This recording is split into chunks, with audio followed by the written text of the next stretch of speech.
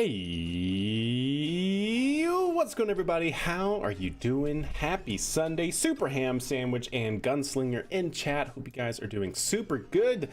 We are kicking things off on this wonderful Sunday evening or Monday morning, wherever you may be.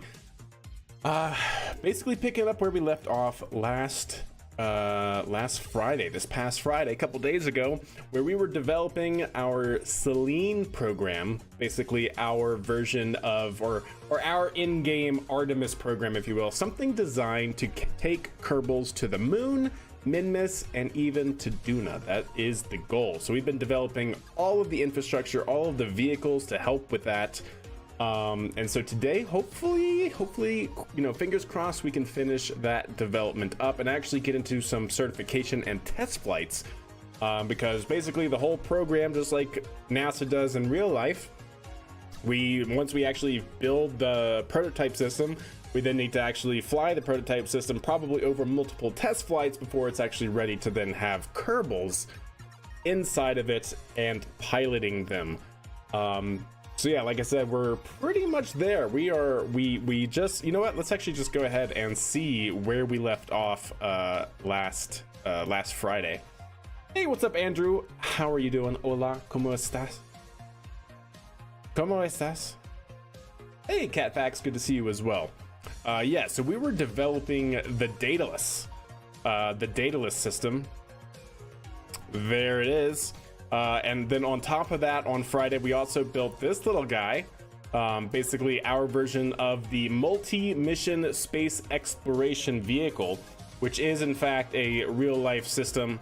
There it is. This is actually something NASA has built prototypes of, and basically it's just a really modular rover with a common chassis system for delivering different types of payloads, but this one is specifically the pressurized capsule for carrying astronauts around the moon.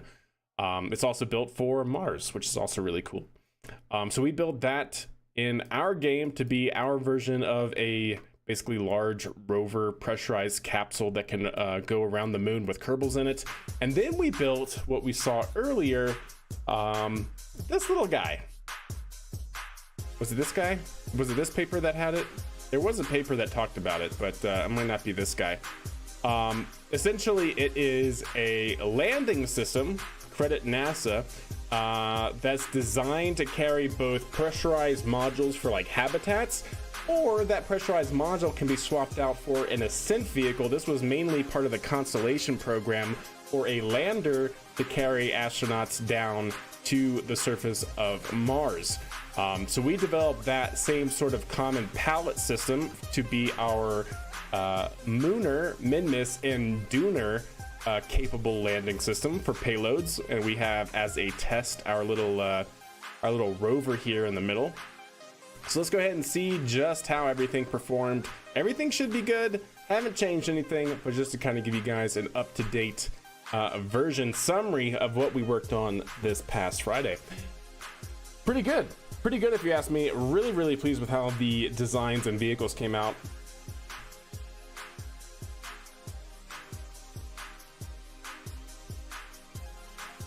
As soon as KSP loads, there it is.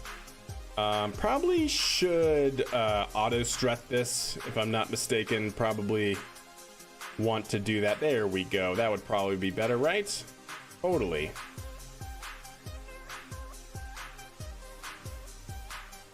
Yeah, something like that. Let's also make sure we are controlling from the right spot. We want to control from here. Oh, we have Kerbals on board. That's not great. This thing in real life would not land with people on board. It was only meant to be an autonomous lander. But hey, you know, we're gonna take it and Kerbalize it a little bit, I suppose. All right, and in 3, 2, 1.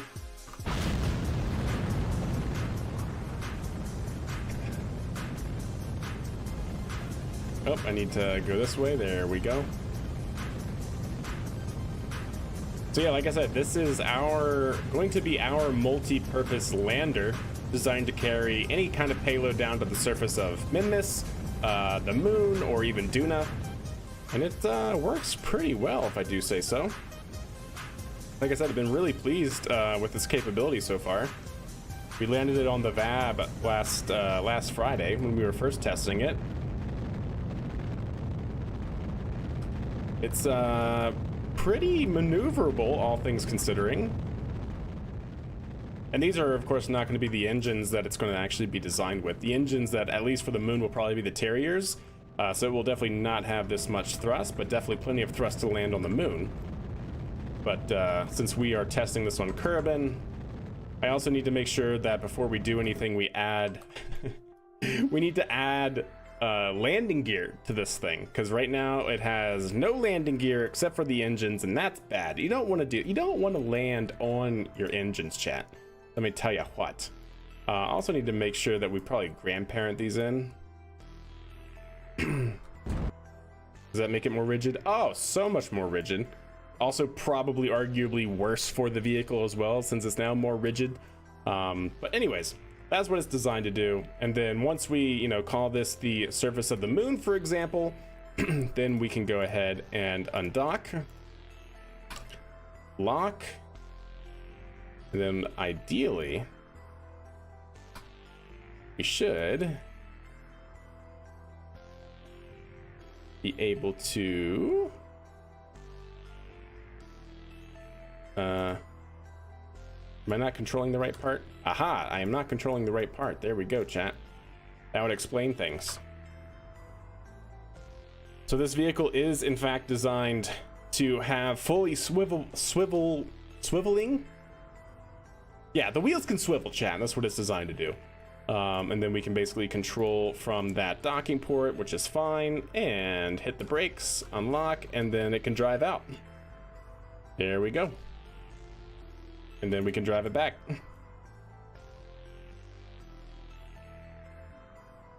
Perfect. And then we can go back here to part. This guy.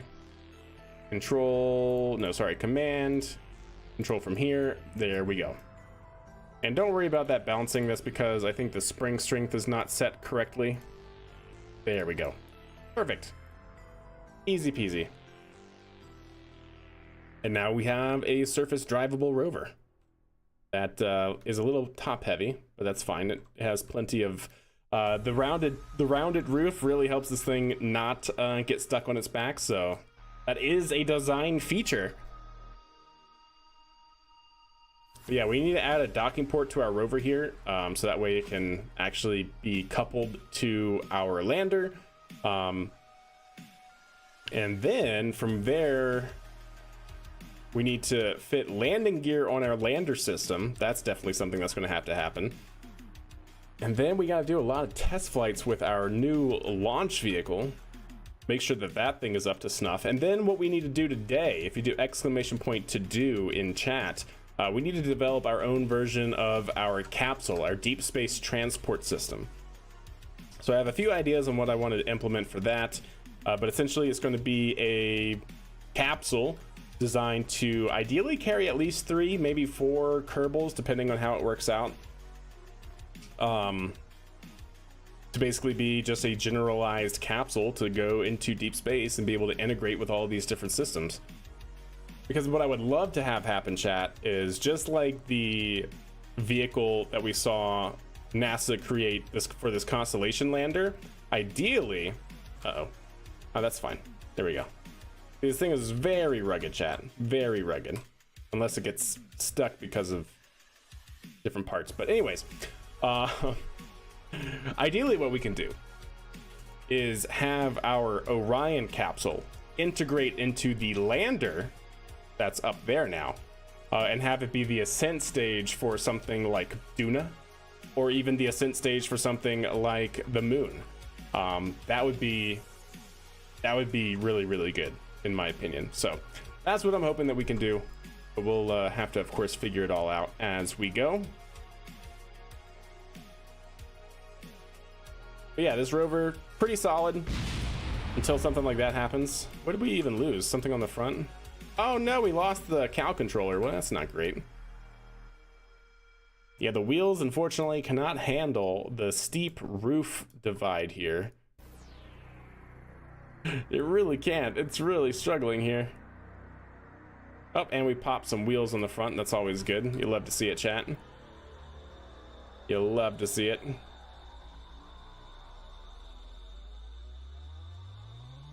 Come on. Come on, you can do it. Just over the edge. Over the edge you go. Anyways. I guess what we can do is at least show how Kerbals can ingress and egress out of this thing. This is pretty good. Just like the real thing, it has a rear hatch.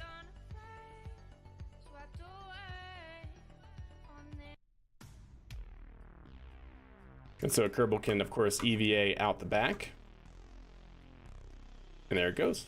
Just like that. Not too shabby. Cats sleep 70% of their lives. I did know that. I actually thought it was even higher than that. But yes, they definitely sleep an awful lot. I know you're cat facts and not dog facts, but how much do dogs sleep in their life? Because they also sleep a lot, but definitely not as much as cats.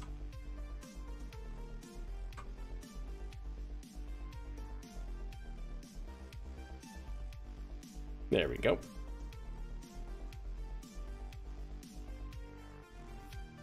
And just like that, we can ingress.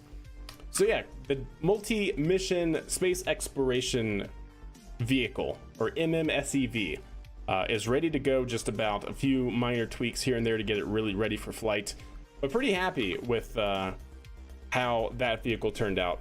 We got to put landing gear on the actual lander here. We got to put a docking port on this guy, and other than that, it should be pretty good to go. Yep. Okay. So let's go ahead and go to new. Let's actually switch editor. Let's actually open up the MMSEV and let's make those couple of changes. So MMSEV, go ahead and load that in. So this needs, as part of coupling, a docking port. And ideally we put this right over the center of mass. Because the center of mass of this vehicle really shouldn't change, especially when it doesn't even need to have monoprop. So something like that should be pretty good. Save it. It's almost exactly in the middle of the vehicle, as it should be, because this is mostly symmetrical. At least the common chassis is pretty much perfectly symmetrical. So yeah, we're slightly forward of the wheel here, but not by much, mainly because of this structural module here.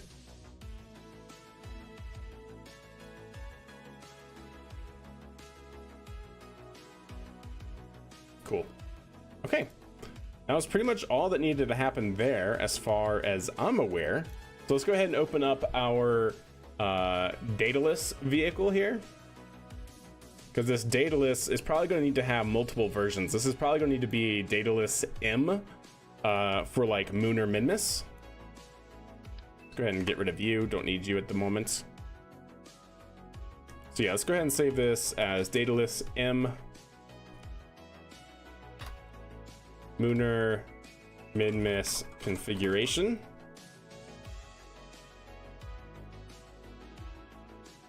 Cool.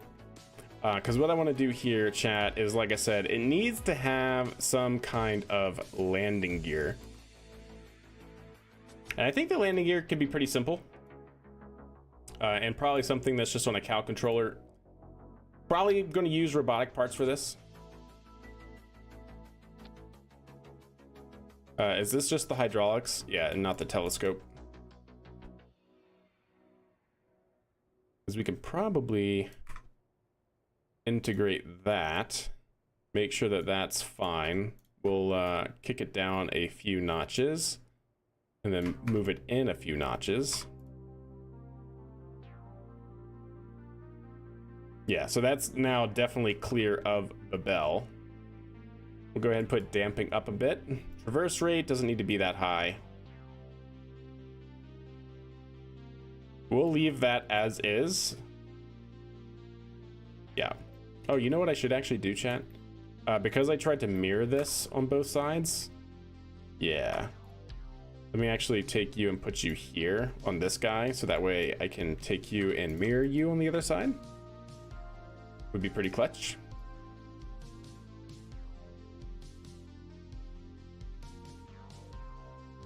There we go.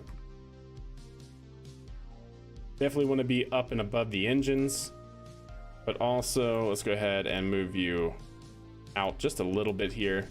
Maybe not that much, maybe something like that. Because I'm also going to take you and move you in to be like that. So yeah, perfect.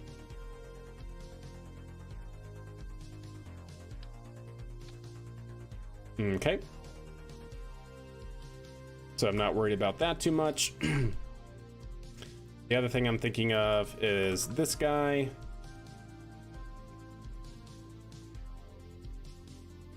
There we go.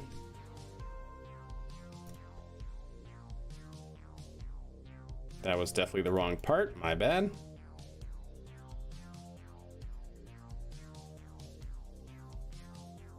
How do I want to do this, chat? Probably on the inside, right? And something like that. Because what would happen, right, is target angle, it starts off like that, and then we deploy, and then we deploy.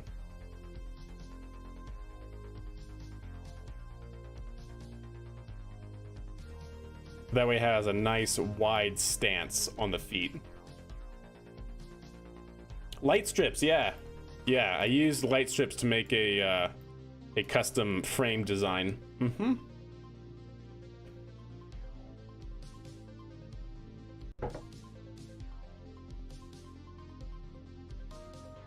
All right.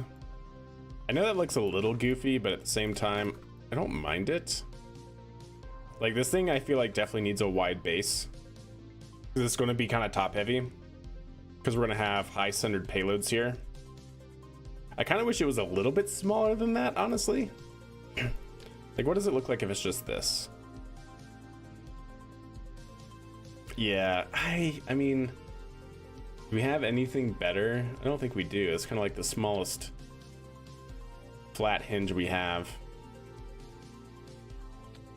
Okay, well, I think that's fine.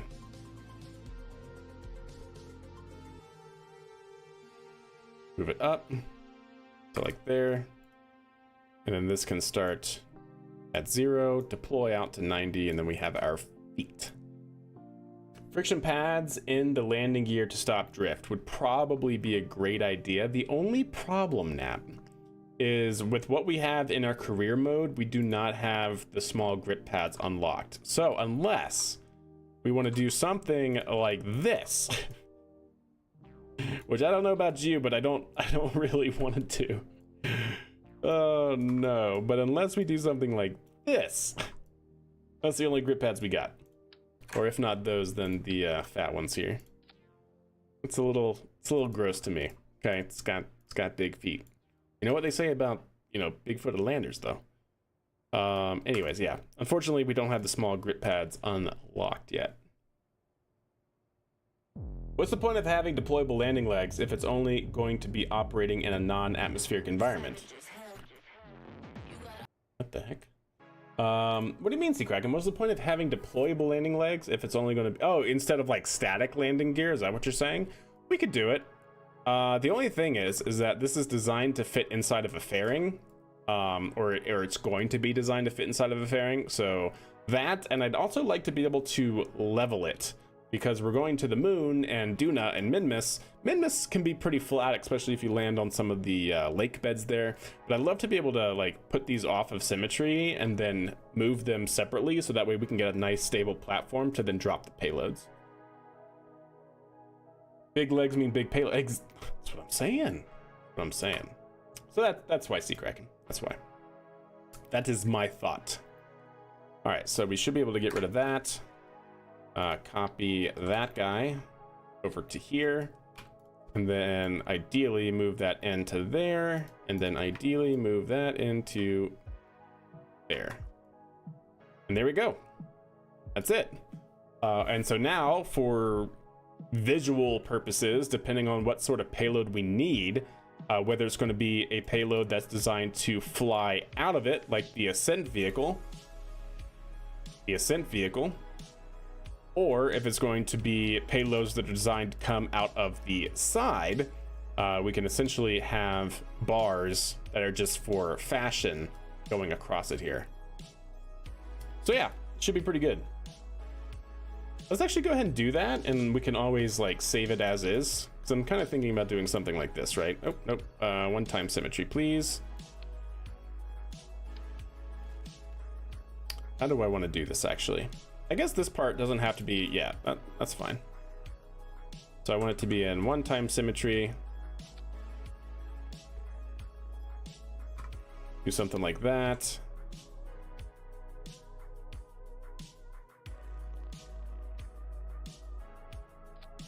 Like that.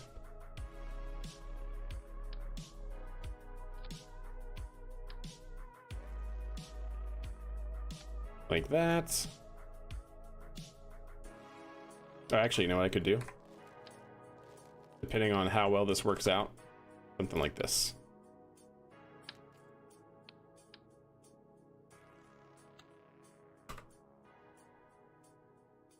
Oh, it's not going to be quite long enough, huh?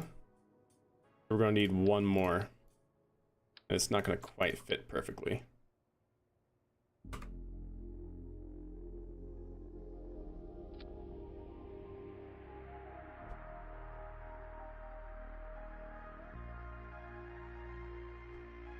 There we go.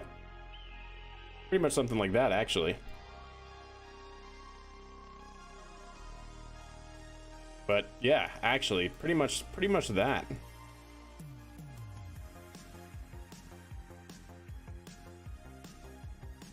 You see now, right, we can, you know, take this and even do something like this for the fashion choice.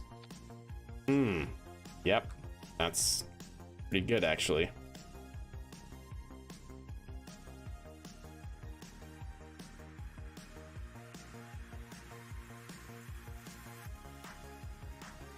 Tis not bad. That's it. That's it right there. Nice leaf string, very rigid. Yeah, indeed, indeed. What is this ship's mission? To basically be a common cargo lander for different celestial bodies. We're designing it inspired by NASA's Constellation program from the early to mid 2000s. And they came up with this specifically for Mars entry vehicles, where you could actually have this vehicle on a sled. Let's see, NASA Constellation Mars lander concept image. So it would actually fly inside of an aeroshell to help it go through re-entry, and then the aeroshell would actually break in half with the top part basically coming off. And then, so this is kind of backwards. This is actually from Kerbal Space Program, which is funny. But it would be able to fall out or basically be deployable from this aeroshell and then land on the surface of Mars. There's the actual concept render of it. But yeah, it was designed to ferry down different pressurized cargoes, whether it's a large base structure for Mars surface, or it could even be integrated with an ascent stage to help astronauts then get back off of the surface of Mars. And here's the actual concept of it with the integrated propulsion modules inside of the aeroshell called the EDL, or Entry, Descent, and Landing Aeroshell. But yeah, that's the it's basically a multi-purpose platform for developing or for landing. This is actually from KSP. That looks phenomenal. That looks super good. Basically a multi-purpose platform for landing different things on different celestial bodies. That's what we're designing it for.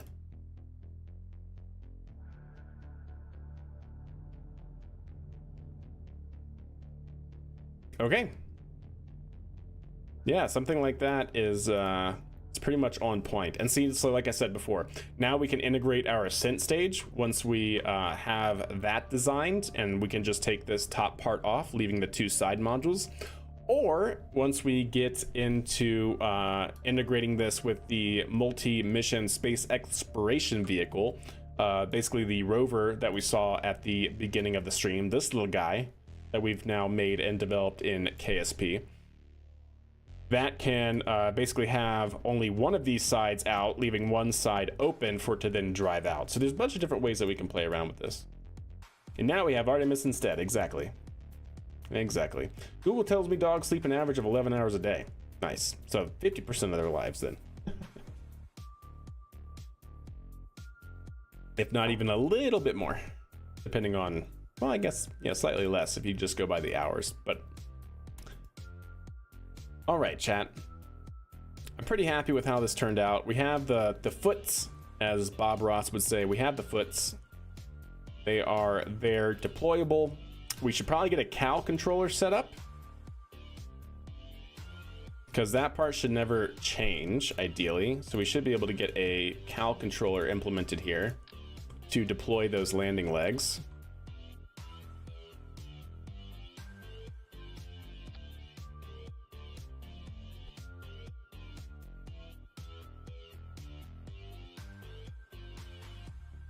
Open editor, action groups. So we want this guy to do target extension, and this guy to do target angle. And then at the same time, we also want this guy to do target extension and this guy to do target angle. So if we say we wanted to deploy over 5 seconds, which I think is pretty reasonable, let's have it do something kind of like this. And we should be able to copy and paste. No.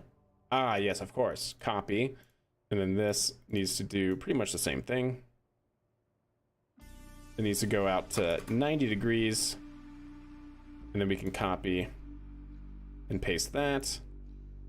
And then copy and paste that here. That's what needs to happen. So now, perfect. I like it. In fact, we actually might want to stagger the deployables here, these guys, and actually move them out a little bit so they're flush with the body. But let's go ahead and see.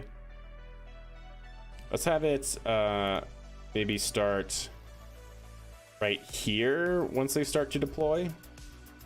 So add, and then let's call this be 0, and then boop.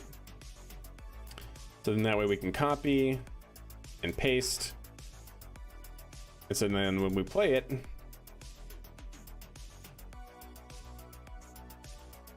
yeah, perfect. Actually, you know what? I want the foots. I want the foots to be a little bit faster. So let's have this be 90, straighten, copy, paste. Now target extension is good. And now they're locked into position right before those even lock into position. So that should be good. That should be better.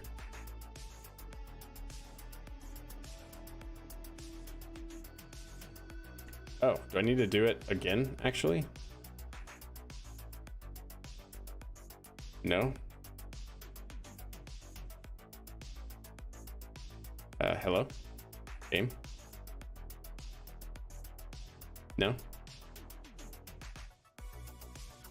I'm so confused. Is that one locked or something? Is it just broken on power loss? If I save it and reload it, does that fix it? For the dataless sim? Hey, what's up, Buzzcat? How are you?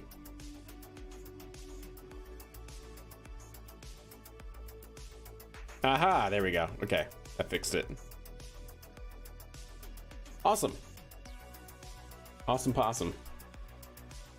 I am awake. Well, I'm glad to have you. Happy Monday, I suppose. Or is it still Sunday for you? All right, and then for these guys, let's take you and actually move you out a tick. That way, yeah, something like that.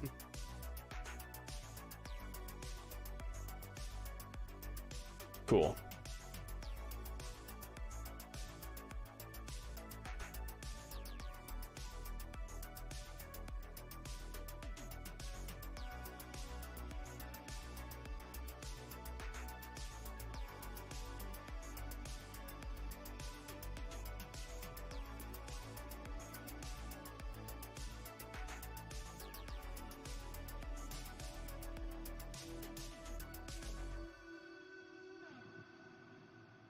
Should be something like that. Good. Okay, well, I'm happy with that. Hey, Andy, how are you? And Demon, how are you doing? Game borked, game did bork. Game tends to bork indeed, 100%. Okay, well, like I said, I'm pretty happy with that. Let's go ahead and save it. Let's go ahead and call this the non-dataless M version as well, just because we updated it with landing gear primarily. And overwrite. And then we'll load the M variant and use that for the future. The future. Okay, save that. So now we're gonna need to implement, let's actually get our other launch vehicle out. Let's actually switch editor real quick and see where we left off with that. We should have our Max Serva, which should be our super heavy lifter. Last time we tested this, it was capable of at least 30 metric tons to low curb in orbit. We have since updated the upper stage that we had in it. We now have these two upper stage engines instead of it being more EUS style, so that way we can get some more liquid fuel in it. Basically have a stretched second stage from what we had originally. And that should be pretty good. I don't think we've flown it in this configuration yet. This is 30 metric tons. Now keep in mind the lander that we just looked at should be on the order of like 30 metric tons here. Once we put payload on it, I believe that's where it sits right now, which would be pretty clutch. Let me actually load that in here just to make sure. So let me see. Right now it is 28.58. So it'll probably be roughly around, probably no more than 35 metric tons once we fit whatever payload we're going to have in the middle here integrated. So 35 metric tons is pretty good. So we need to make sure that our lifter can definitely get at least 35 metric tons into orbit, and ideally 35 metric tons into orbit with a good proportion of delta V remaining to basically push this out to the moon, at least get the Munar injection burn and even the Minmer injection burn started at the very least. This thing has a lot of delta V. Like with these Terrier engines, it's stupid efficient. Like, look at that. I mean, it doesn't have any payload in it, but 3,800 meters per second is wild. Might even be a little bit overpowered, but you know, that's the best kind of power, right, chat? Is overpowered. But yeah, definitely need to do a little bit more tweaking on that front. But so long as the upper stage of our Max Serva lifter can at least get this started and pushed out to the moon, I feel pretty good about it.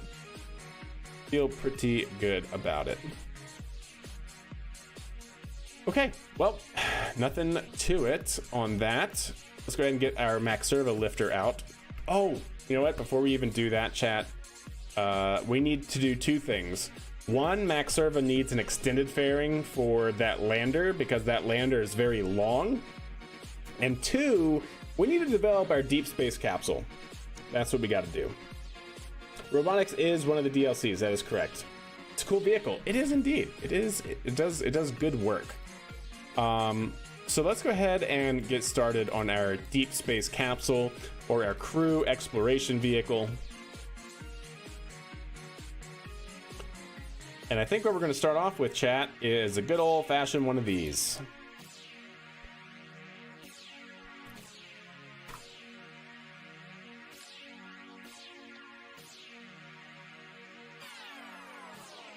I'm looking for something that can carry at least 4 Kerbals.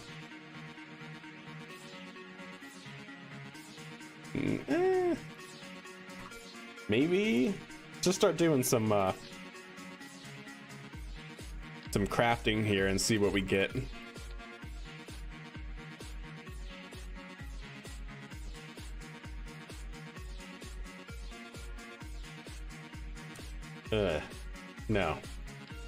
No, stop it.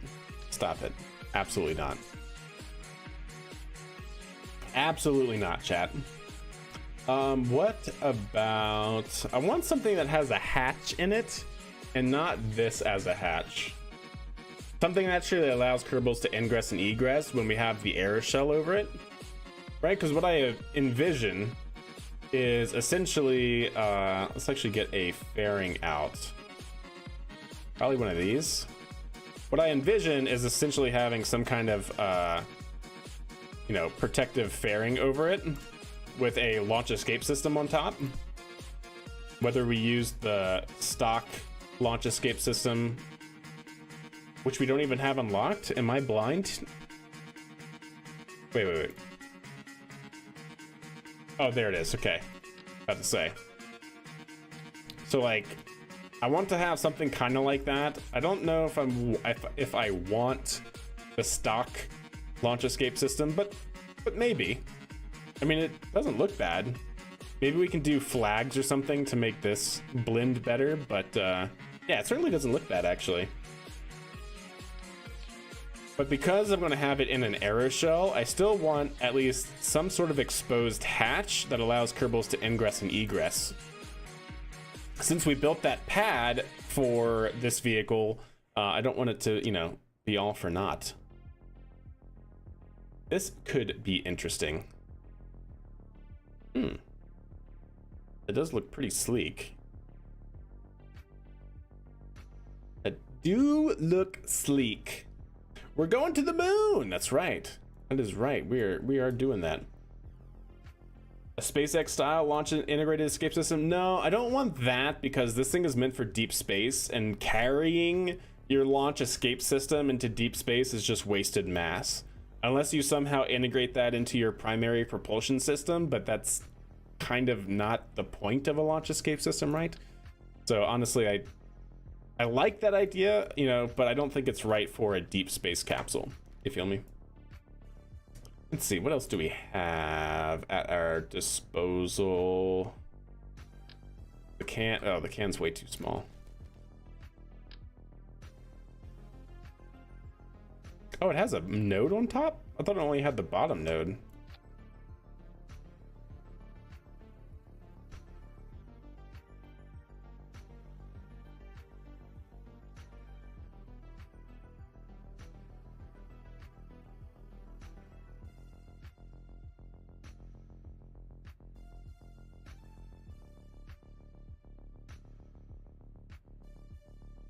I like that.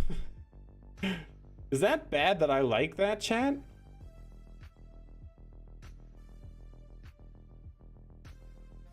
That actually looks super clean. Huh. That's really not bad. And that fits 4 Kerbals, because this technically fits 1. The cupola module. Oh, all out of tea, chat. Gotta go to water. Good old dihydrogen monoxide. Yeah, I'm actually digging that. Okay. Why not, right, chat? But will it blend? So that's gonna, of course, decouple, right? So we're gonna need a decoupler.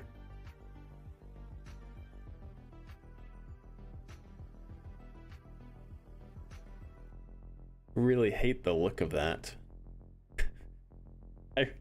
I really hate the look of the bottom here, especially with it looking like it's supposed to have a hatch.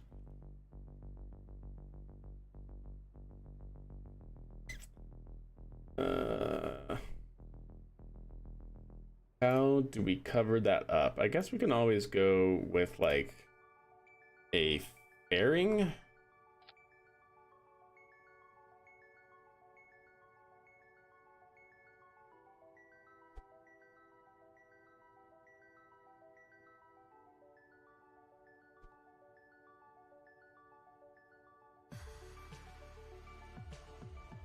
It's actually not bad.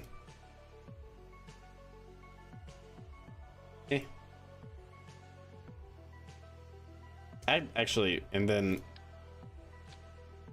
whoa, where did that just go?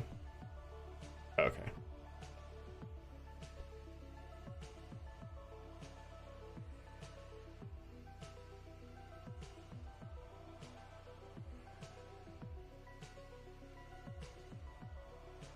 Because then when it drops away, right, then you see that. It's actually not bad. ppm of yeah, exactly, there you go. Not bad, it's not bad. I'm not convinced of that yet.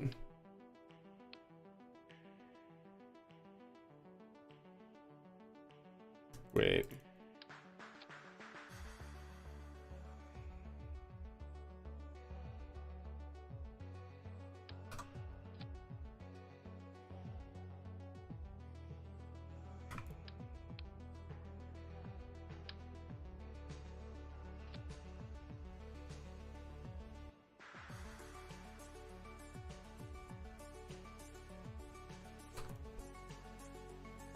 Oh, and it fits too.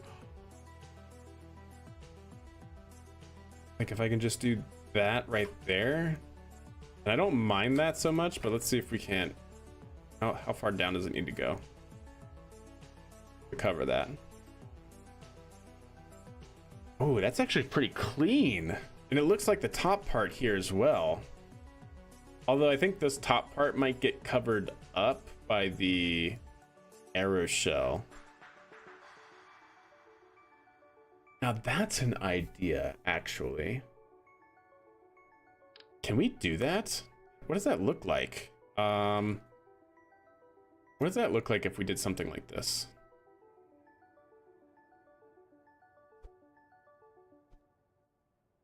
Build a fairing. We would essentially want something like this, right?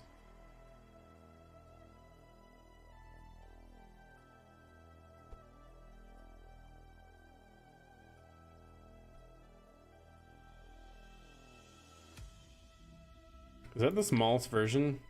It is the smallest version though. That kind of sucks. So we would actually need it to be lower. And something more like that to kind of cover it, right? Okay. Okay.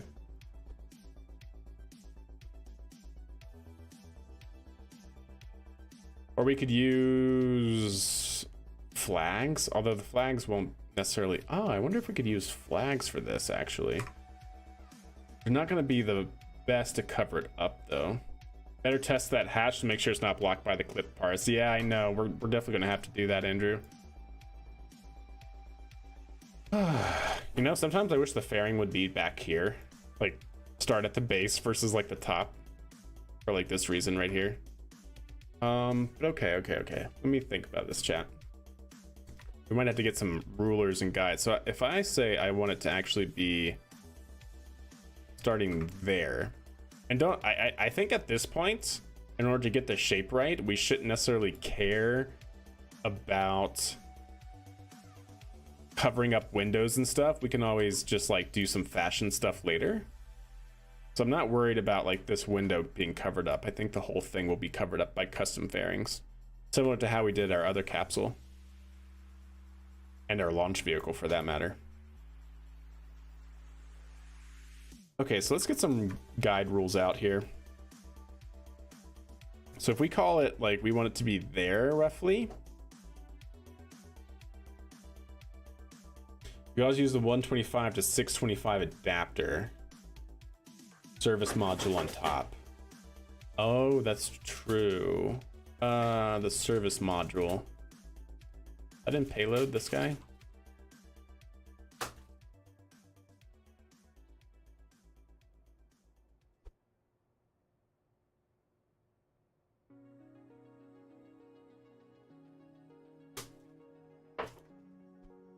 The only thing that bothers me about the service module is it seems way too pointy. It seems way too pointy. But, or maybe. I'll keep that off to the side for a second. Let's get our guides out and see if we can't make this blend appropriately. I need something that kind of juts out here and comes down and meets the edge, potentially. And then we could technically have a second fairing inside that comes out and then goes up. That might not be the worst.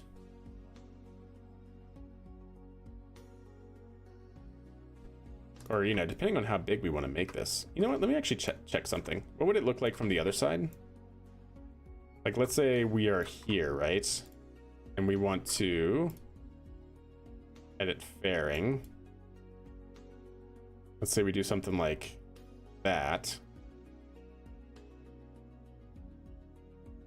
Oops, that I closed it. Edit. Let's do that for a moment because I want to see something. Where is a coupler? One of these? No?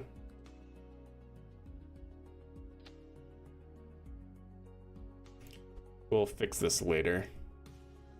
Right now I just want to see roughly where that's going to get us.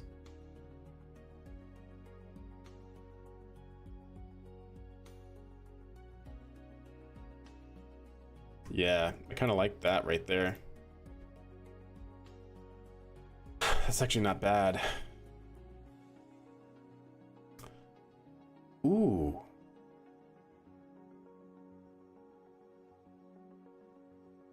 Ooh, I actually really like that.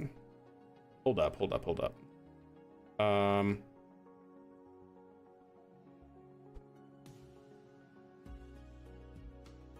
Stand by. Edits. It's gotta be like right.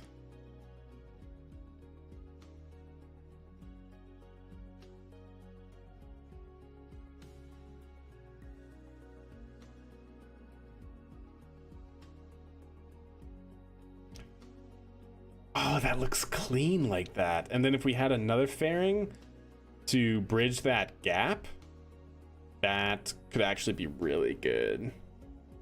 That could be really good. Paying the memes. I'll pay the meme tax. It is too round on the top. It needs to be more pointy. Yes. 100%, you're right. You're right, it definitely needs to be more pointy. But this is fine. But we will make it more pointy, don't you worry. Okay, I liked what I saw there, chat. So let's figure out how we need to do this. So we're gonna have two fairings, I think, make up the body here. Actually, you know what? Can this fairing actually do it from the bottom? I'm thinking it might be able to. Hey, RJ, how are you doing? All right, let's get our guides out here.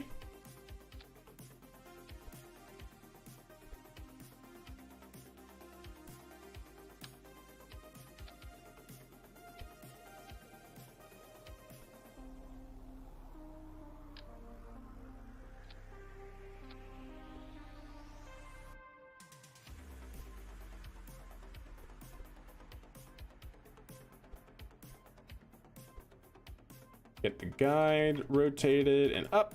There we go.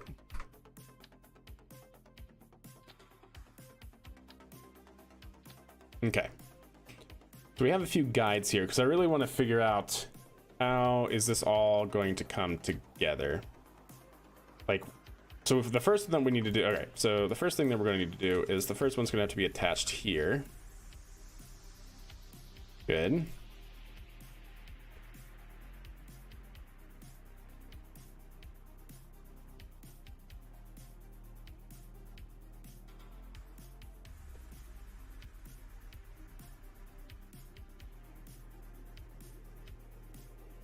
We need to figure out roughly where this fairing actually ends up starting from, essentially. And then we need to mark where the top of the cupola is. Roughly, of course.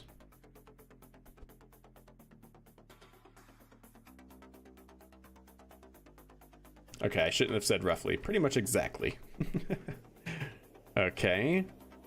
And then where we basically want this to end up. So if we do something like that and then gizmo this down, then it needs to be there, essentially. Maybe even a little bit lower, actually. Is what then I want to do is take you like that, gizmo you down, and then if I was to edit the fairing and build it,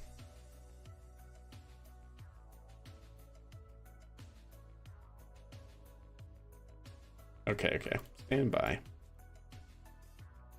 Build the fairing. I want it to basically be the maximum it can be.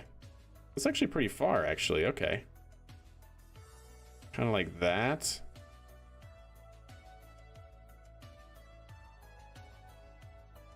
And then if I move this down, let's see what that does real quick.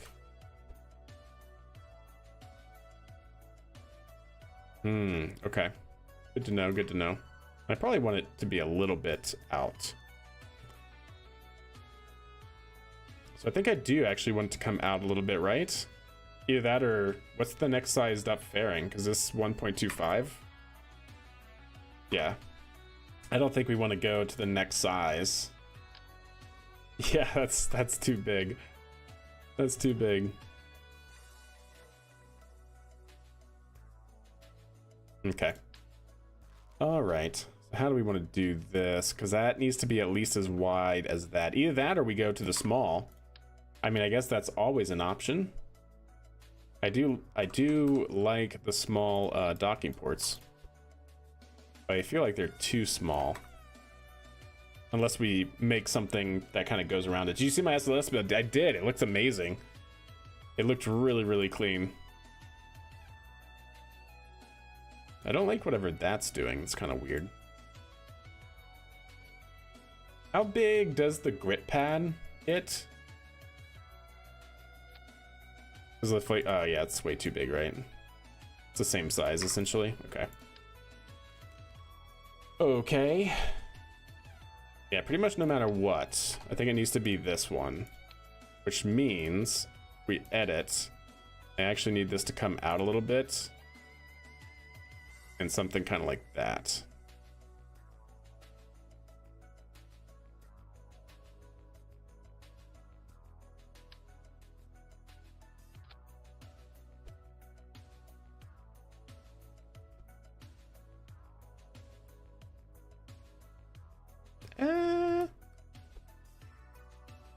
I mean, we could do something like that even. Can I close it on this? I don't know that I can. Ooh, maybe I can actually.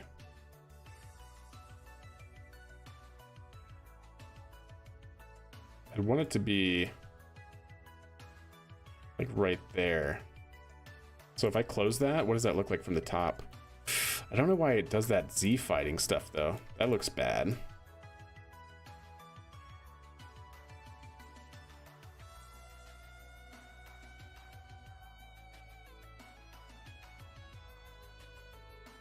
Like whatever that texturing is.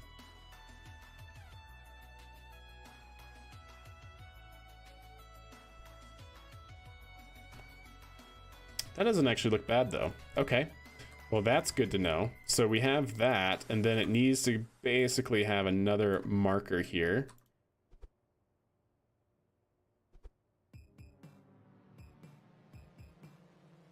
That's going to mark exactly where that needs to meet. And then finally another marker that needs to get the angle. And hopefully the angle will be okay.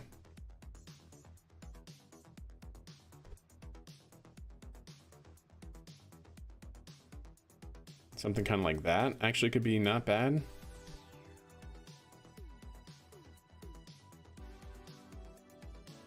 That could be good.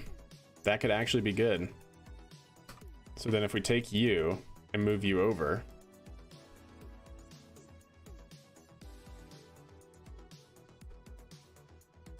Stand by. I forgot to move this one and it's going to get in the way.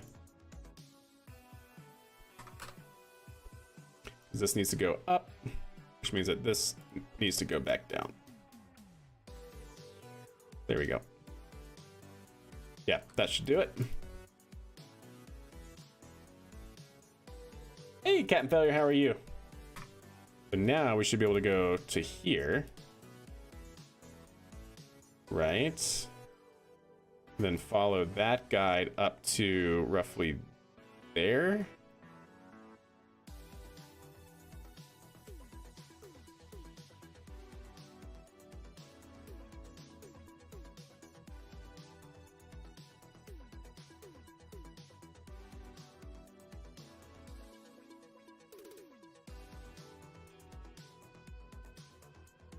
Something like, oop.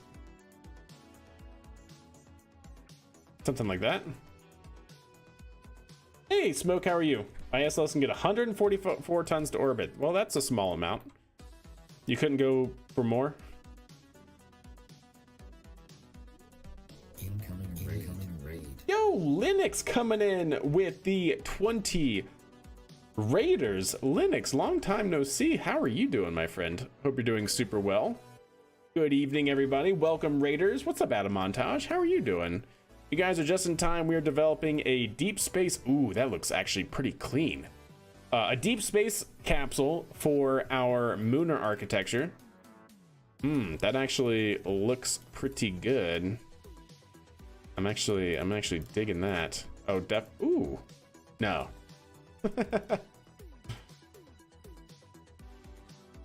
I actually like that. That's actually pretty good. Hey, how's it going, Linux? How are you doing? Doing good. Slowly getting back to streaming. Understood. Yeah. Gotta be better than Starliner. Well, I hope so. Setting the bar kind of low. I like that, chat. I think that is a good start. I do believe that to be a good start. Yeah, so for those just coming in from Linux, my name is Rocket Guy. We are streaming KSP. We are in the middle of developing a large integrated architecture to take Kerbals to the Moon, Minmus, and Duna. We're basing it off, or at least partly, off of NASA's Constellation program. Basically, this guy, which is an integrated lander designed for landing very large payloads to the surface of Mars. So we're recreating that in KSP to be our generic common palette lander, if you will, for the Moon, Minmus, and Duna. And then we also developed this guy, a nice little rover, pressurized capsule rover for Moon, Minmus, and Duna. So hopefully this entire integrated architecture will be able to do what Constellation couldn't before it got canceled, and maybe even outperform Artemis. We'll see. We'll see. Yeah, it definitely has a steep learning curve, no doubt. I tried Kerbal today. It's been a tough one. I struggle every time I play. Understood, Smoke. I mean, that is the nature of the game. Like I keep saying in stream, even though that this is definitely a arcade game, right? I mean, it's an arcade game. It's fantastic. It's definitely arcadey, though. You literally are doing rocket science when you play this game. Like, even though it's arcade-like and it simplifies a lot of things, you are literally at the end of the day doing rocket science. So yeah, there's at least 3 pretty large, steep learning curves, and if you can get over those 3 humps, you can pretty much do anything in the game. So yeah, here's your SLS. Yeah, that looks pretty clean.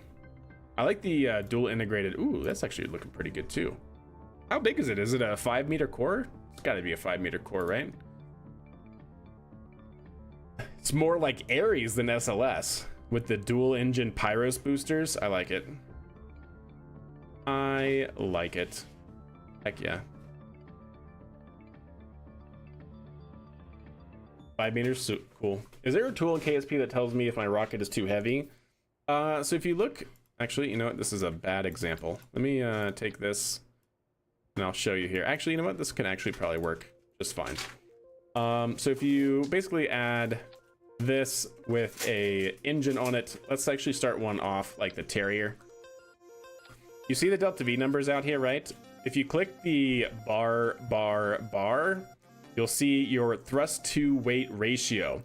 In order to make sure that you take off of whatever planetary body you are on, you want that TWR number to be greater than 1.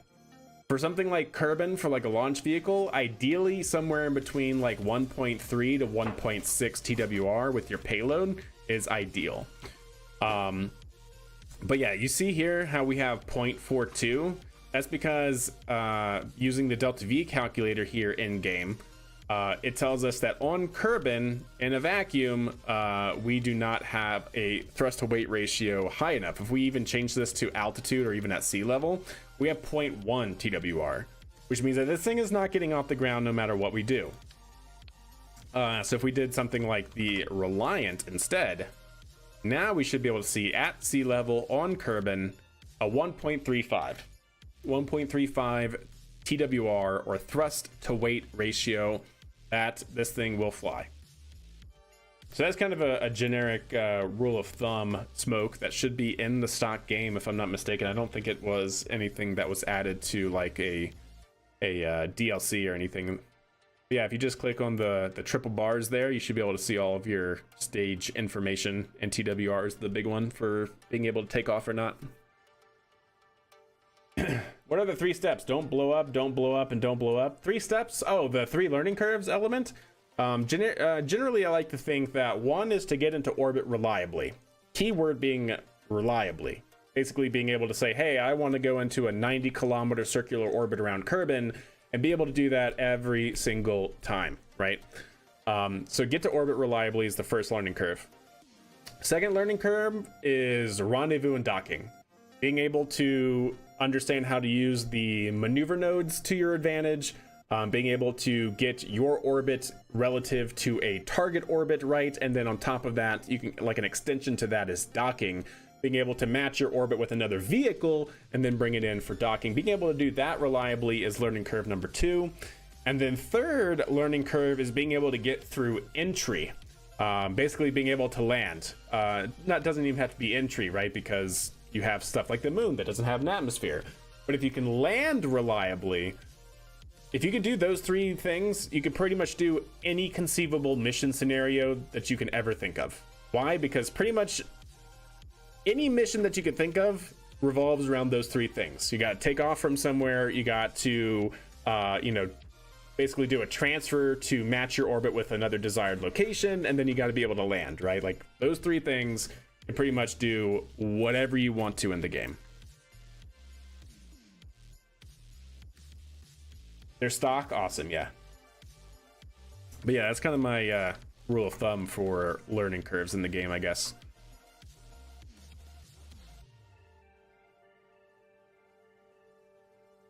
You know, I actually don't mind those lines there, because I like the bottom here a lot. So yeah, I think we'll stick with that. Okay.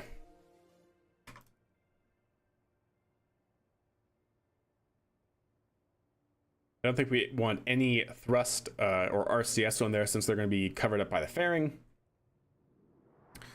We're going to need a decoupler.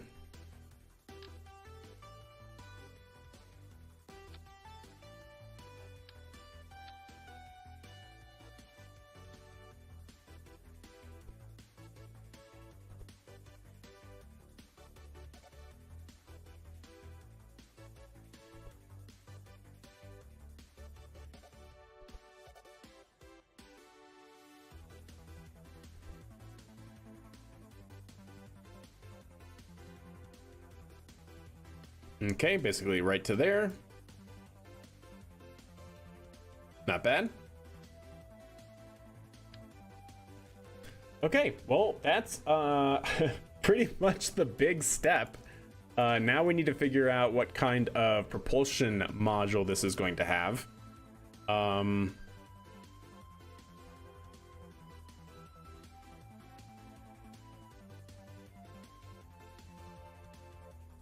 Wait. Heat shield jettison. Oh, does it actually jettison by itself? So you don't even need this? Is that what that means? That's actually pretty awesome. Ooh, and that actually looks really clean there. What are we working on today? Exclamation point to do in chat. That's what we're working on. We're working on our deep space capsule. Basically, the vehicle, kind of like the Orion capsule in terms of Artemis, that NASA's working on right now, right? Something that can take Kerbals into deep space. So, if you've been following everything so far in this save, we do have a lifting body design, but that's really meant for low Kerbin orbit access. It's not meant to go into deep space. Why? Because it has wings. It doesn't really have a very large propulsion module or anything like that. So yeah. We want something like this that is very efficient, carries the Kerbals into orbit, and is modular enough to really be integrated into something like our lander for an ascent stage and other things like that. Because if we look at our Selene program notes, this is pretty much where we left off. So we have our super heavy lifter. It does seem to be capable of 50 metric tons into low Kerbin orbit. I don't know if it's going to be capable. It actually might be capable of 20 metric tons to Munar insertion orbit, because we basically had, with 30 metric tons of payload in our last design, it was capable. It had like 300 meters per second of delta V remaining, and we have since then stretched the second stage. So that might actually be pretty good. Yeah, that actually might be on point. We have our lander. That was the guy that we showed earlier at the beginning of stream. We're working right now on the Deep Space Kerbal Transport System, which is a vehicle capable of transporting minimum of 3, ideally 5. We're actually going to hit 4, it looks like. Kerbals into deep space, basically a capsule. And then we also finished up our surface transport vehicle as well, which is going to be our pressurized rover system. So a few things that we have to get done as well, though that does not need to happen before our first missions. That is our Munar Gateway Station and our Deep Space Surface Outpost design. All right, Linux, have a good night. Thanks for the raid and all that jazz. Much appreciated. Much love. Does that have a docking port at the top like Dragon? It does have a docking port at the top, yeah. Or what do you mean like Dragon? Like with the nose cone that comes down? It will not have a nose cone like that. All right, so if we have that, let's go ahead and talk another coupler here, probably 1.2. Because if we can do something like that, that's not bad. Ooh, but that is, why is that so... I don't like how big that that shroud has to be, but maybe it's okay. Or you know what? Maybe we'll just integrate it into our propulsion module. Maybe that's what we'll do. Is this for re-entry or just transport? It seems a bit light on parachutes if the former. Yep, we definitely are not anywhere near done designing this thing for that. You are 100% correct. Yeah, this will have parachutes. How many does it need? Probably at least 3. Where is it going to go? I have no idea. Let's see if we can't do 3 of them here. And we need to make sure they're not going to be stopped by that. Oh, son of a gun. I moved the wrong part. Okay, there we go.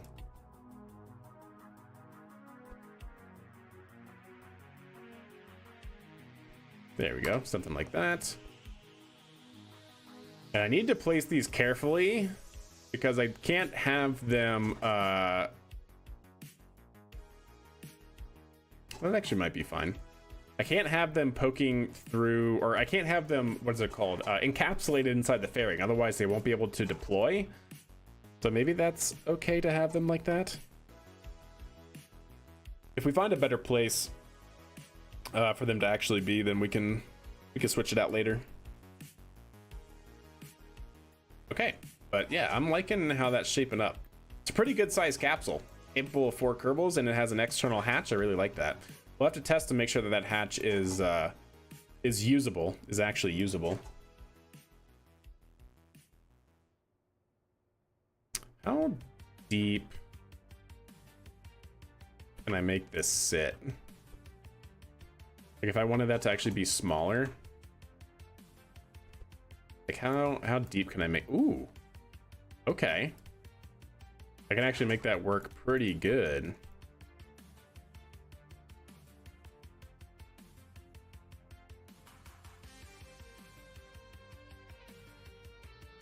It's actually not bad.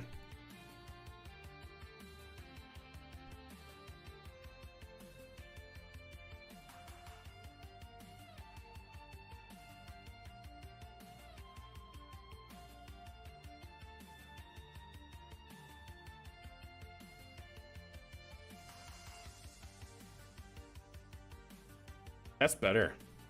It's a little bit more squat there.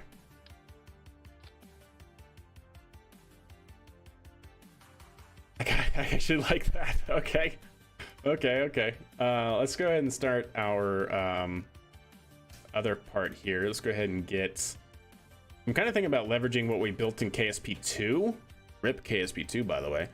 Let's go. Nothing new, chat. Just saying, you know, pay your respects, right? If we could do something like that, and then shroud disable. Actually, do I want the shroud? No, I don't want the shroud. Basically, have something like that. Okay. And then we're gonna want a. Let's see, something like this maybe. That's too much. Something like this maybe. Something like that maybe. Okay. And then what kind of engine? Maybe just something simple like a cheetah? Or even a terrier? I feel like the terrier is going to be too small. Arguably so, but it's actually not bad. What if, a big if here, chat, but what if we add something here?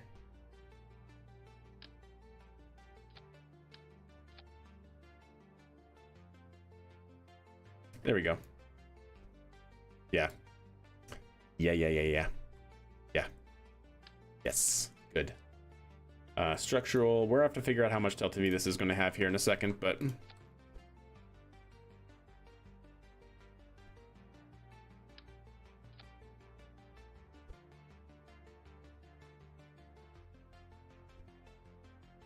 yeah, it's not bad actually. F. What? Do we drop?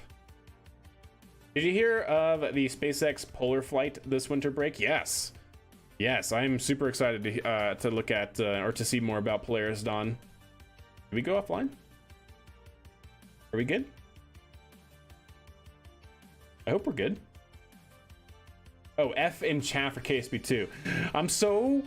I have PTSD because sometimes, you know, the internet service provider fails and people all of a sudden just go F, and I'm like, are we offline? All right, Cap Failure, I see you. Yes, pay your respects, that's right.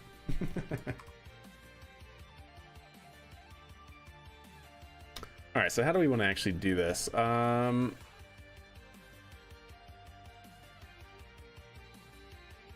right, one second, chat. Oh, well, we could use flags, actually. Flags actually might be okay there. But then let's figure out a fairing use case here. To do something like this, maybe.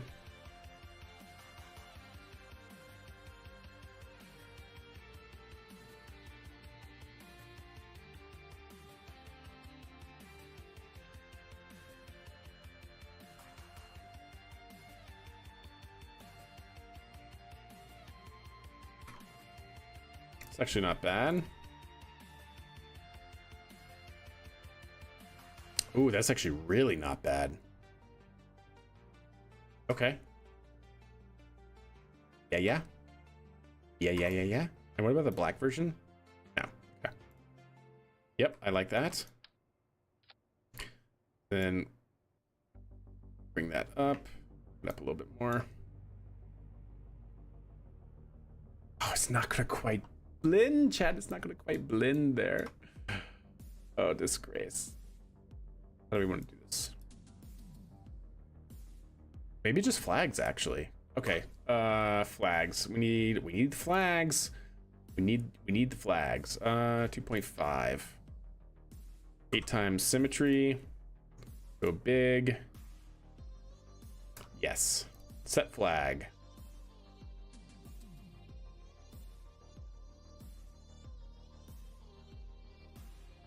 Maybe not that.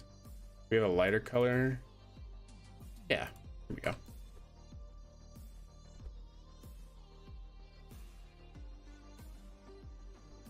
We can actually turn this even into a panel. Alrighty then. Wow. Yeah. But is that going to be enough to blend? Oh, I think it'll be enough to blend. We can... Ooh, it's actually not too shabby.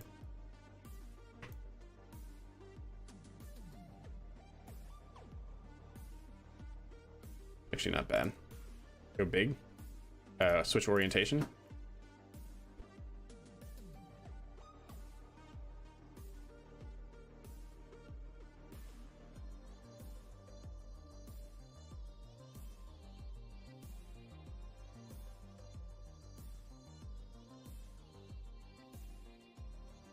Perfect. Bring that down a little bit. Oh, yeah. Oh, I'm sorry, Andy. What did you have? Nightbot being overly dramatic as per usual. Is it worth doing an asteroid redirect mission in game? You saw a Cybertruck today. It's yeah, I agree. Yeah. I definitely. I don't know. I used to be really for the Cybertruck, but yeah, after seeing some reviews that have come out, I'm not super excited for it anymore. But hopefully it'll get better. You know, it's kind of like their first rendition of it. They gotta learn, just like they gotta learn how to manufacture just like anybody else with a car, right? But yeah, kind of a bummer. I was pretty excited for it. Not that I could afford it anytime too soon, but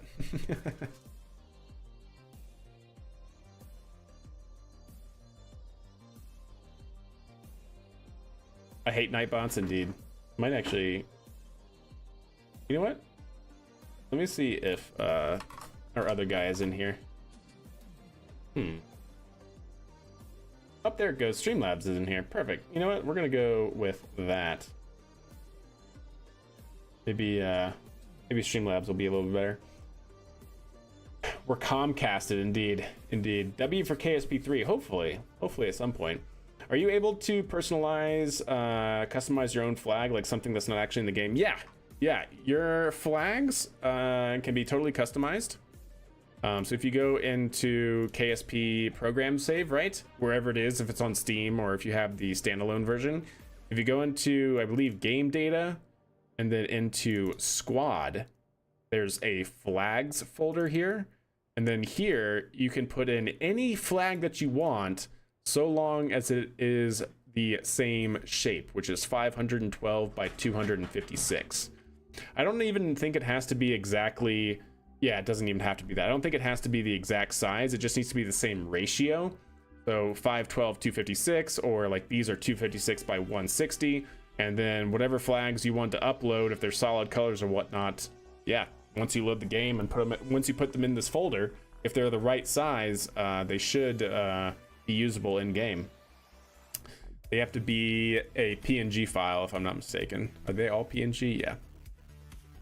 But yeah, you can make your own custom flags and put them in the game. Any directory, as long as it's inside the game data folder. Ah, okay, cool. Good to know. Asteroid captures are fun. I did try a Dart style redirect, but it failed. Yeah, we haven't done an asteroid redirect in a while, but we definitely did our own fair share. Yeah, I understand, Andy. I understand. Hopefully Streamlabs will be more lenient though, because Nightbot is a stickler, I have to say. I even have it kind of low on the whole protection stuff. Hey Ali, how are you? You know, I'm not against that, chat.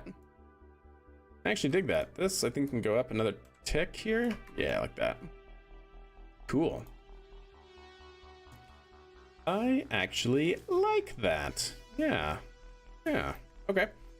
Let's do a couple things here, possibly. What do I actually want to do?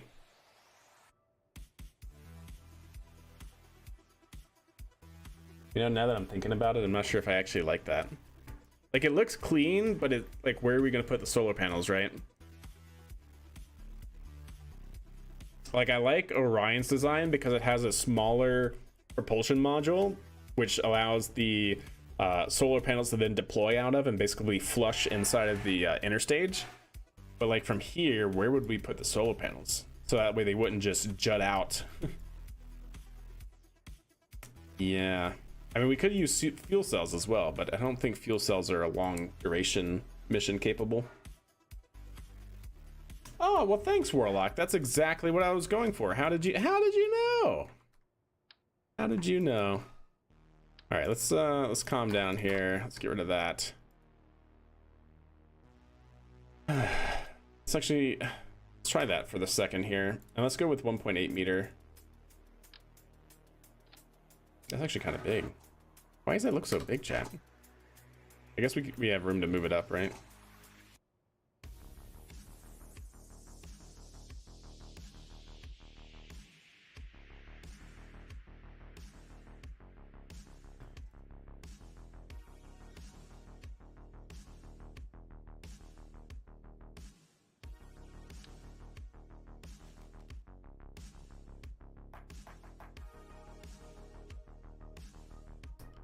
Stand by. We got a Lagrange points mod, and KSP would be nice to send an asteroid to L1. That's true. That would definitely be pretty fun. How do I want to do this, chat? How do we make it blend? That's the whole point, right? Is we got to make it blend.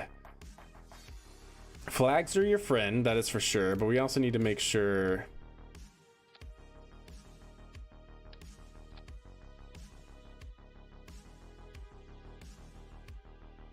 got an idea, maybe, depending on how big it has to be.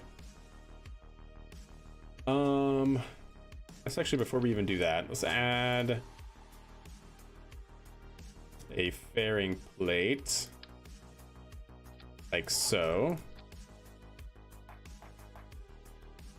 And then let's get it going on the 5 part 1. Okay.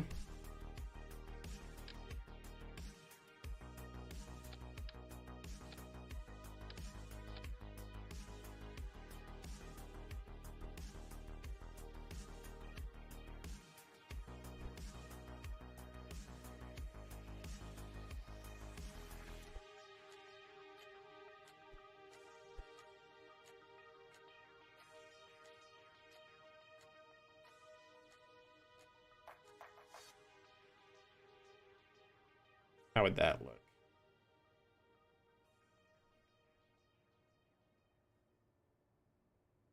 I'm thinking, chat. I wonder if maybe we should go with the smaller fairing so it fits inside of it even. Let's do that. It's all about trying to make it blend. Payload, let's go to the 1.25 meter.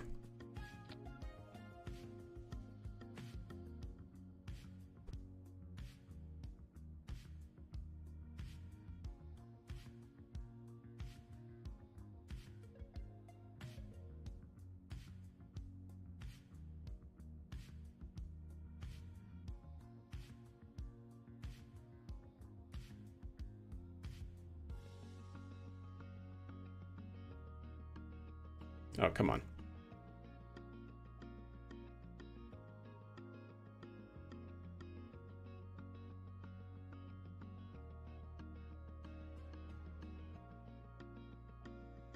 I do not want to close on it if I can help it.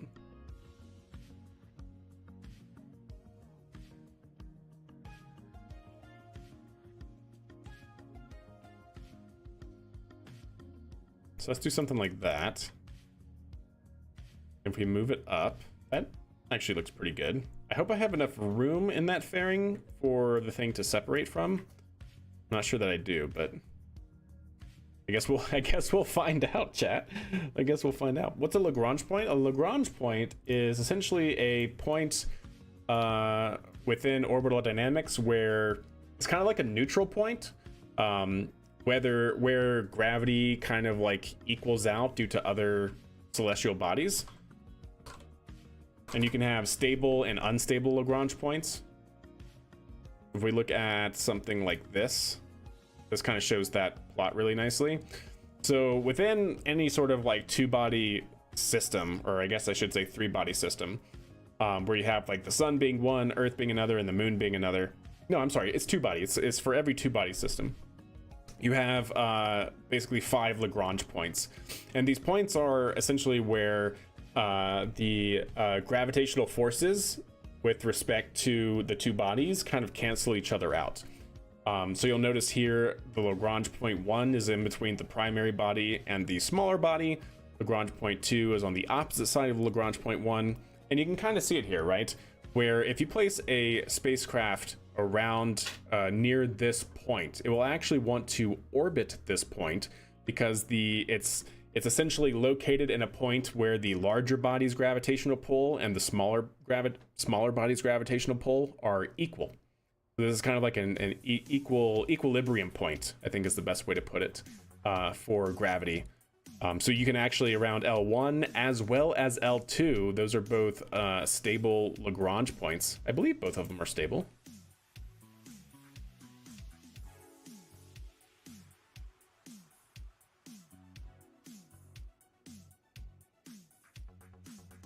Yes, I was right.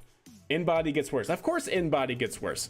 But yeah, so you have your L1 and L2 points, which...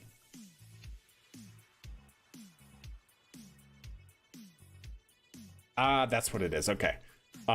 So yeah, you can have these different Lagrange points. L1, L2, and L3 are known as unstable Lagrange points.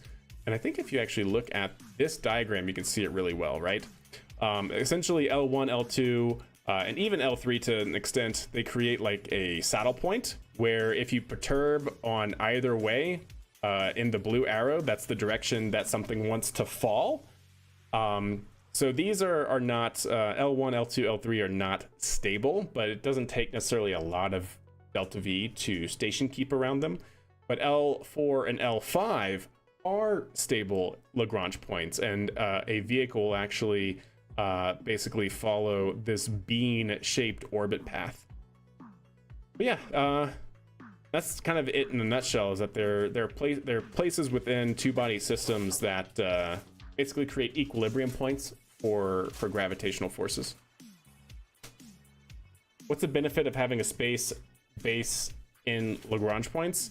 That essentially, I mean, it's kind of you know, trade-offs within anything, Andy. One is you can have a station that's placed in a specific point in between the two celestial bodies, and it's basically never going to move, right? It'll actually orbit around that Lagrange point. So it's actually orbiting just some arbitrary point in space, if you will. Like, there's no celestial body that it's orbiting around, right? Like we think about like Earth orbits and or lunar orbits. It'll just orbit around this point in space. So that's actually pretty cool. Also, they take lower amounts of delta V to station keep around those points as well, in comparison to, like, let's say you wanted to be in low lunar orbit where there's atmosphere and gravitational perturbations and things like that. Can be really high demand in station keeping requirements. But then, of course, there are drawbacks, because Lagrange points, although very nice, to put a station there doesn't necessarily make a lot of sense. Because you're still super far away from both planetary bodies, and, you know, it still takes a lot of delta V to even get there, so, like, what's the point? Typically, what Lagrange points are used for is something like the James Webb Space Telescope, because it can orbit this point in space. It's actually orbiting at the Lagrange 2 point, or L2 point, which is on the side of Earth away from the sun, and it's able to orbit that point, and it's really good because it's able to orbit that point in a relatively stable capacity, while also being in deep space, being able to then look out into deep space for its observations, right, for James Webb Space Telescope. So it's more in tune or in line for those sorts of things, where you want like something that will be in a point always, essentially, with station keeping. So like communication satellites potentially for like deep space missions, or for observation satellites and things like that. What about getting an asteroid at an L1 point? I mean, yeah, that would actually be, I guess, an interesting use case. I don't know what the trade study is off the top of my head, if you will. Like, I don't know what the trade-off between benefits and cons of doing it there versus just bringing it into low Earth orbit or something like that, other than the delta V requirement. Predictability of the orbit, yes, exactly. Predictability is half the game for sure. All right, so now that we're here, let's go ahead and get into a small engine plate again. Get it into the 4x1. And let's see how this goes now. I can never get an asteroid in polar rendezvous. Yeah, polar orbit's definitely difficult. No doubt. I'm thinking about something kind of like this, chat? Potentially? To keep it safe and spot for a crew? I mean, that could certainly be. But then, like, you'd have to weigh that option with the Delta V requirements to get there, and, like, what do you actually get? You know, if you're mining that asteroid for fuel, let's say, like, is it actually worth it to do that? I mean, you know, there's always trades. Imagine old Falcon 9 boosters as an SLS side booster. Nah, that wouldn't be... Well, I mean, it'd be a cool concept. But I don't think that'd be great otherwise. Only because I don't think they have the Delta V or the thrust to weight ratio to really be able to do anything with SLS.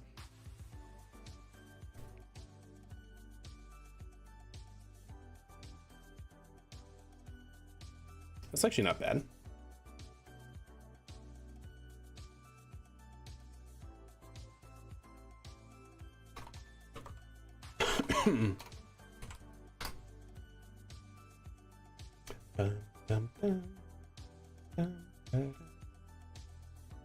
Imagine heavy boosters as the center stage. As the center stage? Yeah, indeed.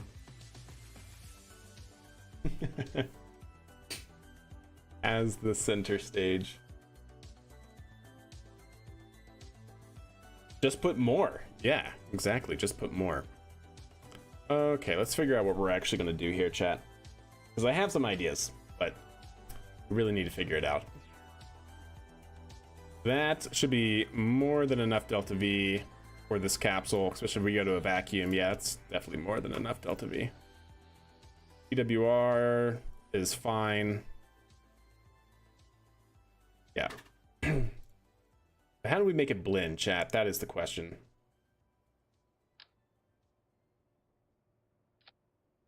I'm thinking these.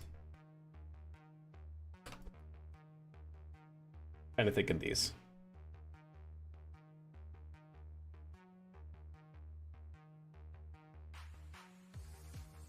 Actually not bad.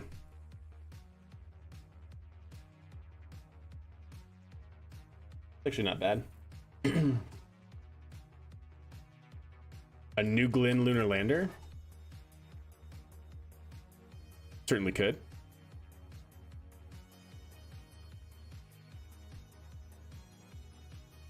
It's actually not too bad.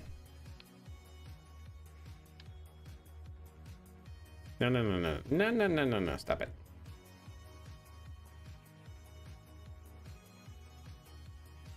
Oh, I see. Can I just... I don't want to attach to that.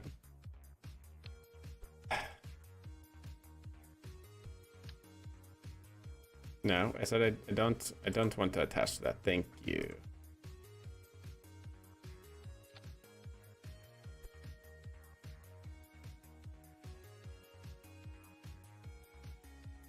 Actually, you know what? Let's redo it from here. No, 4 times. Can I not do 4 times symmetry? You really can't do 4 times symmetry here? I guess not when attaching to a node like that. It's kind of interesting.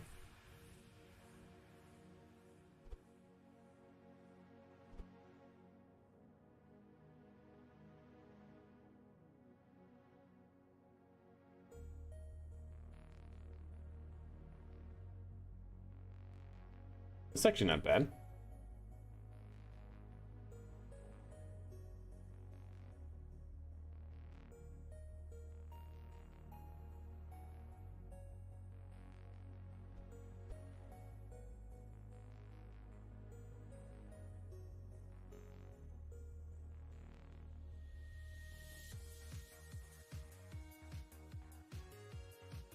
I can live with that, I think. Actually, not too bad at all.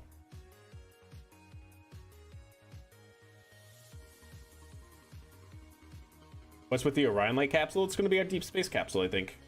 At least that's what we're going for. Sort of. Ooh, that is actually not great. Okay. We do need it to be more like that, I guess. Yeah, something more like that.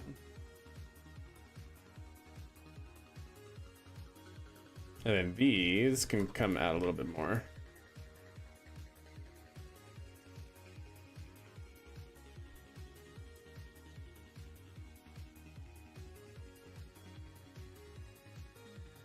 Is that just like a really small stage though? Oh dear. How far can these actually come out? Something like that. Then how do we fit that? How to then fit that, chat? That's at least a little bit better. Could even be a little bit longer, but I think that's actually fine. But how do we make it blend? Tis the question, always. Good spot for the solar panels, indeed. Are you making contracts yet? Not yet. It's on my to-do list.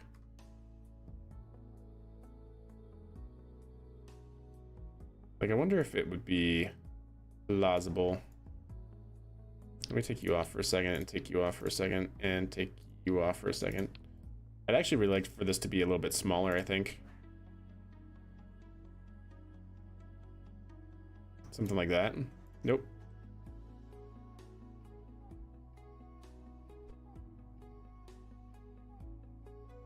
Ooh, that actually could be better. I think it was just a slight off on the proportions that was bugging me.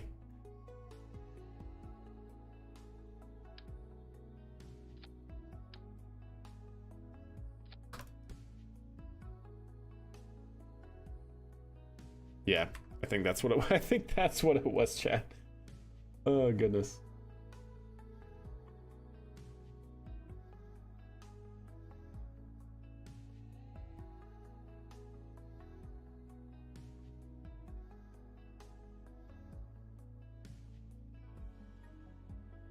Okay, now that we have that in place, right? Let's see what we can do for the rest of the vehicle. Okay, so we obviously need something like this. We have to have these. There's no getting around it. I wonder if even like the Mylar look would be better.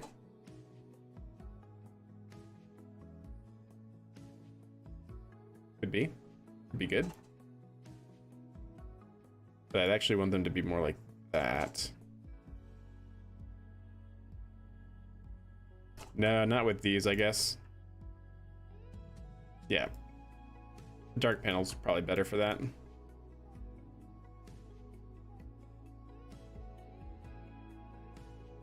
Okay. I'm okay with that, I think. And then what to do with that?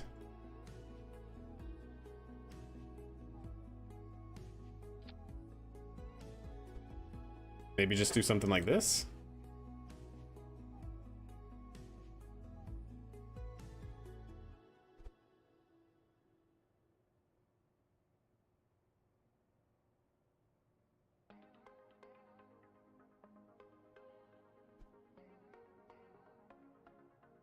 Maybe we just do something like that, chat.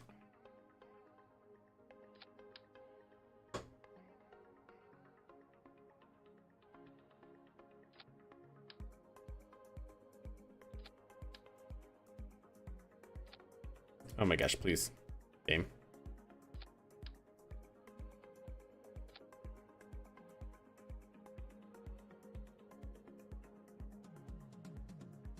Trying to get that one node that I want. All right, you know what?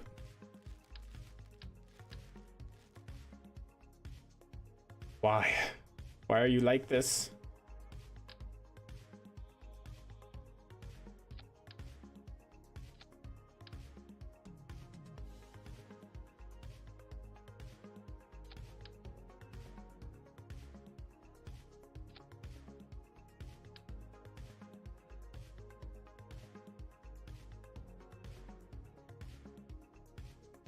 Okay, so is that going to give me the one that I want? Yes, it is. There we go. Nope. Perfect.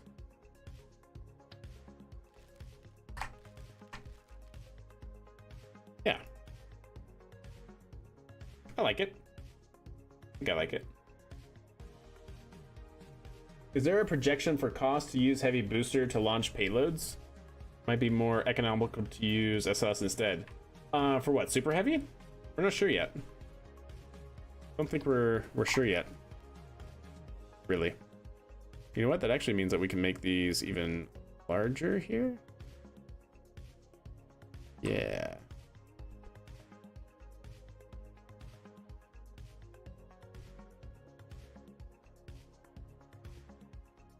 There we go. That's actually not too bad.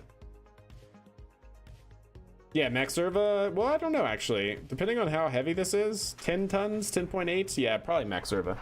Because this has to get out to the moon, right? So even though it's not the most heavy, most massive payload with all of it integrated and the launch escape system, it'll be a little bit large.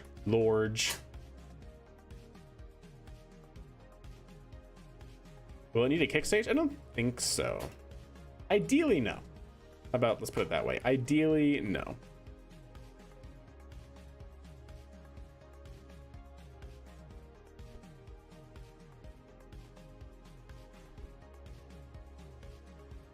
Wait, why is that off? Wait, oh, absolute.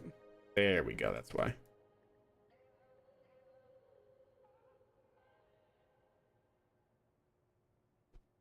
Okay, save it. All right, so what we gotta do, chat? we need SAS. We need probably a probe core just so that way we can autonomously control it. We need a relay, antenna, and yeah, we still need a lot of stuff. Battery.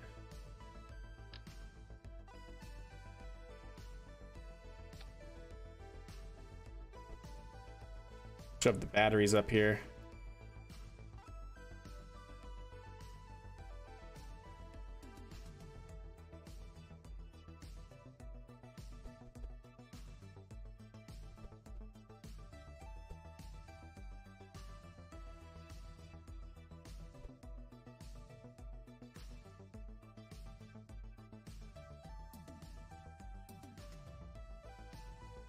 Okay.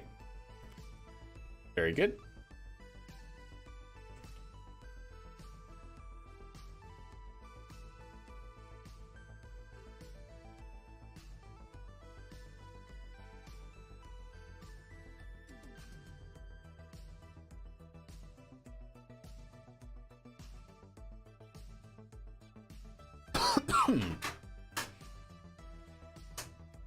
Yeah, that's pretty much the best one.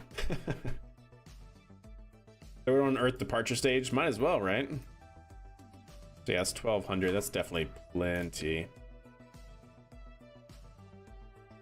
Yeah, those are a little big, right?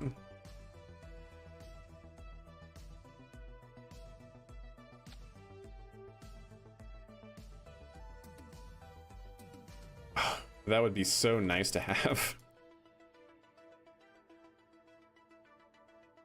Those actually look great.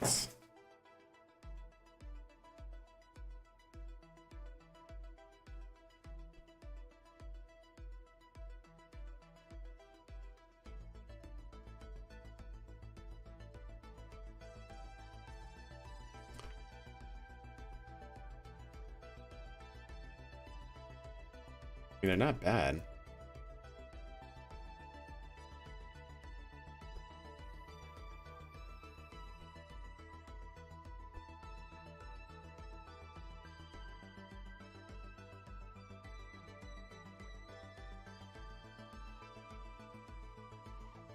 I kind of dig that, actually.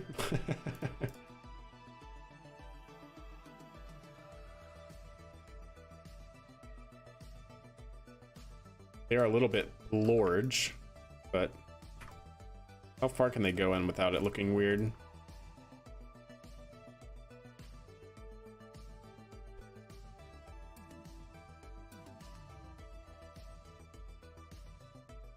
Like right there. I mean, that's still pretty much flush with the vehicle. I mean, it's a little square in comparison to the roundness, but at the same time. Okay, I'm okay with that, I think. All right, let's go ahead and work on some monoprop. Not sure exactly how much we're going to need here.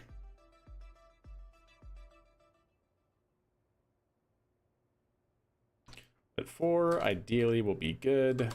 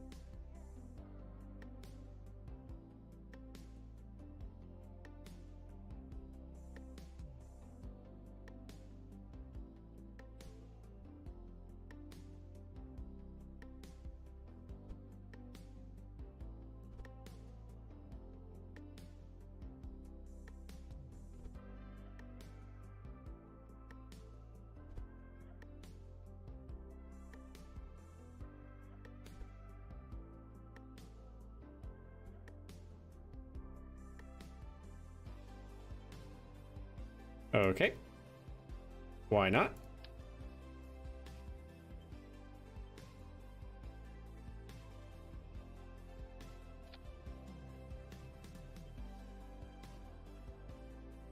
Oh, did I accidentally... Son of a gun.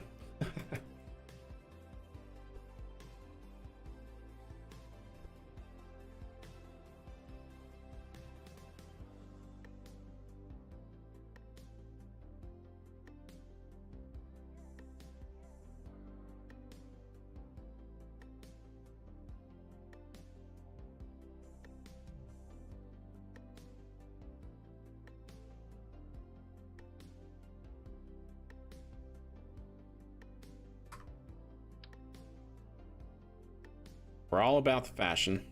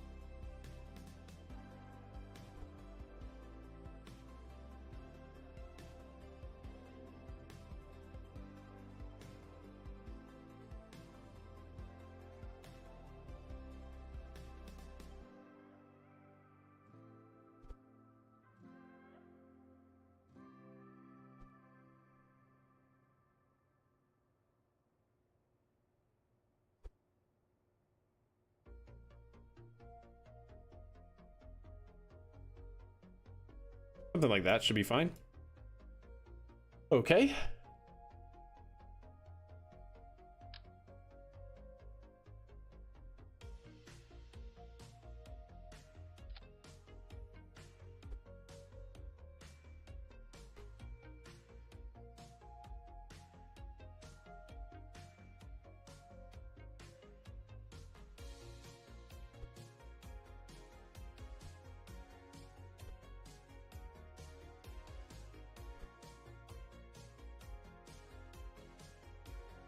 Okay, that seems fine. You watch Blue? I do not. Not sure what that is. We can do better than that, right, chat?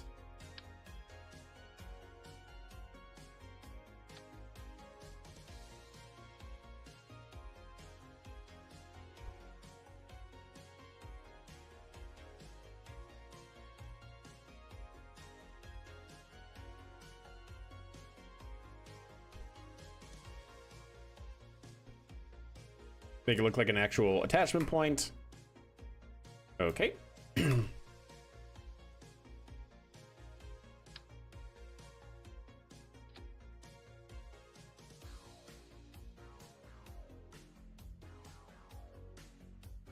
Yeah, not bad. Oh, it's a cartoon dog show. It does sound familiar, but no, I'm not. I don't think I've ever seen it.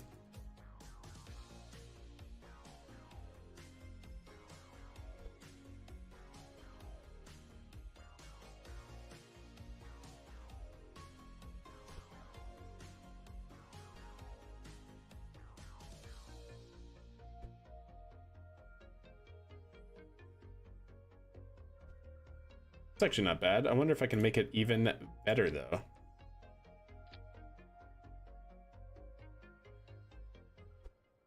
Or maybe.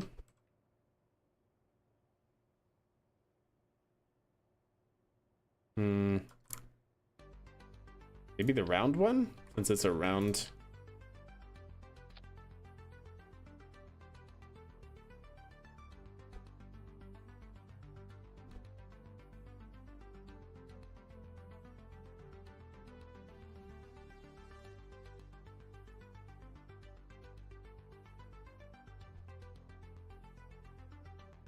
No. Nope, sorry, that isn't it.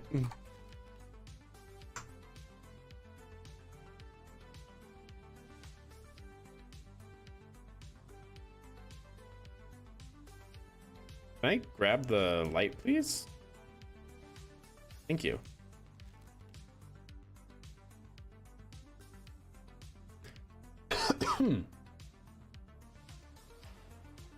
Not bad.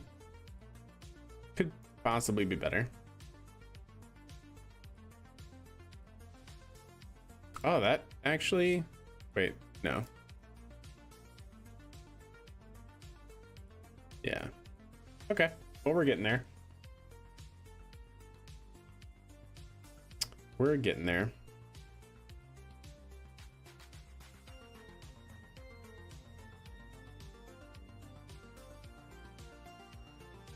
I really wish these would blend better, chat. It's gonna bug me.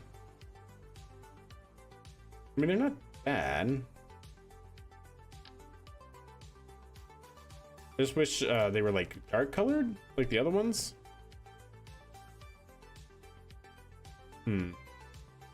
Like, I was really hoping that this light would do it, but I feel like the light's just too big. Or like, what happens if we...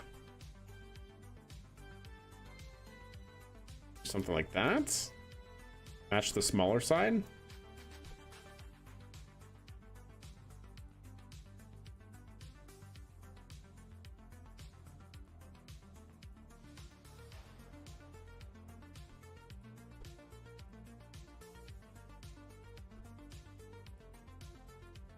It's actually not bad.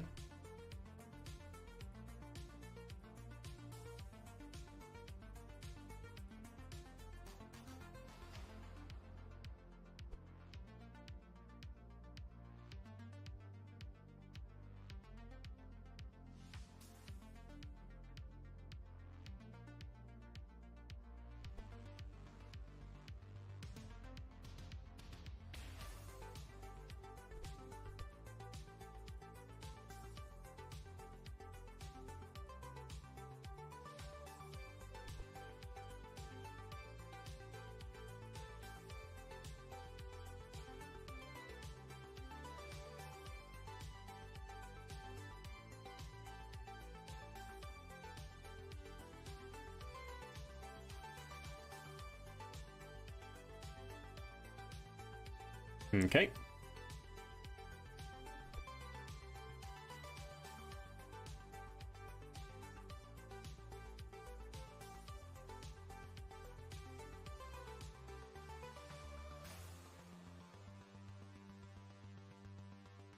Something like that? Yeah, something like that. Ah, goodness. Paying the meme tax, thank you, Nova.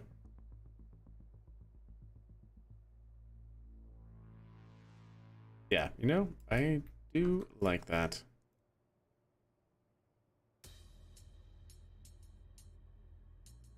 Well, you know, we actually could cover that with flags now, chat. 6.25 flags. Just saying.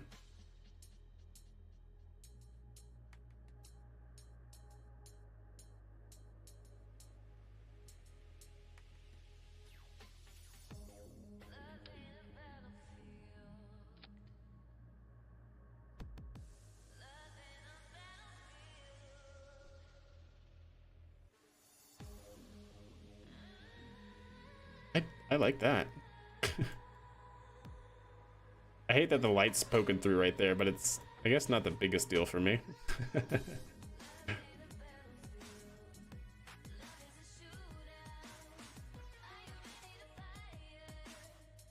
I like that, actually. I think that's pretty clean.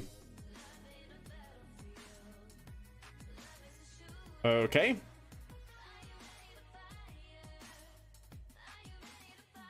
This is never going to be bearing deployed. Neither is this.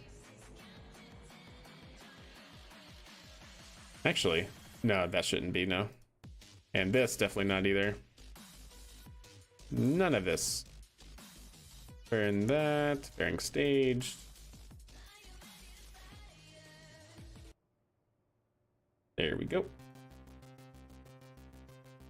Okay, now we need to integrate or figure out what we want to do with like a launch escape system. I think that's going to be the next big thing. Also, we need a place here.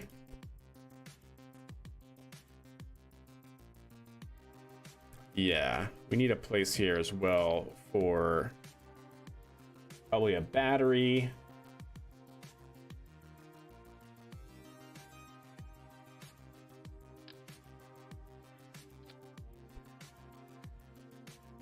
Yeah, probably a battery. Also, probably a very small amount of SAS.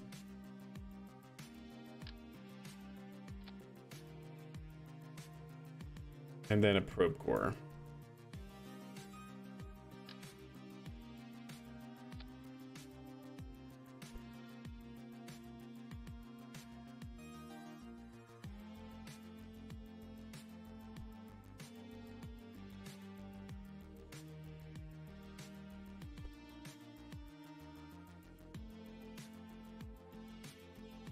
Okay.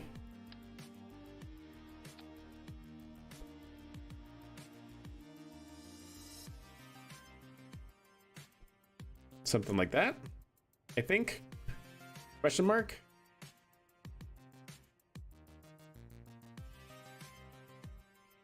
Yeah, something like that.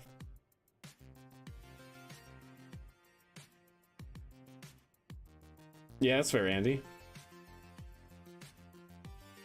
Okay, I think I like it. Now we need the launch escape tower. That's gonna be the next big thing. So the launch escape tower, if we're going to, oh, you know the other thing that we could do, chat, for fashion purposes. For fashion purposes, we can and probably should. Oh, ooh, I just got a good idea, I think. Stand by. Actually take the battery out. What we could do instead is actually use the batteries for fashion, as we've been doing on our other vehicles.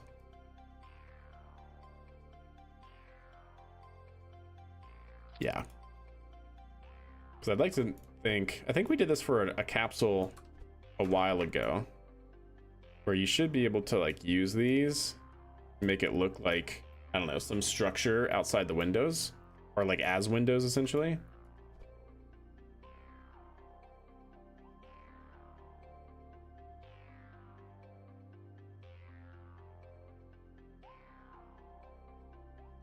You of course just have to get it correct in terms of the alignments.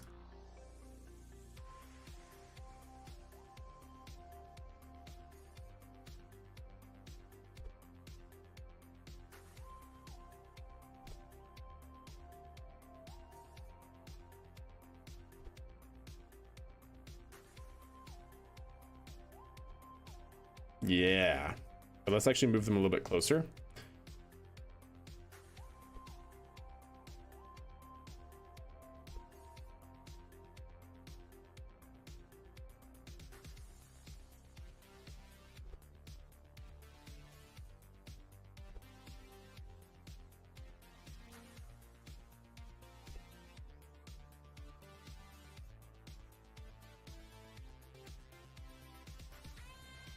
Okay. Something kind of like that. Then I wonder if we can get like a light. Make it look like windows. Those are gonna be too small, aren't they? Those are gonna be too small. The larger ones?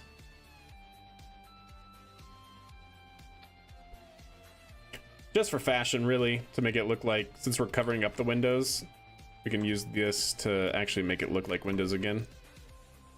In a perfect world, if they blend.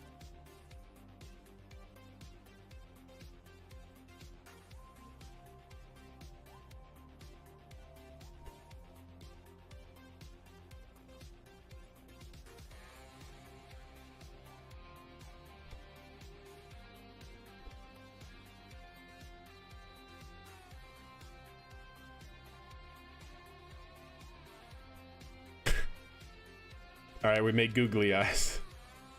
All right, so not those. Maybe the square. Maybe the square lights. Maybe the square lights would be better. Thanks. I hate it.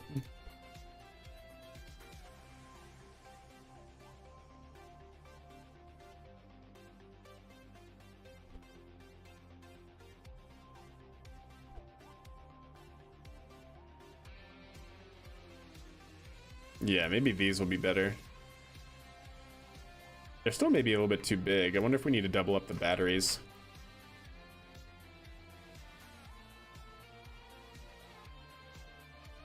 Yeah, they're almost the entire size of the batteries. Maybe we should get another pair of batteries here.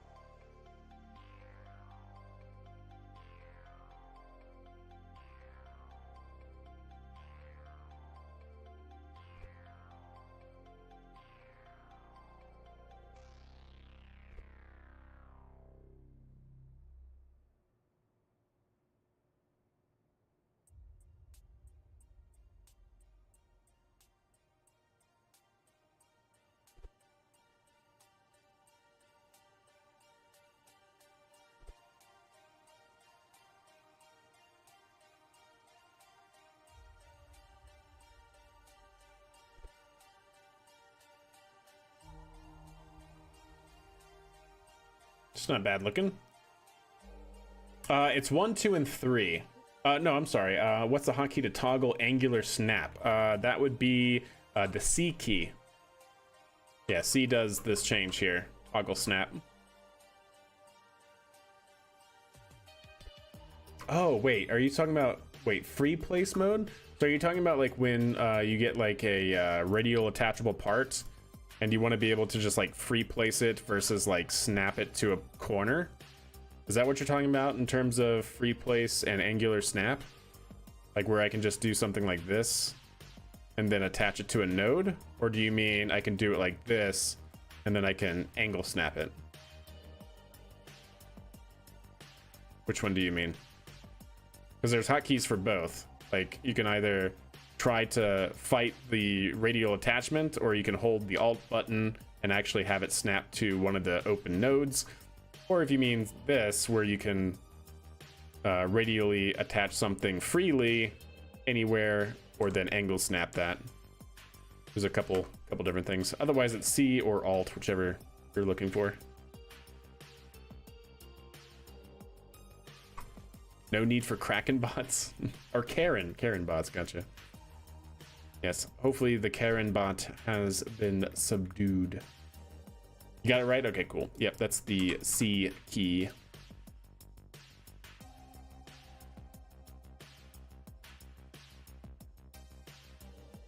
I wonder if it would be better if we just did this here. Yes, I think that would be better. Okay. Yeah, about the alt, good. Yep. Definitely a key knowledge.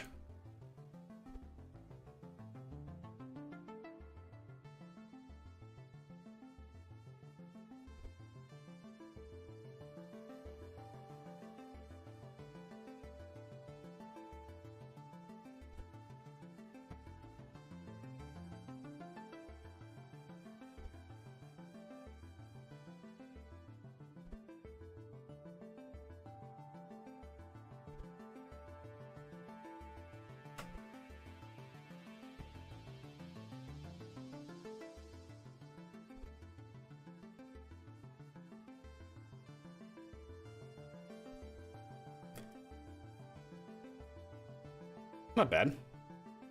All the beam tax is getting paid. Well, thank you kindly, much appreciated. Yes, good. Pay your taxes, that's right. All right, let's see, what other... What other stuff, chat? What other stuff do we need? We have... I mean, I don't mind that. I'm wondering if there's a way that we can smooth it out. Like if we angle the batteries a little bit more instead of bringing them closer together like we did. I'm looking at the Orion capsule here. There's a better picture.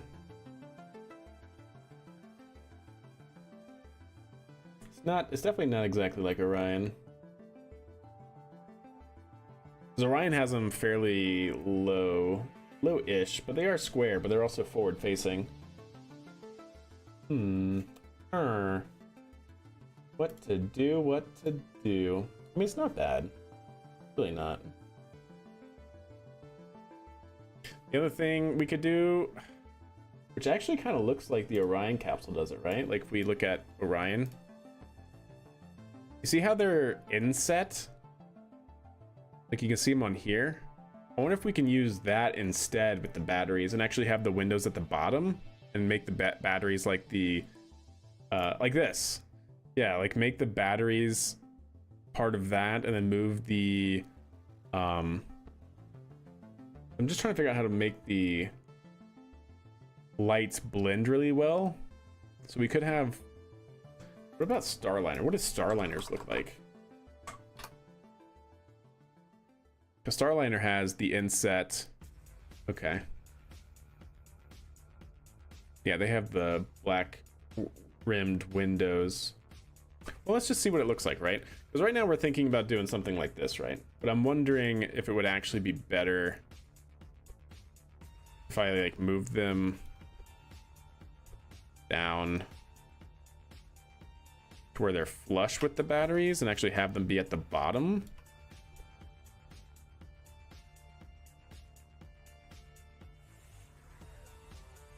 Not sure yet. We'll try it. All right, have a good night, Sea Kraken. Thanks for hanging out. Have a good Sunday. Have a good Monday.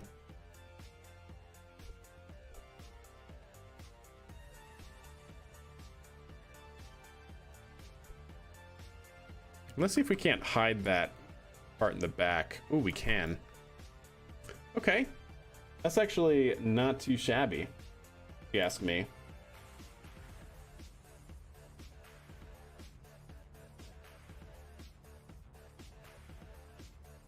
Yeah, I actually kind of think I like that. And I'm wondering if I'm still thinking about if we double up the batteries there at the top. Or I wonder if we should just move these up a little bit. That way it's not so big. Or we could even move the batteries up as well. I can't remember how we did it or what vessel we did this on. Maybe it was our shuttle? No, it wouldn't have been our shuttle, was it? Like the cargo bay area.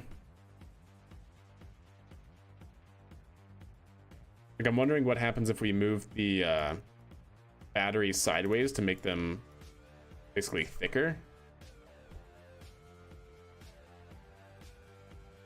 Because then we could do something kind of like that.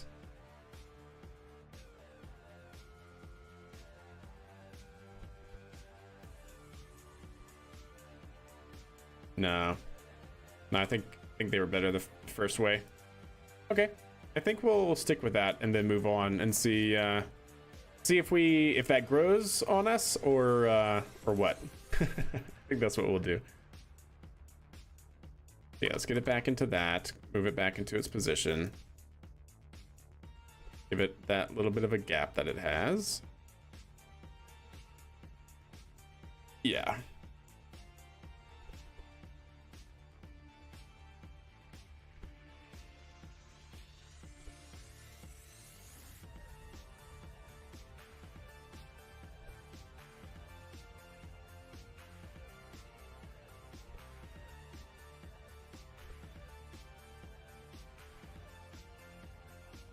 You see, now we could basically turn the lights on, right? And they look like windows. That's kind of the idea anyways. I like it. I think we'll stick with that for the moment. Looked pretty good with them on. This is a stock vehicle, looks crazy to be stock. Yes, it is all stock. I don't use any part mods in my game. Yep, it is all stock.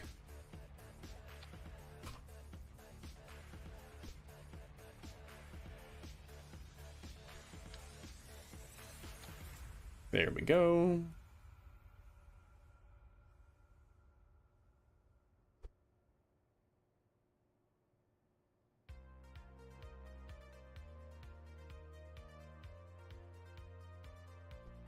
Okay. Something like that. 1100 meters per second delta V, that should be good enough for a deep space vehicle. So let's figure out the launch escape system, shall we? That's the heat shield. That's the decoupler. Good.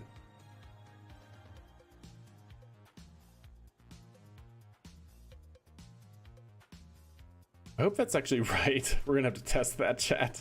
I hope that decoupler is facing the right way. Or like how that works, I'm not actually sure. I guess we'll find out. Because it needs to separate from the capsule and not have it separate from, yeah, anyways. I guess we'll find out. We'll do a launch aboard escape test, right? Okay, so let's go ahead and figure out what should be next. So let's get another fairing. I know, great. Fairings are always fantastic. Probably just a 1.25 meter.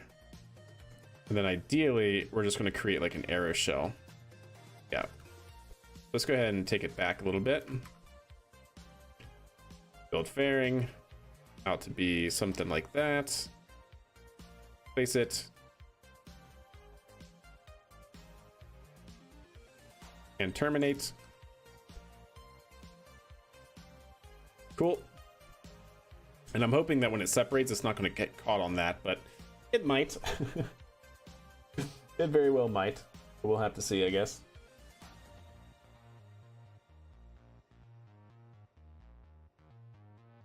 We will definitely have to see.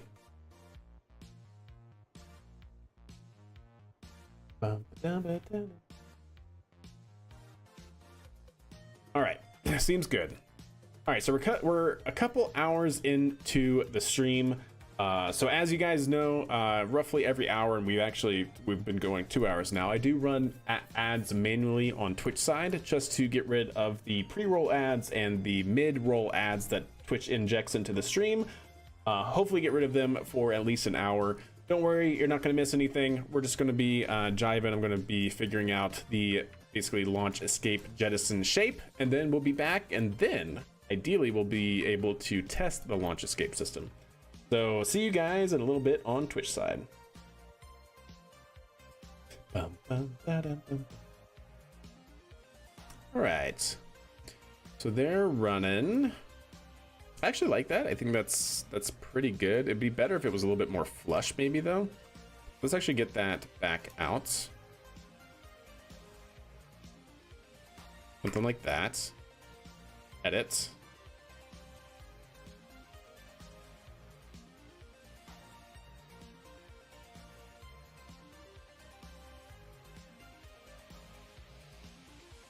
Maybe something like that.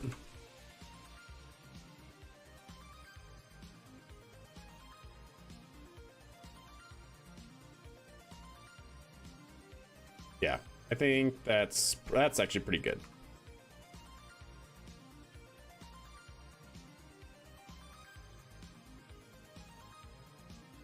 Cool. Okay. We're gonna have to figure out a way to make that blend that I am not exactly certain of, but I think I'm gonna want another one of these. I wonder if I can actually make it blend into that at the top. Maybe not actually. Or you know what? What if we just go with the normal launch escape tower? That is here, isn't it? It's like in the aerodynamic section and not in the launch vehicle section or whatever. Or is it? No, I definitely don't think it's there. Does it count as a tank? What do they classify it as? Not cargo, utility, of course. Like, of course it's utility, chat. Yeah, so like, what's that TWR here? Well, it says it's 0 for now. It should be fine because we're gonna separate it out here.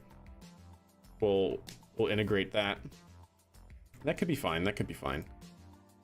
Let's see what we can do with flags.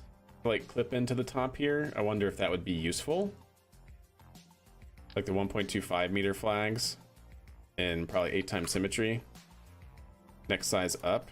Oh gosh, they're so big. Orientation. Yeah.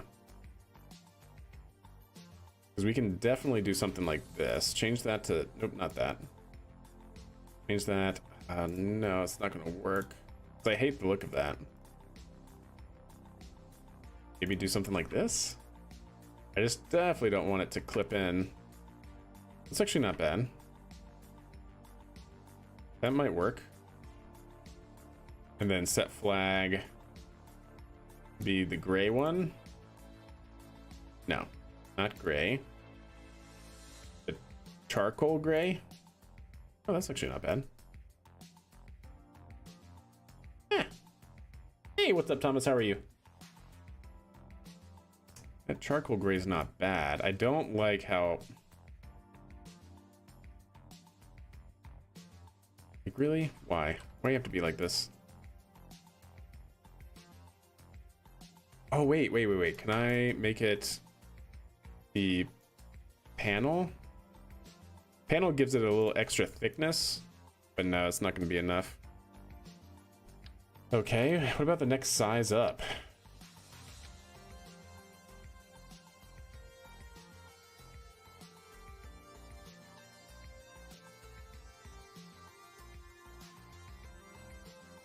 I mean, that certainly covers it, but at what cost, chat? At what cost? Yeah, it's way too big, man. I wonder if we just need to do like our own.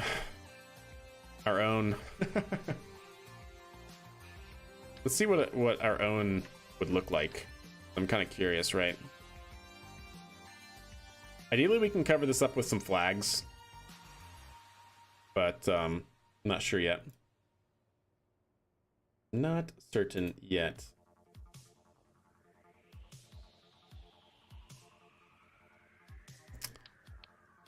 We need a spot, like, let's use this as a model, right? So we need like something that tapers in to allow for the engines to go. What would that look like? Something that tapers in. It's too long. Maybe an adapter.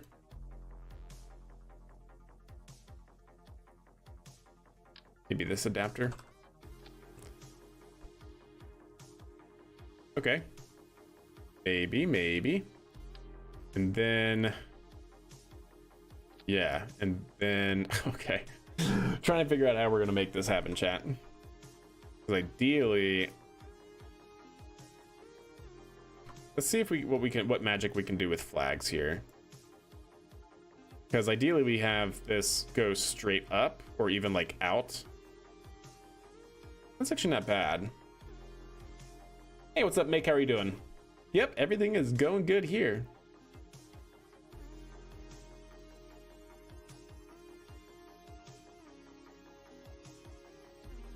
Let's see something. I don't know how much thrust we're going to need, but we're definitely going to want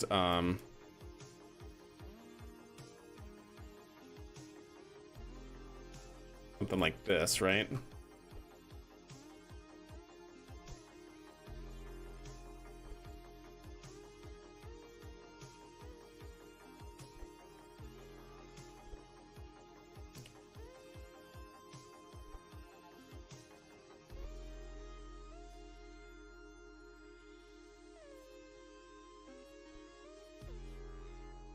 Yeah, something kind of like that. Hey, what's up, Zim? How are you doing? Doing pretty good, myself. We might need to do another 8. and like fill these gaps, but I'm not sure yet. Well, I guess, you know, actually, in fact, we could figure that out, right? Let's go ahead and save this real quick, and let's see how much mass is this by itself if we were to take this off. So this by itself is 6.751 metric tons. So we need a thrust to weight ratio, right?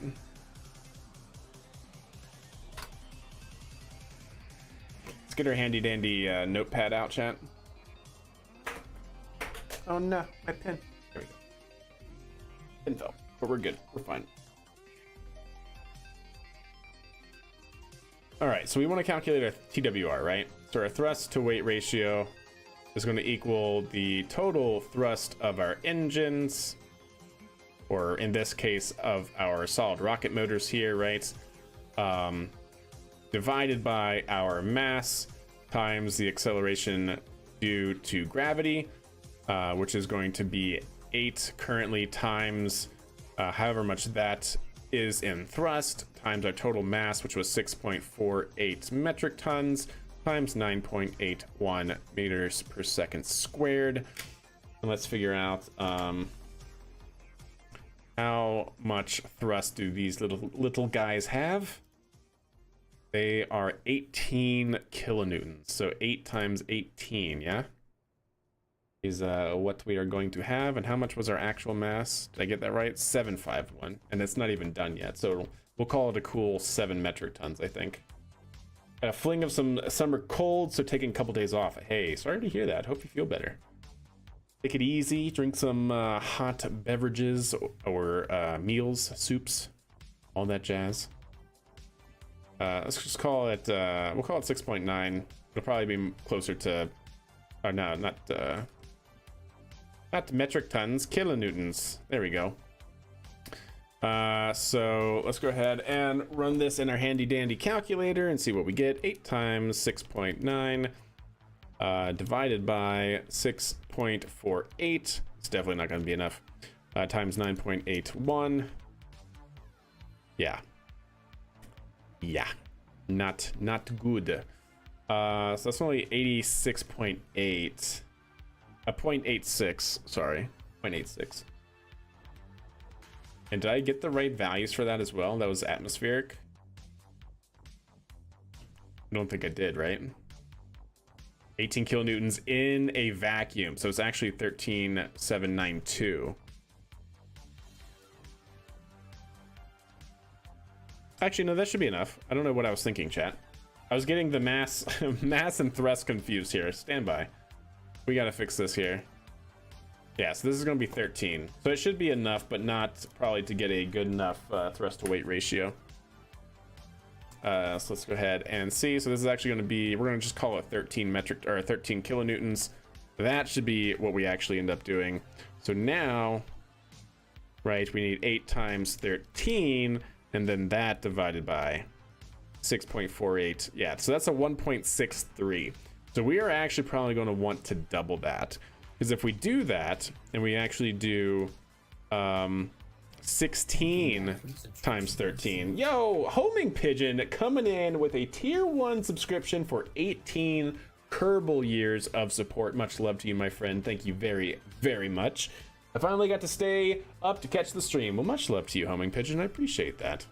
Hope you're doing well this fine Sunday evening or Monday morning, wherever you may be. So we have 16 times 13 in this case, divided by the mass of the capsule. That would be 3.27. That seems a lot better. 3.27 seems pretty good.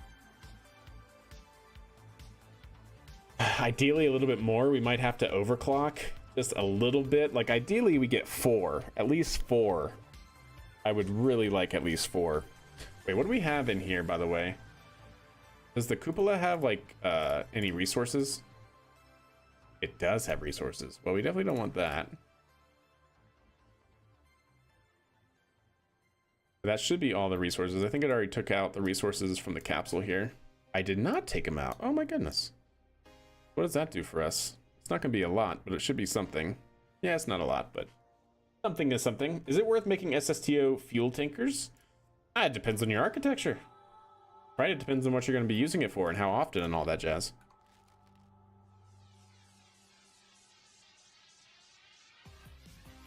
Also set like that they go straight up. Yeah, we definitely have some cosine losses here. Because they're angled out a little bit. That is most certainly true. But okay. I mean, I'm kind of happy with that. Let's see. So I think we're on the right track. We can definitely make our own. Is kind of what I'm getting at. Let's do something like that, right? And then we can basically go straight up just a small amount and then start bringing it in.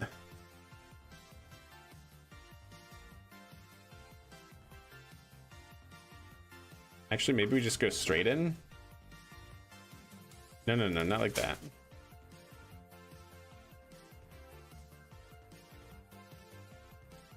Actually, kind of trying to figure out how I actually want this to go. Like, how far away do we actually want the angled piece to be, and how tall do we actually want this to be? That is the question. So something like that, maybe?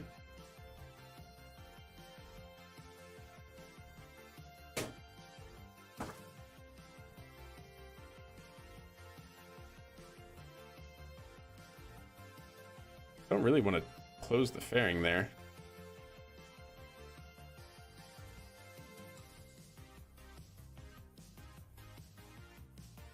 Perfect. Perfect, chat. That's it. That's what we want. Stop it.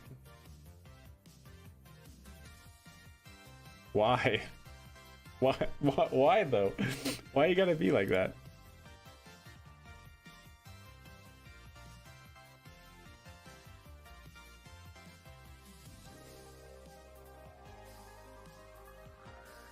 I mean, I guess that's fine. All right, let's bring this in. Kind of like that. And then let's see what flags can do. I'm really hoping the flags are gonna help us out here. I know we already did this, but we'll see. Maybe I just need to double up the flags.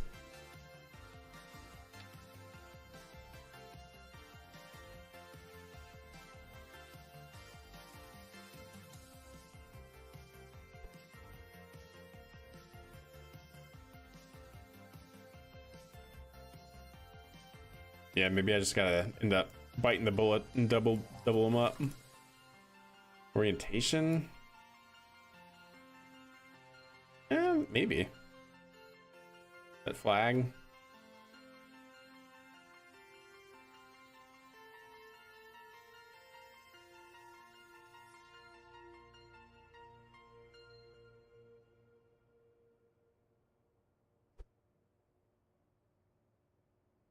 I mean, maybe? What do you guys think? To get the white panel. It has some thickness to it. Oh, that's actually not bad. Oh, wait. What if set flag? Something like that, maybe? We have all these patterns here.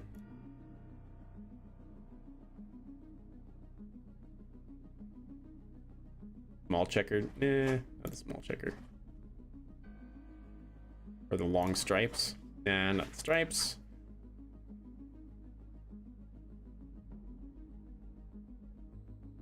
That's Z fighting too much.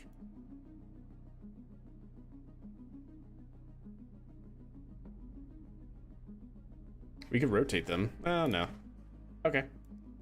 I think we want, or I think I want, what does this one look like? I was going to Z fight. They might all Z fight. I might just need a solid color.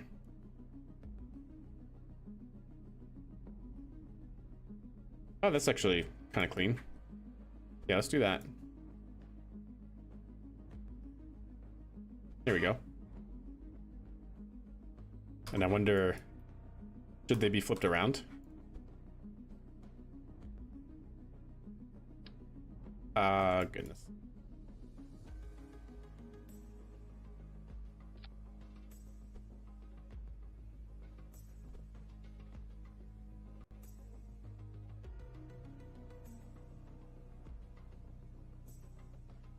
There we go. Something kind of like that, maybe? We're making our own launch escape system because this one in game looks horrible, unfortunately, with the current sizing of the vehicle we have. And I wonder if I can do something similar here now. Ideally, yes.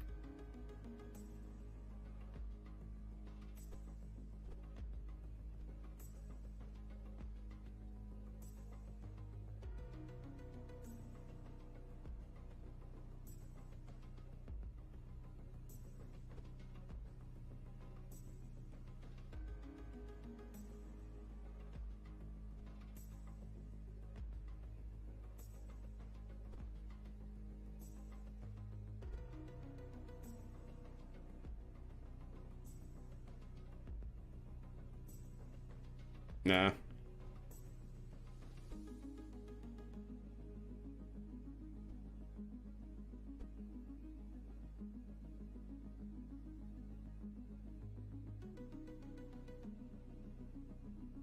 Like, I wish, oh, man, I wish we could have it fit when it's like that. I just want to cover up. Maybe I can just do something like that. Oh, but that looks so weird, chat. Or orientation this way. But see, that's way too big. And we would need so many to make that work. Okay, well, I guess we'll just work with this.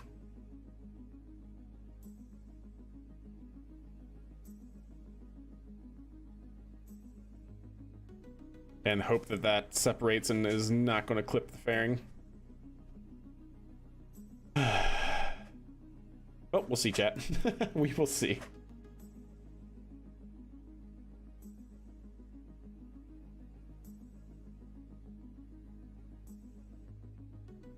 Oh, I see what you're saying. Yeah, I know. We're gonna put one in the top, just like we're using this as the model, right? So we'll have one up at the very top here.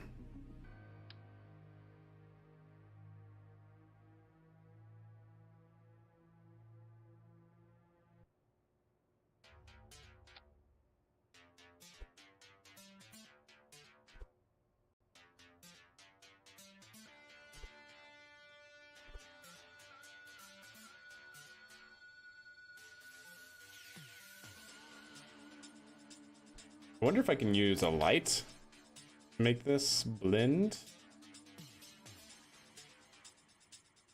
Probably not. It's probably too big.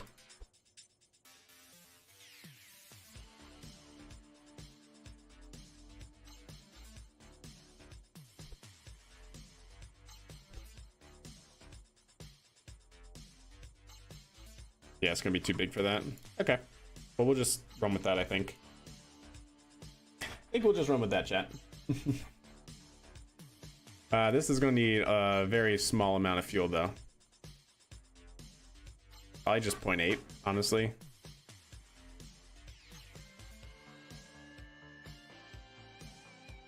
And then, as I said earlier, let's double up.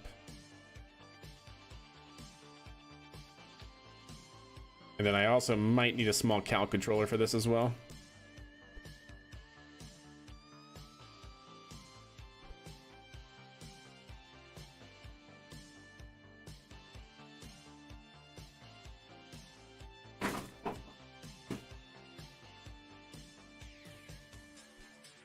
Okay. Something kind of like that, maybe?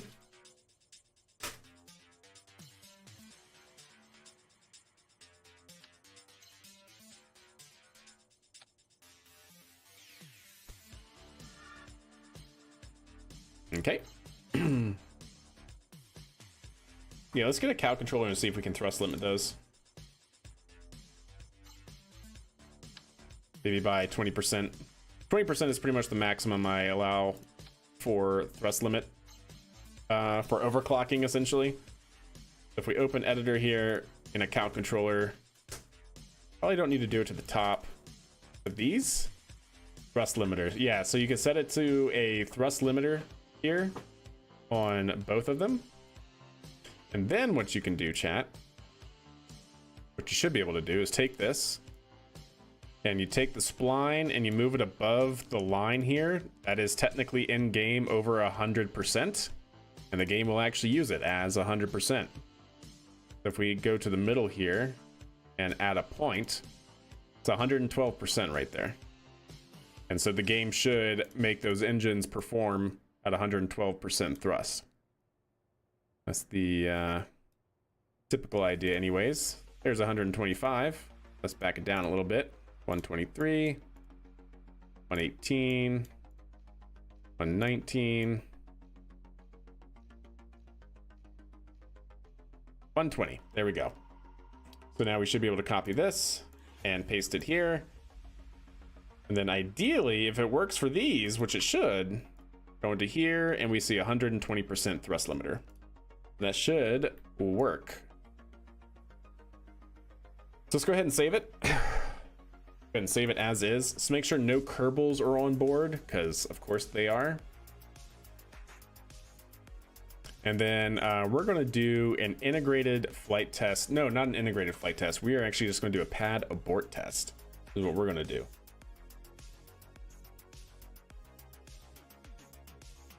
So yeah, let's go ahead and do that, shall we?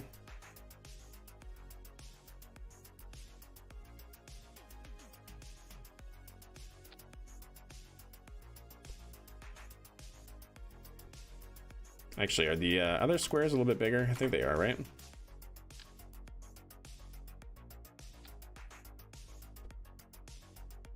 Yeah.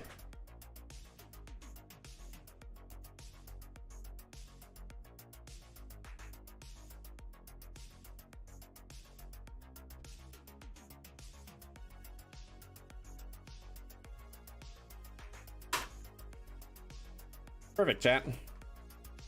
Let's go ahead and save it. Go ahead and switch editor. We're gonna put it out on the pad as is, and we're gonna test the launch escape system. Oh, one thing I do want to do, chat, is make sure that all of this is fine.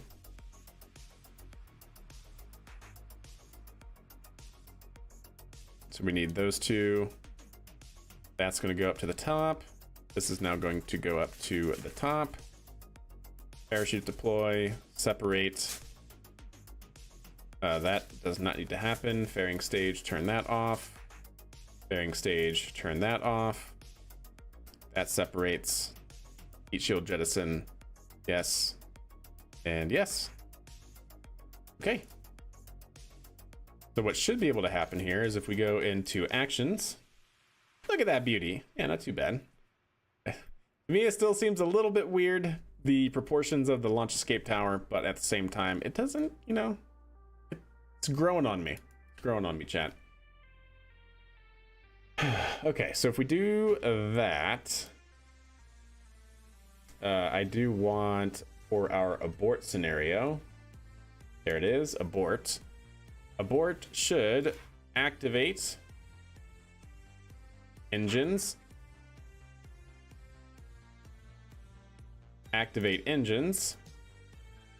And it should decouple. Okay, that should be fine. And then from there, what I'm going to want to do is go into here. Oh, I need an action group custom, actually. Custom 1 is going to separate. Wait, alignment angle? You can't? Oh, okay, there we go. Undock, decouple. Wait, can you not undock decouple?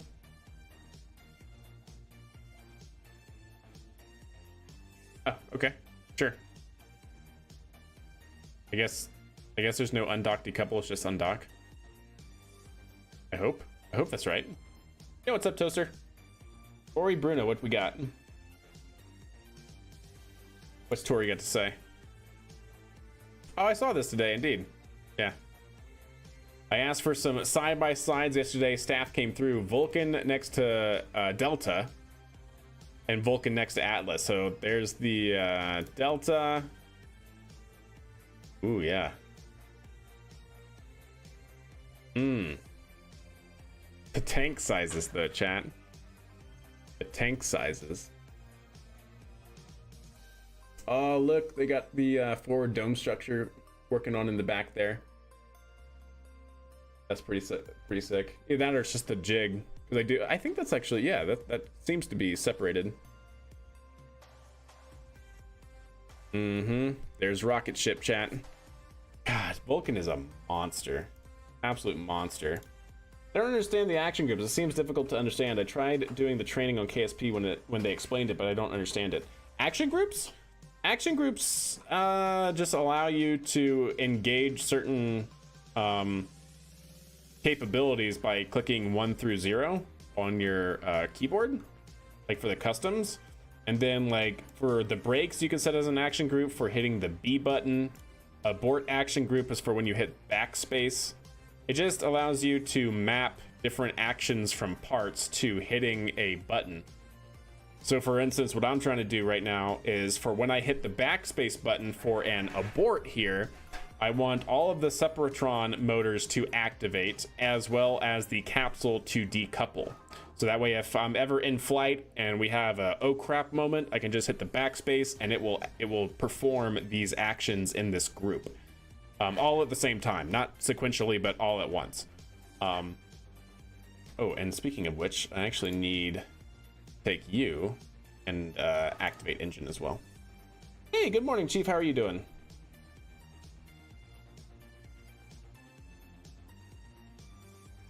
So what, is there anything in particular that's confusing?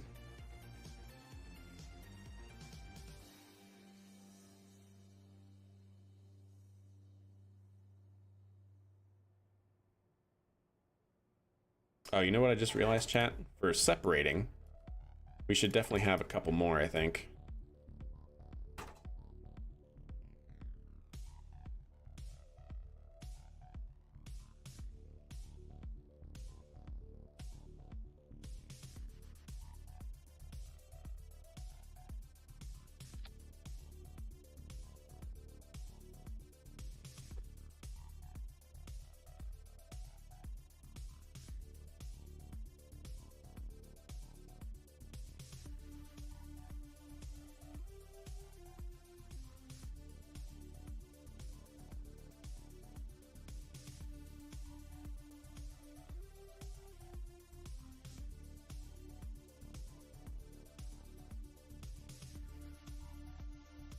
There we go. So now, hopefully when I hit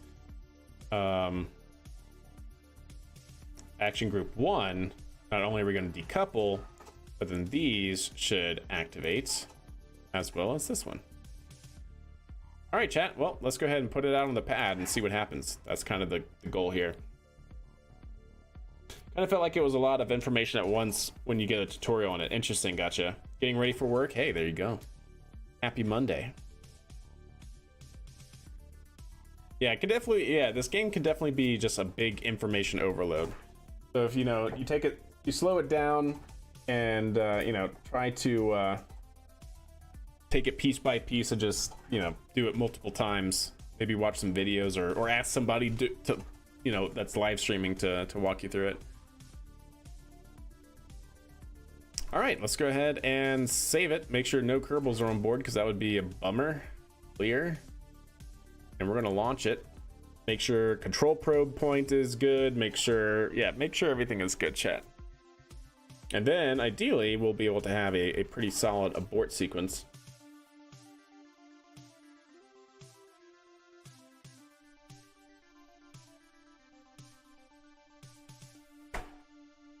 Okay. It looks good. You know, I'm first interested in the decoupler.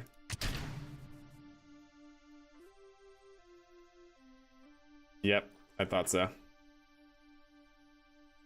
Is that decoupler facing the wrong way, chat? I think the decoupler was facing the wrong way. Let's revert real quick, and then I'll actually hit the abort button and see. But I think the decoupler is facing the wrong way. Is there a way to easily tell with that structural decoupler looking thing which way it's actually facing? I'm not sure. All right, let's go ahead and hit the backspace button in 3, 2, 1, abort. Oh no, are they actually getting occluded? Not occluded, but are they hitting this and they're not actually producing thrust? Or no? Wait, what?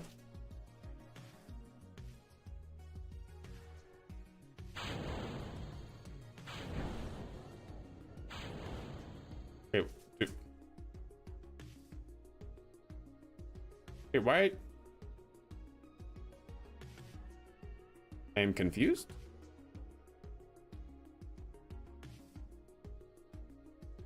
All right, well, we'll just roll on by, chat. Don't mind me. We're just gonna roll on by. Working as intended?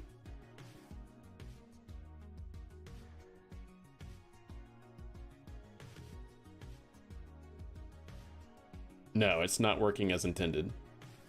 Let me just go ahead and tell you that right now. Definitely not working as intended.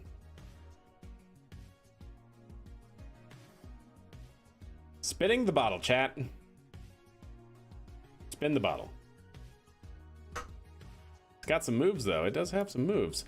What's going on here? All right, action groups. Hello? Are you a thing?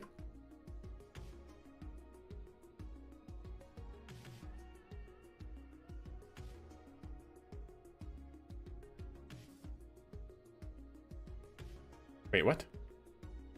Oh, okay. Well, that's definitely not correct. Decoupler, yeah. Activate. Activate. Activate. We totally have them all activating, right? Activate, activate, activate. Deharo? Is something wrong? The decoupler, I think, is on backwards, though, which is not great. Oh, I know a simple solution to this, chat. Stand by. We're going to save this, go out. We're going to switch editor. Let's take you off. Perfect. And you know what? We're going to disable the staging on that, and then we're just going to get our own decoupler. Yes, it'll add a little bit of mass, but you know what? Should be okay. There we go.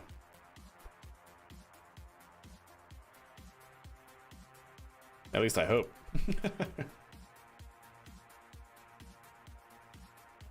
There we go. Let's try that.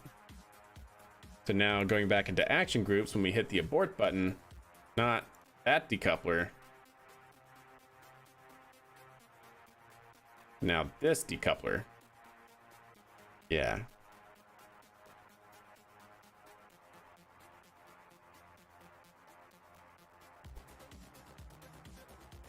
Yep, that all still looks good. Okay. Let's not launch it here. Let's switch editor. Make sure, again, no Kerbals are on board. Of course they are. Why wouldn't they be? And let's launch it again. Hey, what's up, Draw? How are you?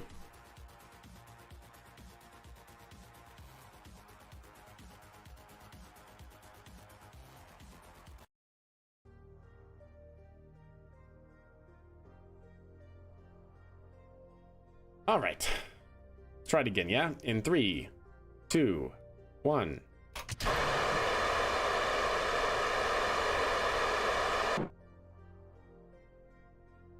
Why are you sleeping? Status off.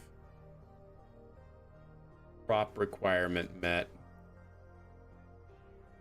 Are you broken? What? Why are you not working? Oh, why are they? Ooh, that's definitely broken, chat.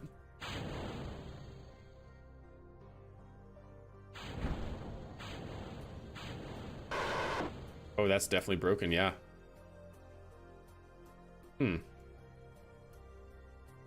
Uh-oh. This is fine.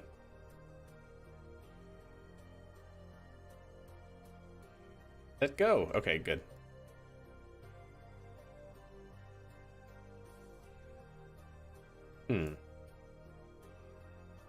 Oh my god, my eyes.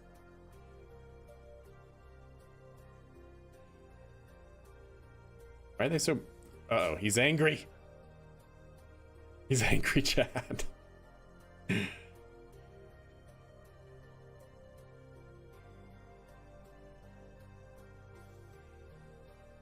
Why do they show like that? I don't want them to show like that.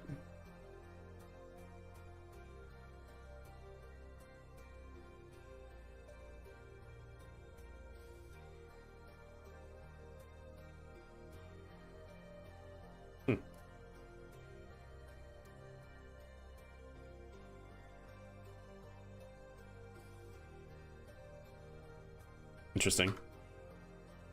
Okay, so we had some separation issues, and for whatever reason, the I don't know why they aren't firing all together. Hey, what's up, Jared? How are you? Just wrapped up some KSP career playing as well. Awesome, good deal. Just need to get it to the escaping part. Exactly, definitely need to get to that part. So, I think it's these, right? Are they somehow clipped or something? And they're not able to actually fire?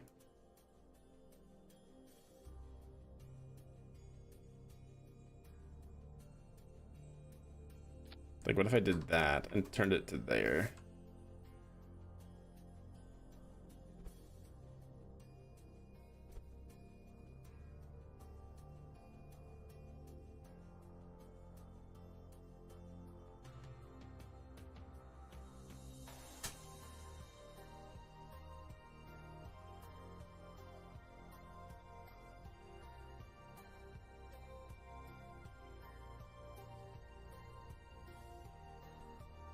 Okay, let's go ahead and save that. And apparently these are clipping, as I feared. Yeah, they're definitely clipping into that, right? Yeah, definitely clipping into that. Son of a gun, chat. I really thought we had something there. Oh, gosh, I really don't like that. Okay, well, guess what? You know what the next best thing is, chat? We're gonna go a size smaller, and we're just gonna have to double everything up. More parts. That's what it's gonna come out to be.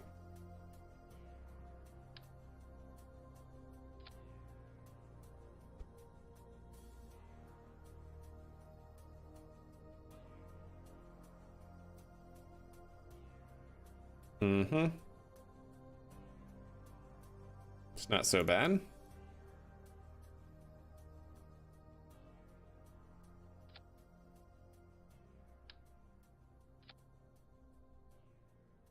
Okay. And ideally we can move these up.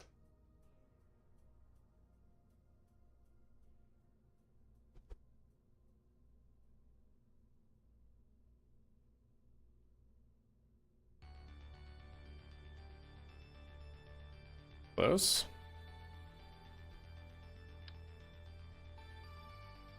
Wait a second.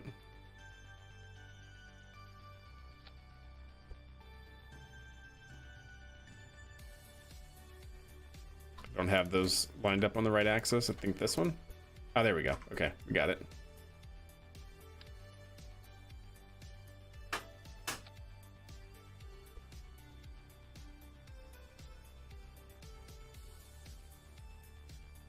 Now we should just be able to move them up until they stop interfering with the fairing.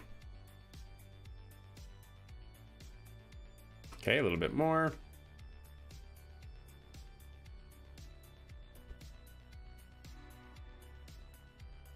There we go. That's pretty close. I can move him down just a smidgen. Just a smidgen, chat.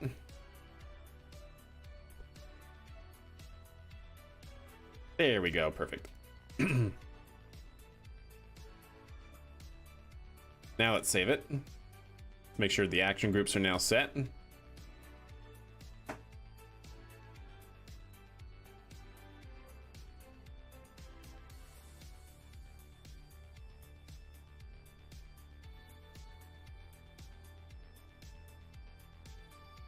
Yeah, let's just turn those off. Yep, that's all good. Okay, now let's go to here, click activate, and here, and click activate. Save it, make sure no Kerbals are on board, and launch it. Let's try it again. Who needs to abort anyways? I mean, I should hope. Never, yeah, but, oh, I don't know, man.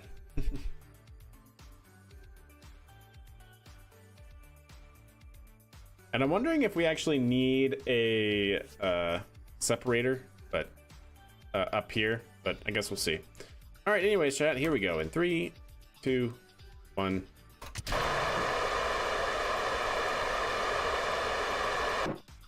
Still. Wait. Oh, so the ones I just placed. I think because they're inside the fairing, I think they're occluded. I think I need to attach these here like I did those. And that's still getting stuck. Why are you getting stuck? Wait. Huh? Oh, maybe? Okay, perfect. Perfect. So they're still getting stuck on the separation. I think I need a little bit more gap.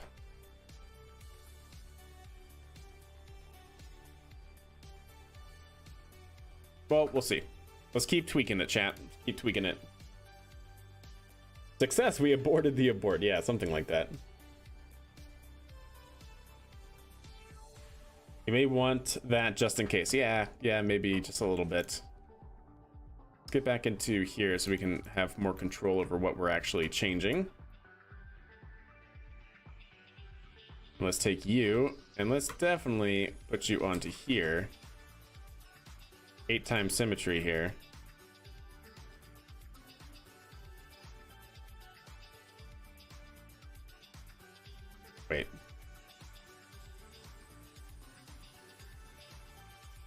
Wait. Wait, was that why? Hold up. Is it because their thrust was set to 0?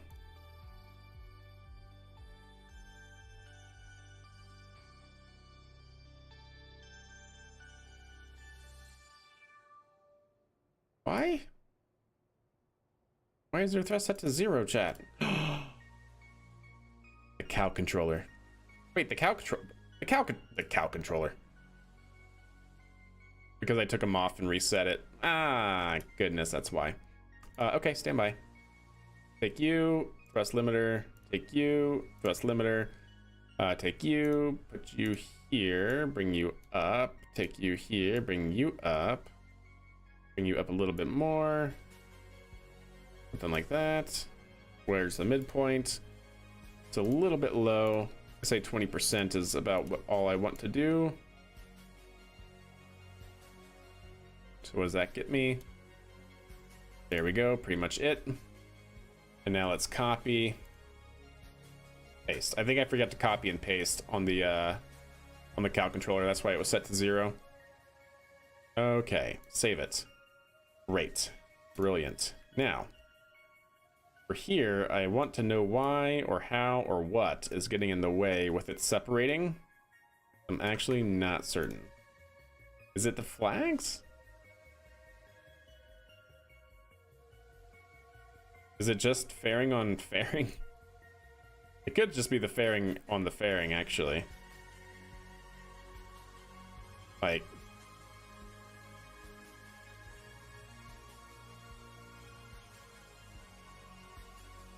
yeah, it's probably that. It's probably the fairing on fairing.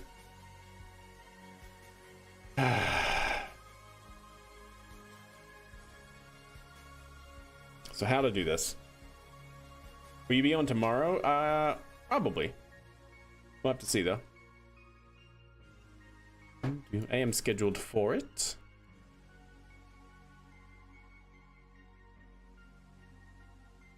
You know what? Let's actually see both.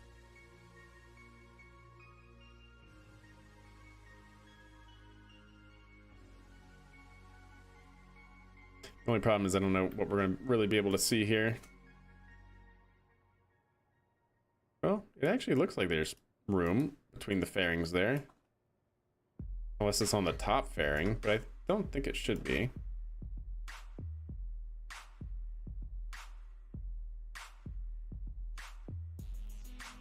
Maybe it is. I'm trying to see. Maybe not. I'd like to think it's not. But you know what we can maybe help? Is instead of just the docking port there, let's try something here. Take you off. Let's try adding a decoupler with a very strong separation.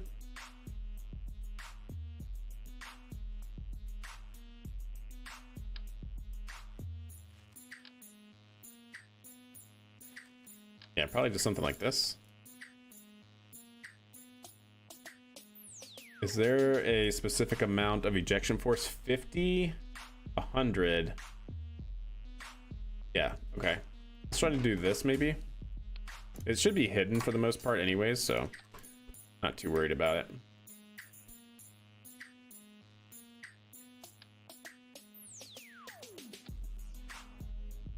There we go. Something like that could be good.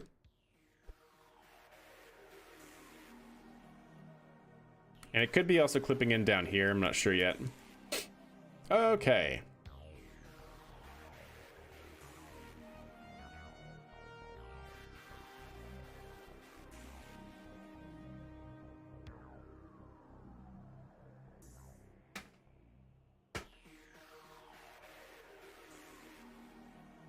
They should probably be on their own separate thing there. And then technically...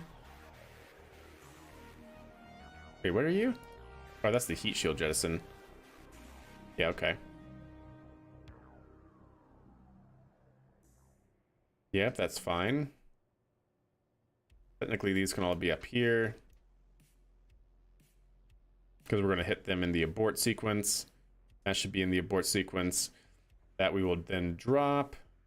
But that should actually happen after. Yeah, something like that. All right, let's go ahead and save it again. We're going to update our action groups, make sure everything is good.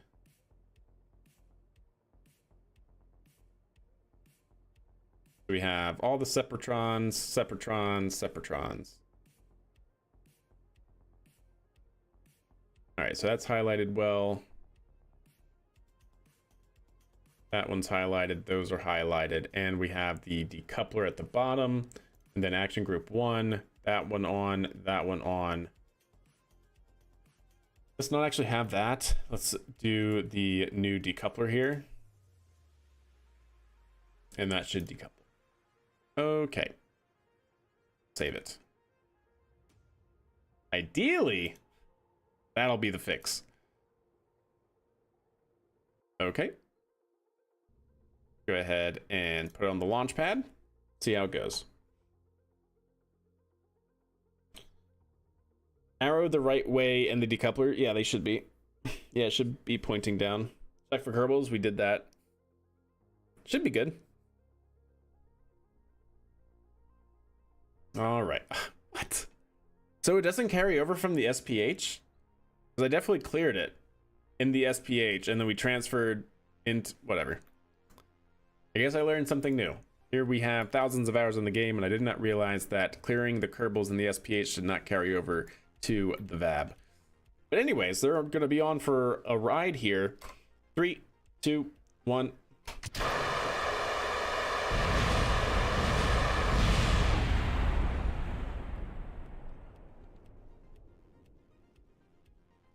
Still no. Why though? And still no. Oh, there it goes. So it is getting trapped there. Okay. Well, that's good to know then. I wonder if I can do more flag magic there. Revert. I feel like we're so close, chat. So it definitely is. I think, chat. Let's actually do a test where all we do is take this. Actually, no, not that. Well, actually, it could be that, yeah. For simplicity's sake. Take that and move it up 1. Maybe up 2.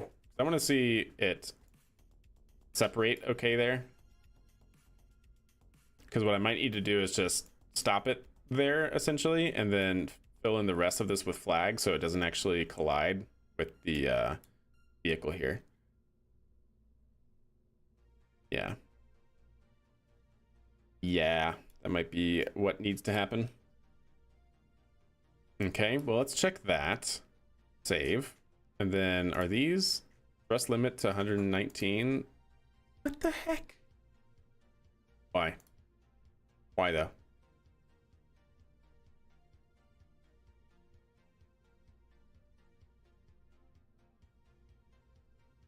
It's because I didn't move the cow controller.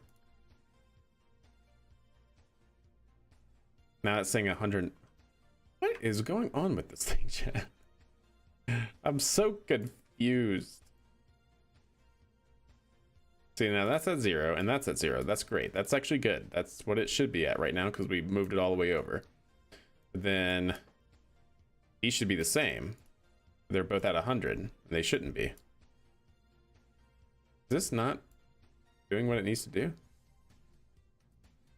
Yeah, it should be at 119 there.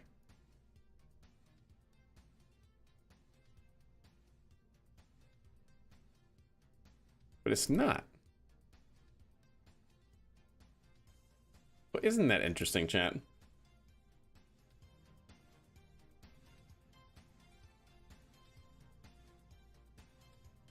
Oh, now that's at 119. And now that's at 119.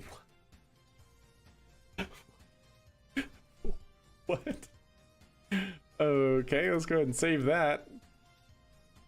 Don't know what we did different, but okay.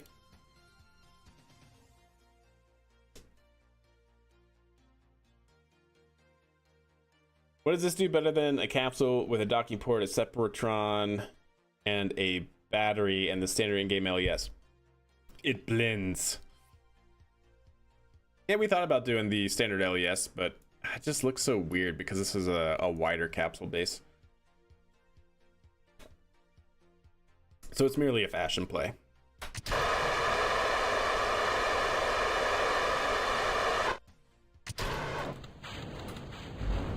Perfect. Perfect. Okay, we might need some more oomph on the Separatrons. I'm not sure. I'm not sure, Charties. Possibly. Anyways, that was a good test. We at least got it all to clear. Nailed it. Did anybody survive? No, they did not. They did not. They would not have survived that. Good to note, though. That is good to know.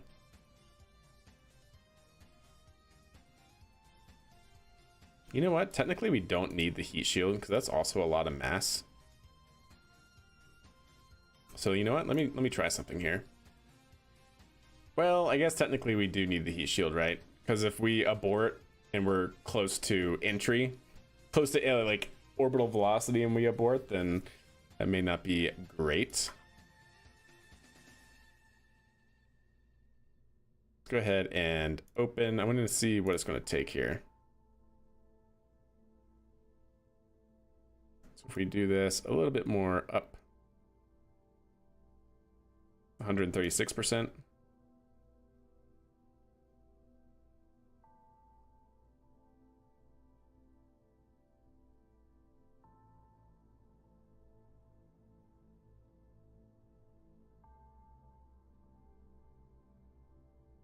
Now those are working. Okay, great.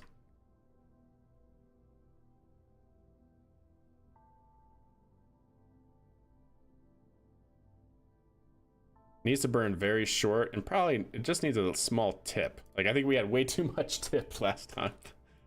Oh, goodness. Okay, let's try that again. But it's good to know that this now separates, and so we'll just have to find a way to bridge that bottom piece there.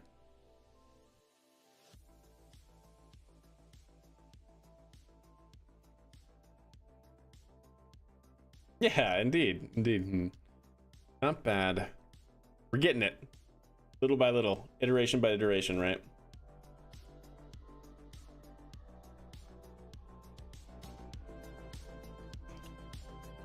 All right. SAS on. And 3, 2, 1. Abort.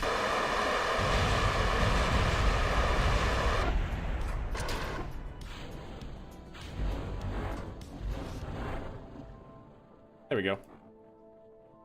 So what exploded? Oh, the flag. The flags exploded due to overheating. They're too close. They're exploding from overheating. Got it. We need to angle out the Separatrons a little bit more. And 5.4, that's actually pretty clean. And I'm glad to see that the parachutes can still deploy even though they're technically inside the fairing. Well, neat. All right, well, that was successful, chat. Okay. Couple more tweaks. We're there, though. We're definitely getting there.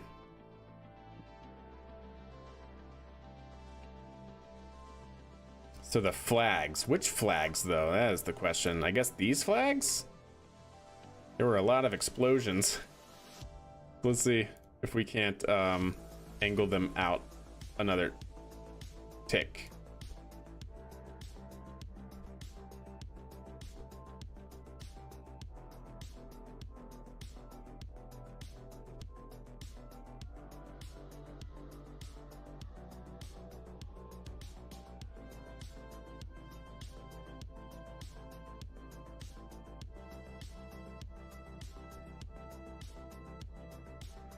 We can even maybe move them out a little bit too. Really try and improve.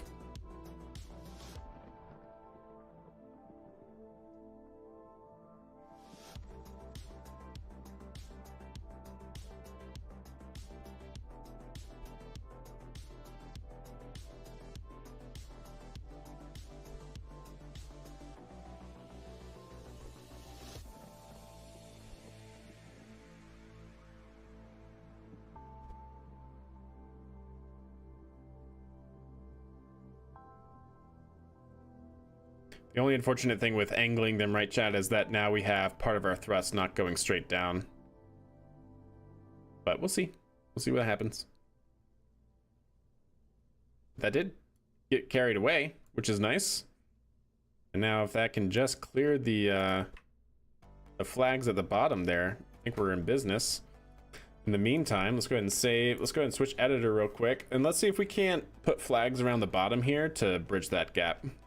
Bridge this gap, I mean. And let's go ahead and, no, not you. Bearing expansion, yeah. And then also up here, ideally. Bearing expansion, turn off, please. Please, thank you. How many parts is this? 145, it's not so bad. That's not so bad, chat. All right. Utility. Let's do 2.5 meter flag.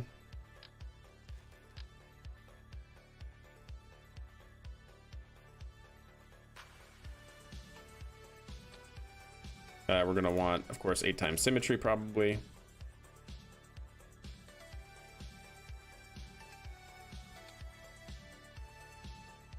Orientation, larger.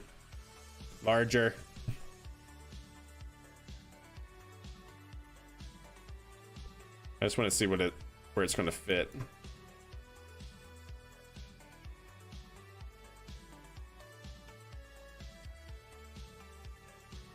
Okay, if we go smaller, I'm gonna just need a lot more. Oh man. Okay, that's kind of a bummer.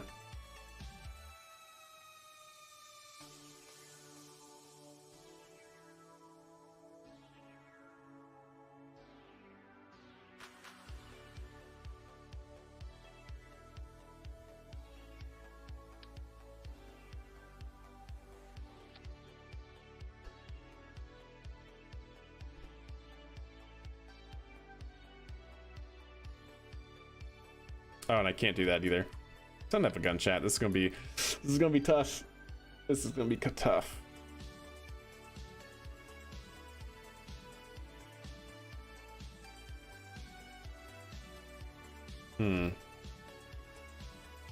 I wonder if I can actually...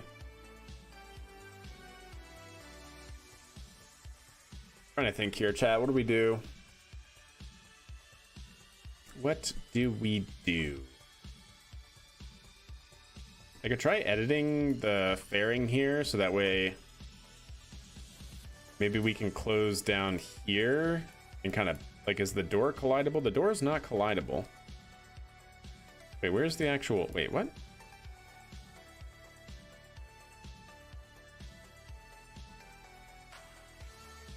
Wait, so none of that is actually collidable? Then what are we colliding with? What is it that we're actually colliding with then? That's not collidable. Here I was thinking that we were actually colliding with that, but that's not... It doesn't have a collider box.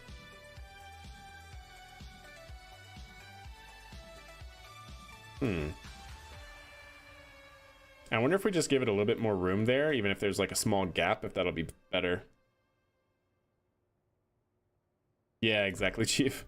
Not only that, but I don't want it to be attached to this, I want it to be attached here, and I didn't want it to like cover up the door anyways, so...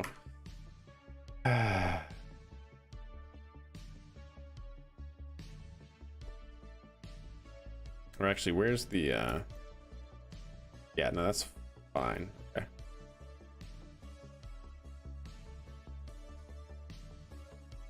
I want to see if that works, because if that works, then that's a really small gap to like maybe edit the fairing a little bit to see. Let's go ahead and do that. Let's go ahead and see if that separates. And also if we can actually get off the ground as well. That would be good to know. Yeah, it is, Jared. Yeah, it's a cupola with one of the with the three crew member capsule. All blended and covered by a fairing. All right, let's try this again.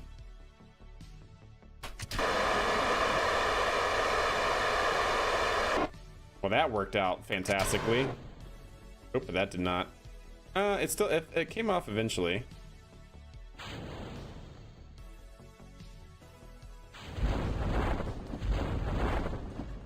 Look at that thing just float down. It's just floating, chat. Okay, that was good. Better. So yeah, it has something, it's colliding with something, and it's bugging me. I don't know what it's colliding with. There's no way it's colliding with that. Is it colliding with the bottom fairing here? Because there shouldn't be anything up here that it's technically colliding with. Yeah, it's not even touching anything here. It could be the fairing at the top. Like right there, if it's getting stuck on that.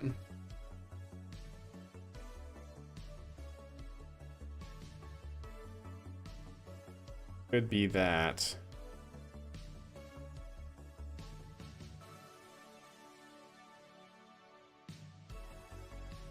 Could also be the fairing at the bottom.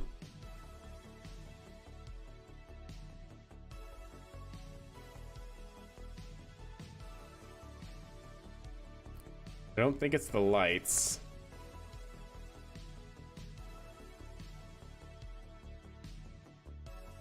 Yeah, it doesn't look like it's the lights.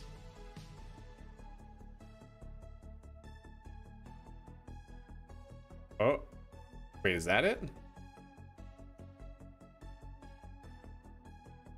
Trying to see just how much room we have to play with here. I think that might be it, chat.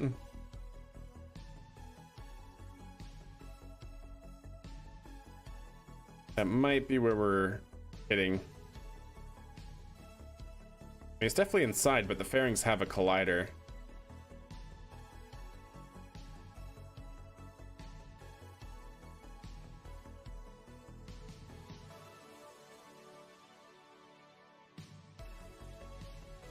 Yeah, it could be right there.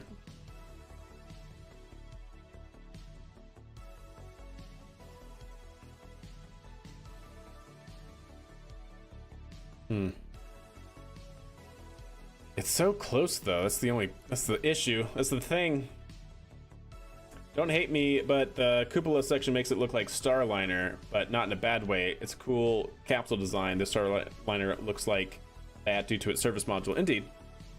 Yeah, I definitely really like Starliner's aesthetics for sure, 100%. Yeah, I don't know, chat. I don't know where it would be digging in. My only guess is that the capsule or the aeroshell fairing that we have here is binding. So I'm wondering if we make it like wider and then come straight down more, if that would actually help and fix it. So we're gonna have to probably move these flags up. So that way they don't get in the way.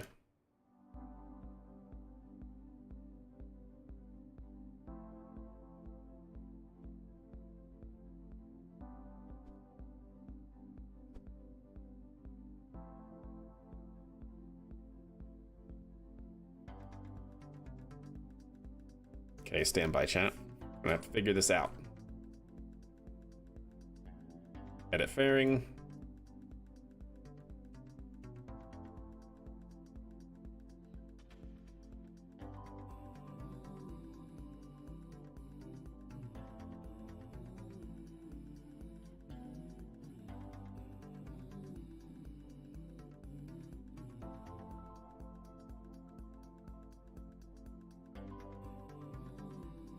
Oh, that's gross.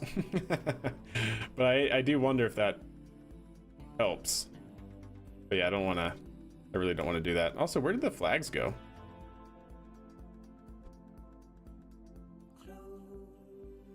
Wait, where did those flags go, chat? Hmm.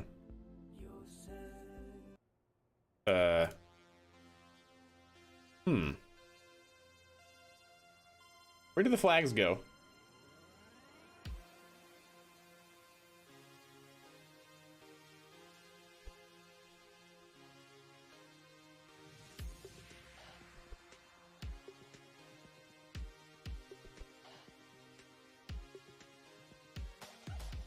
I want the small ones down here.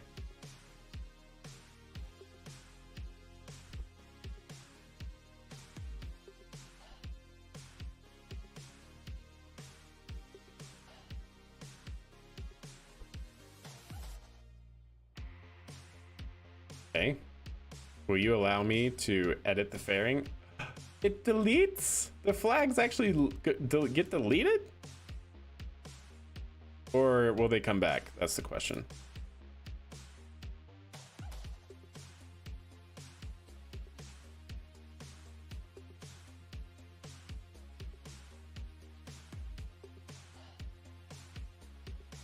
That's not bad. So if I load it back, will that work? Nope. 113 parts. It just got rid of all those flags. Okay. Looks like we're putting flags back, chat. Fun, fun, fun. Actually, before we do that and waste our time with that, let's actually see if that works, yeah?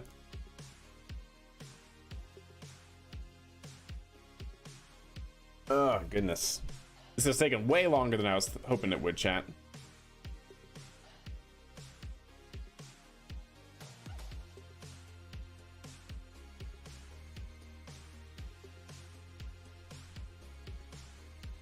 Come on, KSP, there you go.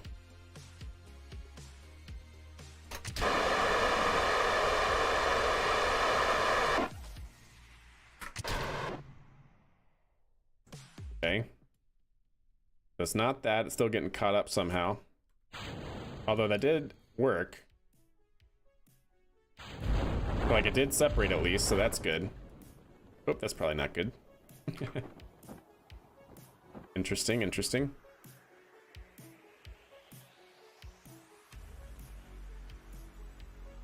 How do we make this work? What's up, Costies? How are you? How do we make it work?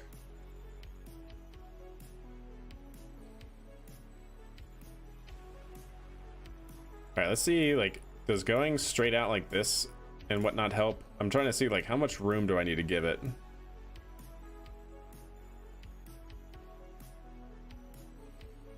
How much room do I need to give it inside of the aeroshell? Like, is it at the top or the bottom? Because if this doesn't work, then it's got to be at the bottom where it's starting to have, where it's having the clipping issues or whatever. So let's try it again. But if this does work, then it's something at the top, which is going to be not as great. I really hope it's something at the bottom, because that's at least maybe workaroundable. Workaroundable? Yeah, I just made that a, yeah, an adjective. Is that an adjective? Anyways. Abort.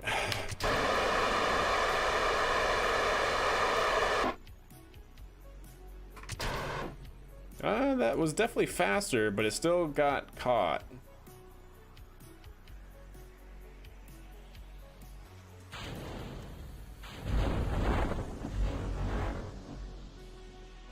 Okay, good to know. So it's not necessarily that. Because like here, I mean, there should be nothing touching it. It should be very free up here. So it's definitely a problem at the bottom. But how do we fix that?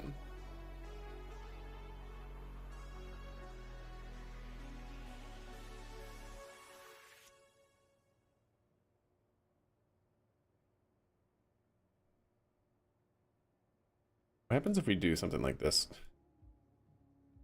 Out of curiosity.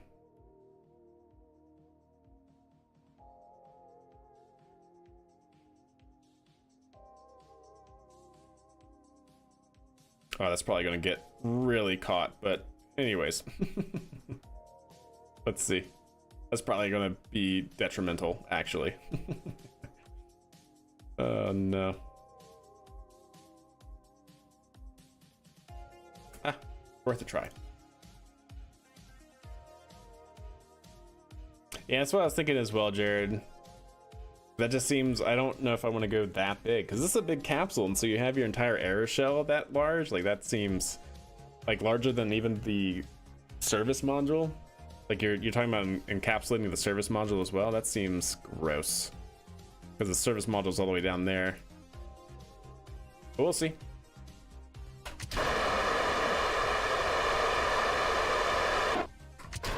Yeah, that was worse. Immediately worse, chat.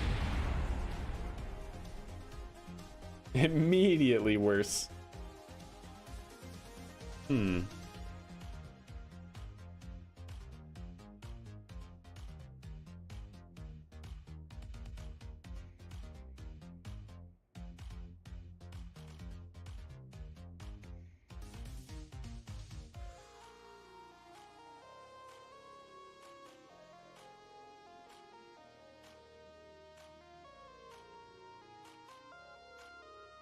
I just kind of want to see if that works, because I flared it now at the bottom instead of like going straight in, so maybe it gives the inner fairing a little bit more room.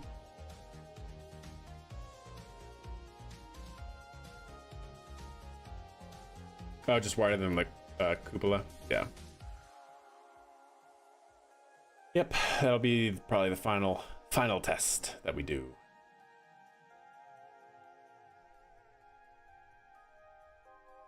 The only thing is, I really don't want to cover up the door, because I want Kerbals to be able to ingress into the capsule through it, you know? Like while it's on the launch pad, that's kind of the whole point of it.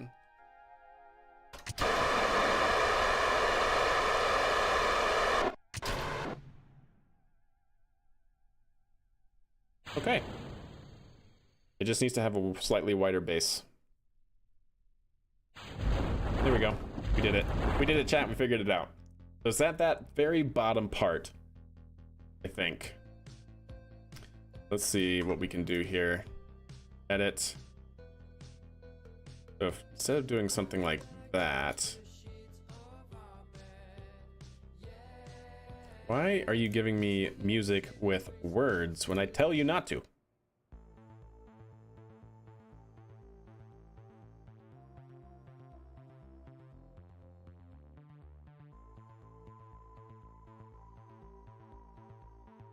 Like, what does that look like? You know, I feel like I might be okay with that.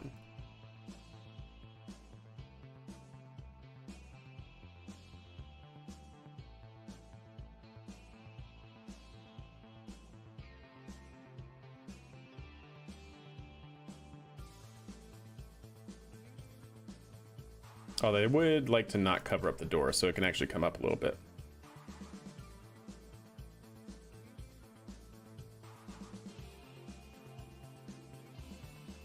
Oh, I see. It's got to kind of cover up at least part of the door, I guess.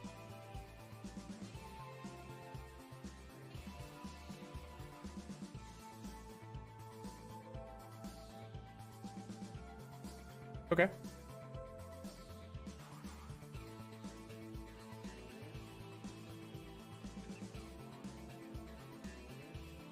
All right, let's try that. Save it. Launch it again. And if that works, then we're getting the flags back, chat.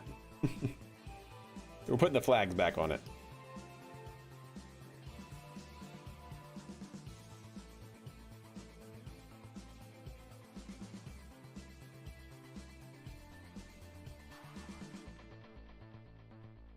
All right.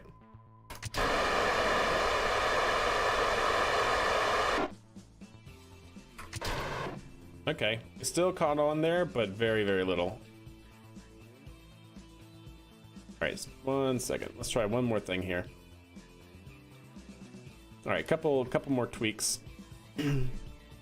This, first off, needs to be a little bit more.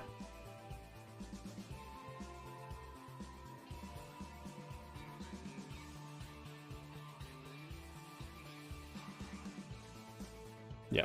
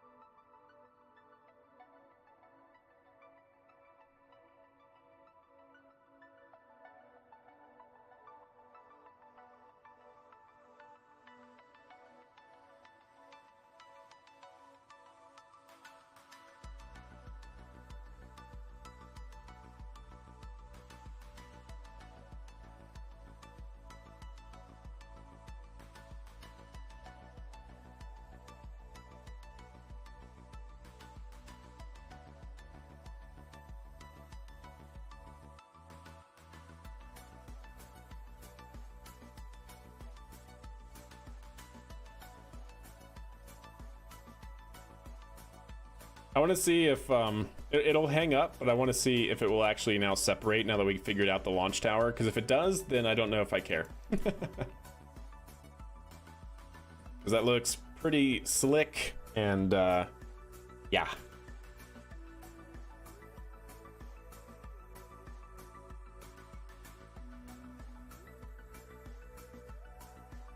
Oh, you know what? Maybe we just don't have any straight edge at the bottom. I wonder if that would help as well. Because it might be getting caught on that edge. There we go, that's better. Yep, see? Super easy. Let's revert. I want to see one more design. And from there, I think we'll call it. Because, like, what if instead of that, we just bring this all the way down?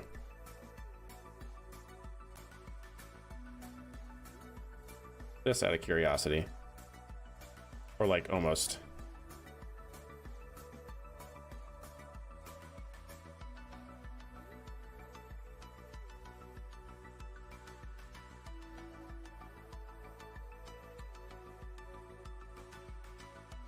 Yeah. Like, I really like that look.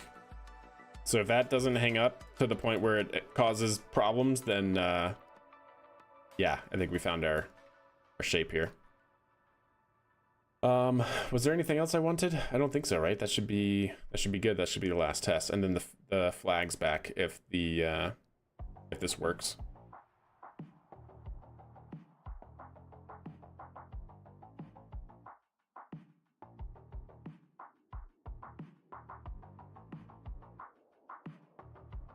Yep, not bad, not bad. We're getting there. I'm a little surprised that this build took so long. But in the end, I think we've come to pretty good realization.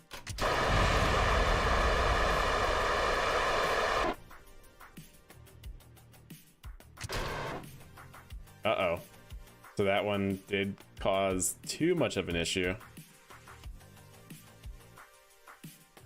They still separated, but it took a bit of time. Needs a little bit more room. Son of a gun, chat. I was really hoping. I was really hoping.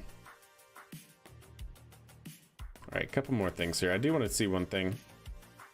Fairing and fairing. Edit. Like, is it not good just to do something like this? I feel like that would be the best thing because it gives it the least amount to like hang up on.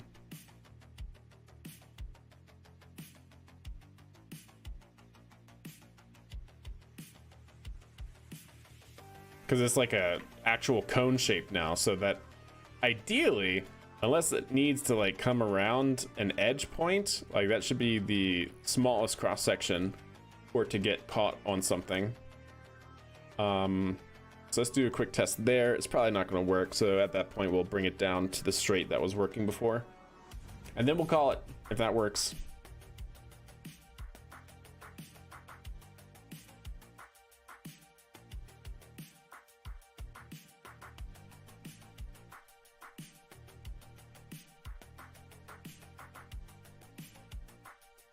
Okay.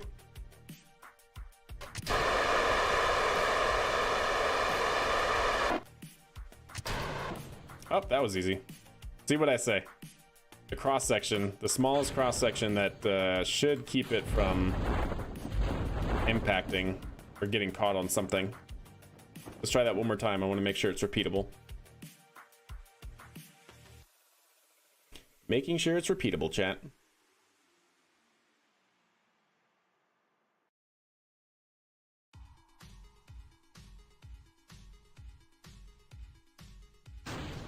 Oops. Okay, well, our engine is on, chat, but anyways.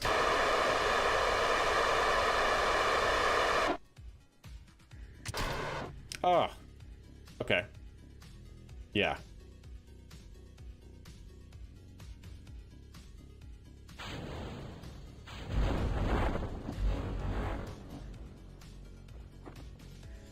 Oh, you know what? I just realized something. So that works. That's what we're going with. That's it, chat. We made it. I just realized that the this should actually technically happen after parachute deploy. Silly me. All right, let's put the flags on and make sure that the flags don't screw anything up. All right, build coming to an end. Finally.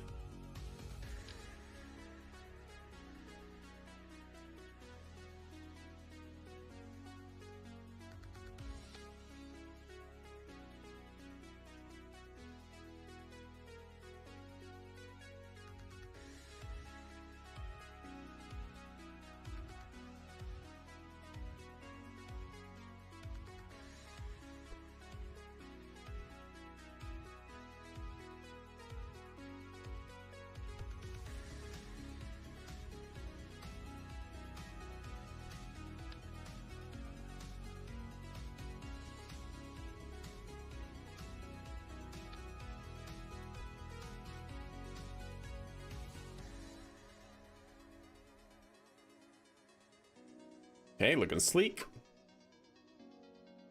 Let's bring that down one more.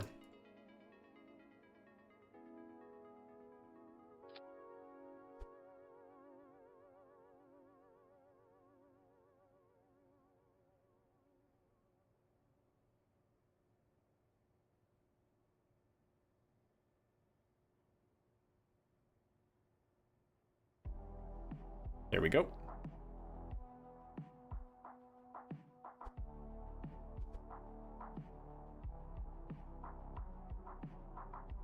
Cool.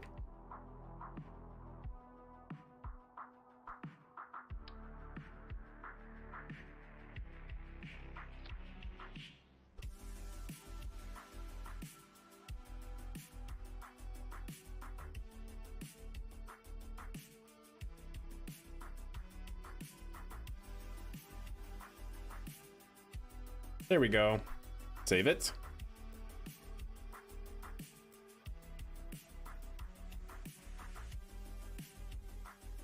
And launch it. No more flag explosions, hopefully. Yeah, hopefully that will not happen. I think we fixed that last time, so unless I really change something for the worse on the launch escape tower, we should be okay.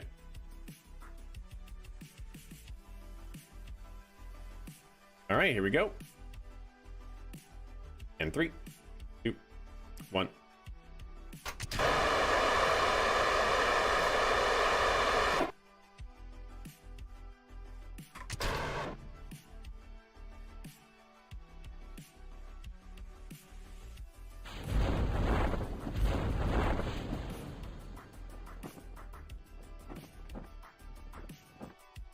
Well, I am very happy with that, chat.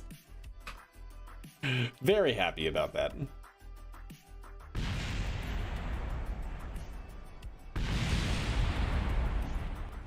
Easy. Easy mode. Yeah.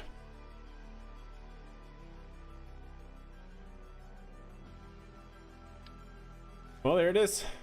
That's it. That's our deep space capsule. I don't think it's missing anything, right? Decouplers attached, empty crew cabins, engines jettisoned before use, docking port uses decoupler, hatch obstructed. Oh, that's true. We gotta test the hatch capability for this guy.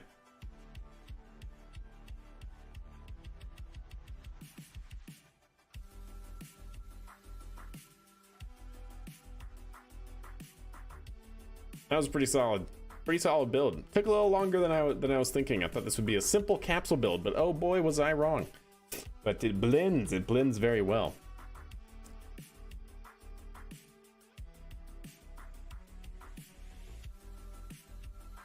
Okay.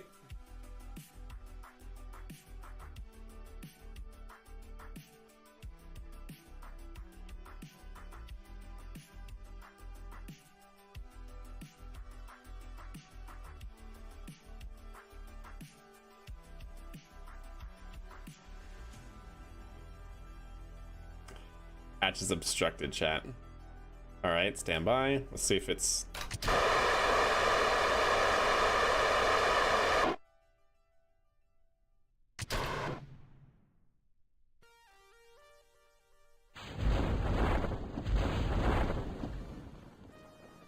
That's probably good for it.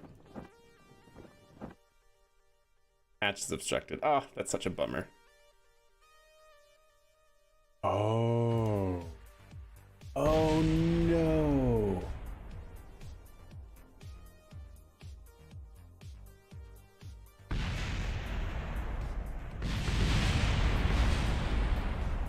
We have a fix, chat. We have a fix. We can do that. I was a little worried about that. Oh, goodness.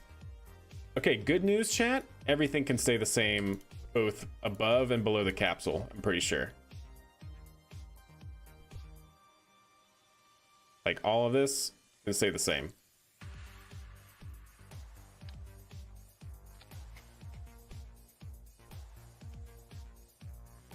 But this, I can't do this. Okay.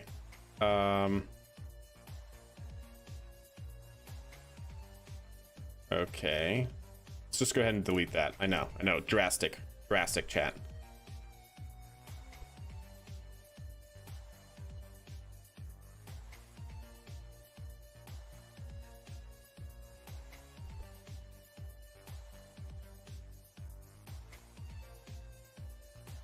I need another fairing. I need a fairing from the top here down. They're in the capsule, and then they use this as just like the airlock sort of thing. All right, hold up. Let me turn on interstage nodes real quick. Let me get another fairing. So many fairings, chat. Turn off interstage nodes.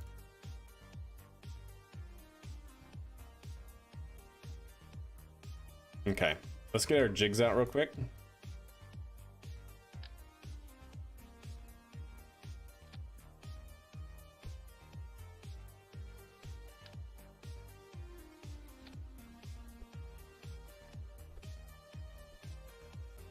What the heck?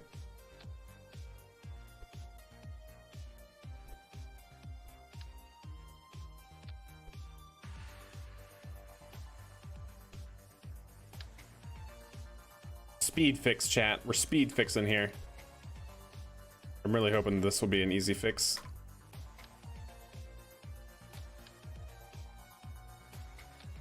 Okay. So, wait, what? There we go. Yeah. So now let's move this here. Okay.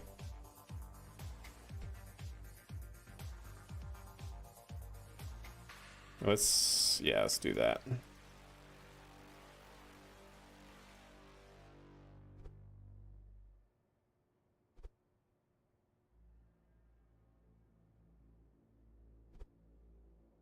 Trying to get the angle right.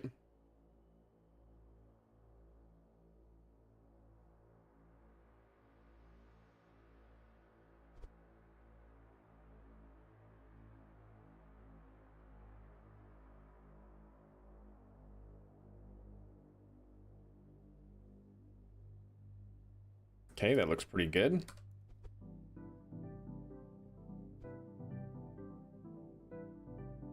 And then the starting point.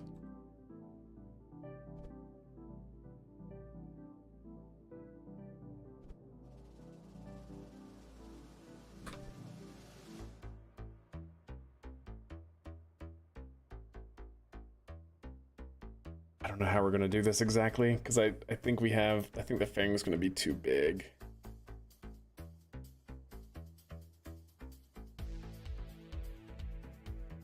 We'll see. Maybe I just need to move this up more and make the capsule a little bit bigger so that way this can fit.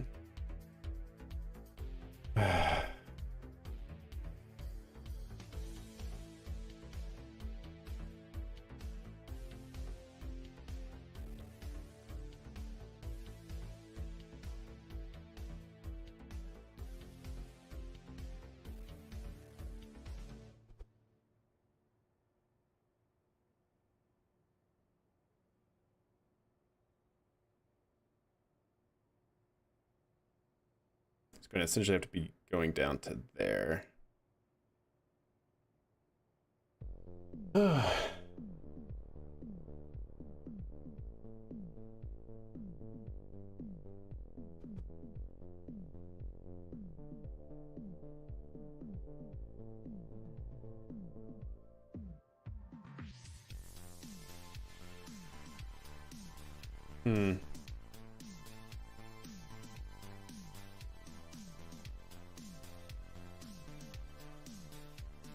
Chat her.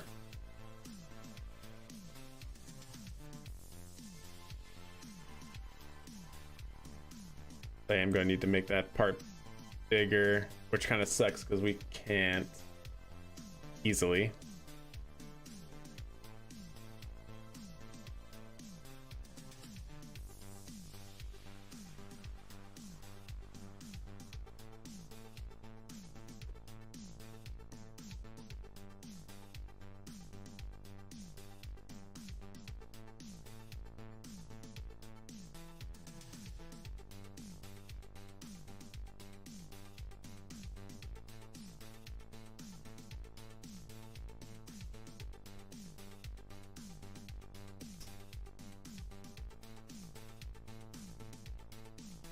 Work the problem. Yeah, that's true. That's true. Because I want them to be able to use the hatch. I mean, it's not a big deal, but at the same time, I feel like we can. So like, why not? You know?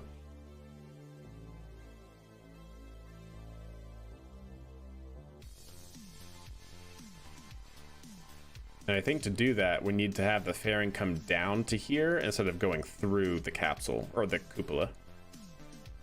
So that way the cupola is not enclosed in a fairing, right?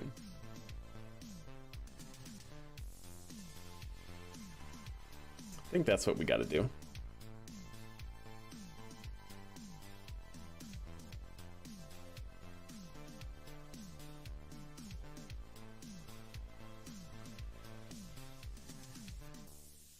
Because, like, I build the fairing here, right? Like, the closest I can get is to something like that.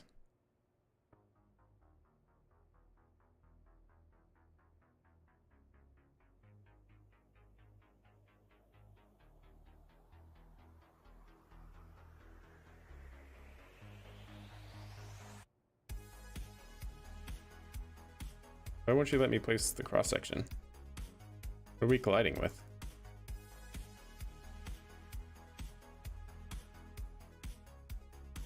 We shouldn't really be colliding with anything.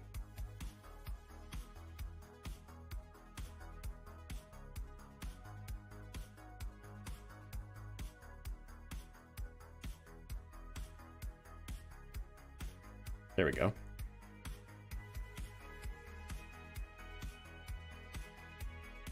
Do I just do this and make another fairing, a third fairing to bridge that gap? Is that what we do?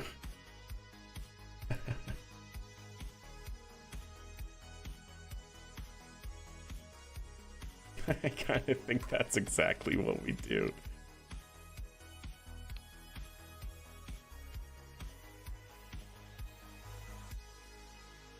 Which I really do not want to do.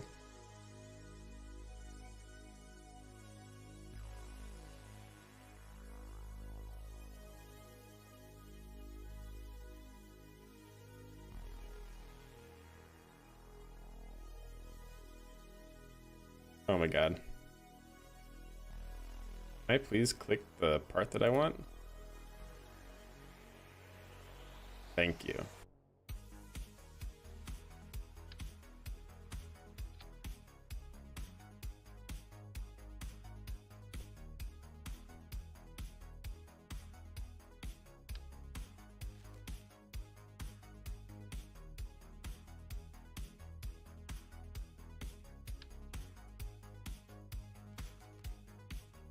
All right.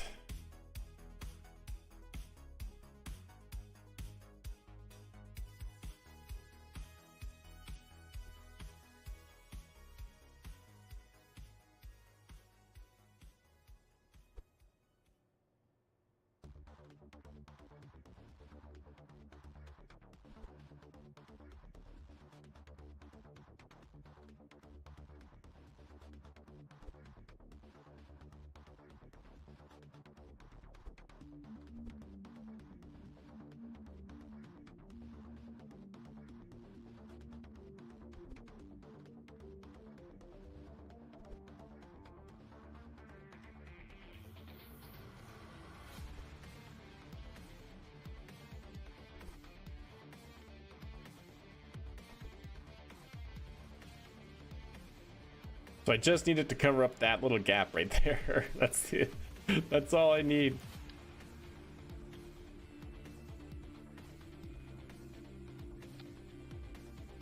Uh-oh.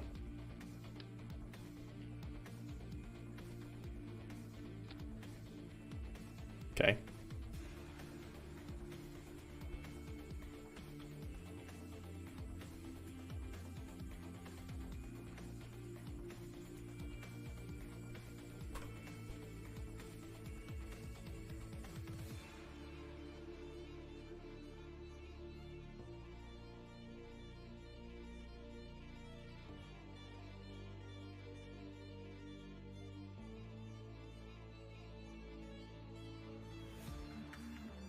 Okay.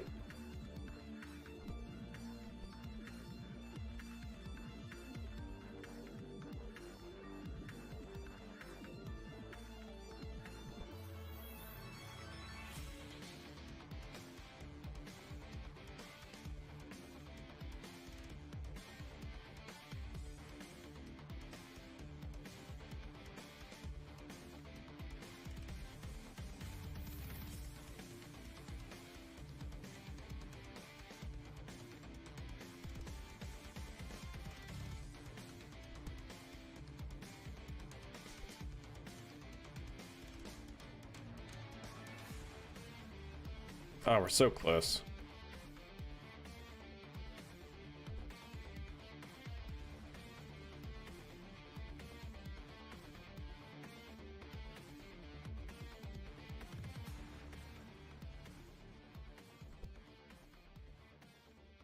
Something like that.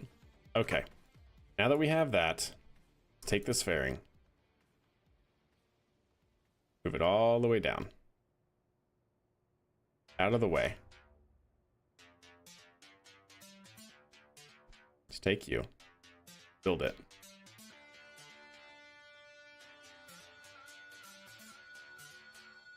Let's take this and move it up a little bit.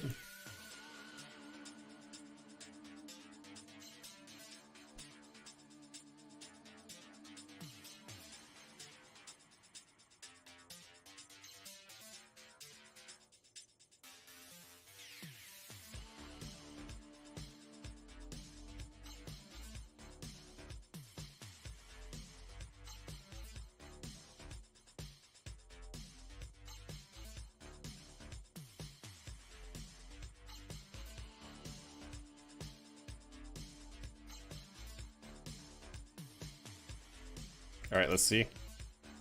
Bring it back up.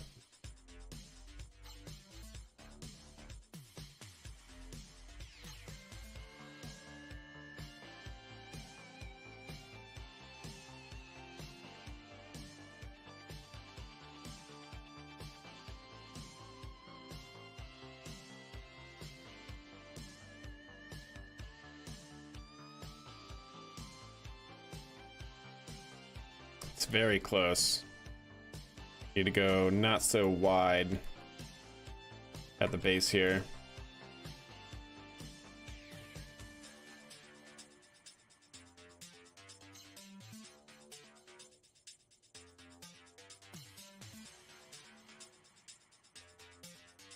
Okay, so not so wide at the base.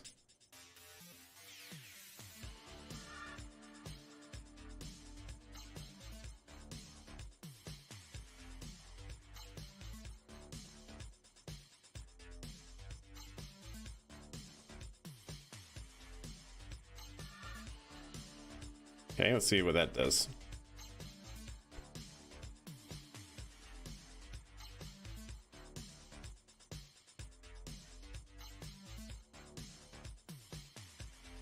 That not wide enough at the base now? Oh, it's so close though.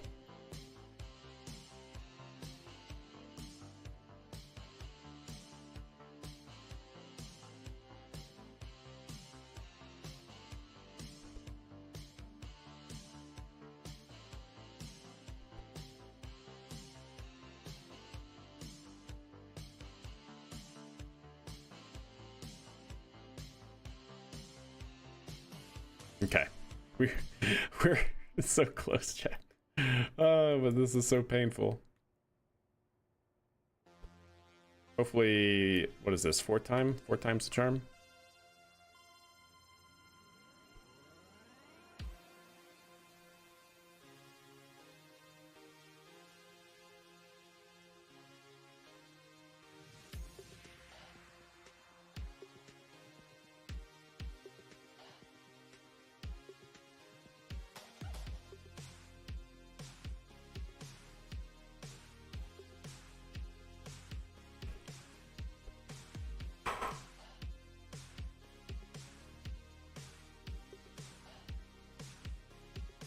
I'm actually pretty happy with that one.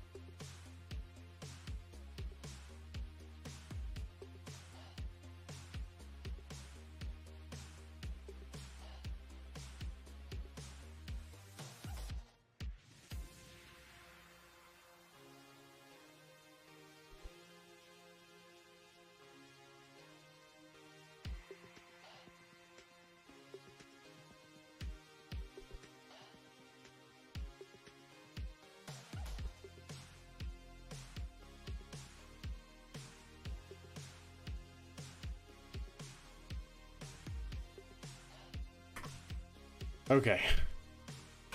The last one.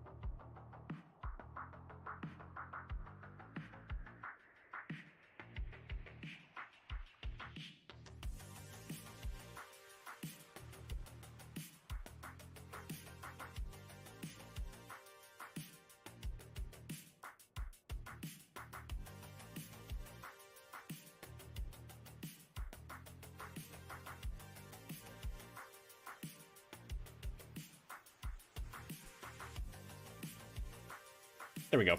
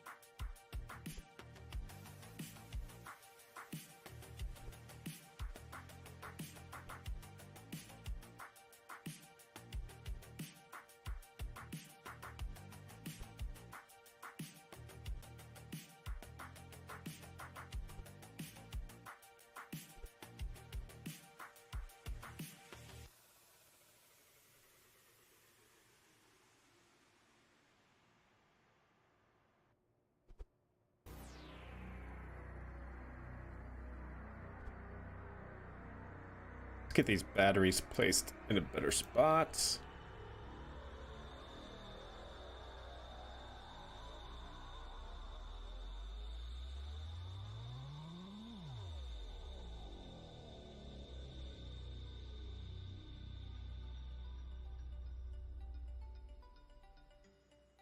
It's better.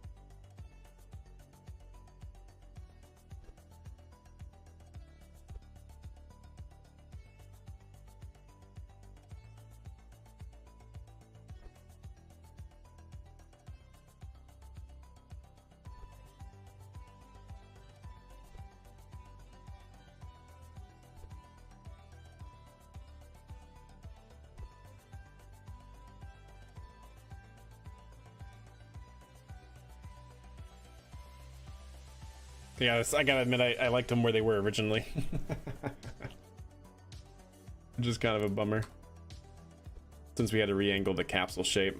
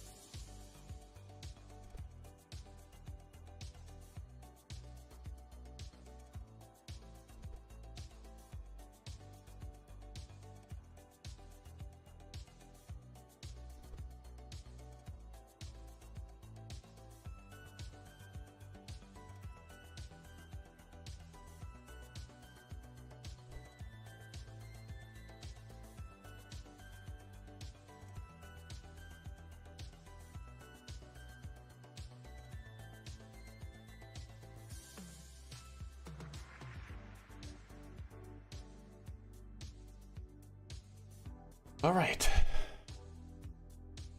Well, let's stitch it back together and see what happens, chat.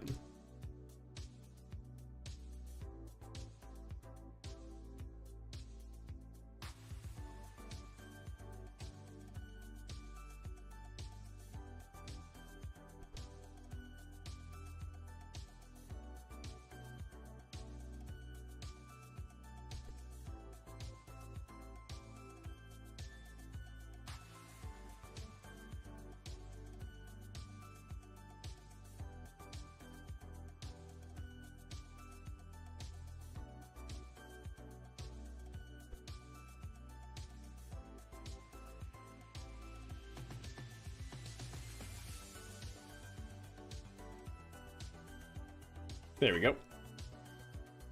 All right, absolutely. Last test here. I'm fading, chat. Yeah, I was using those as markers, Joe. Sorry, I got into the zone on trying to fix that fairing issue. Yeah, if you use struts aren't collidable, so you can literally run them through your craft and still make the fairing, and the fairing won't be like, oh, there's something in the way, right? It'll allow you to close it. All right, here we go.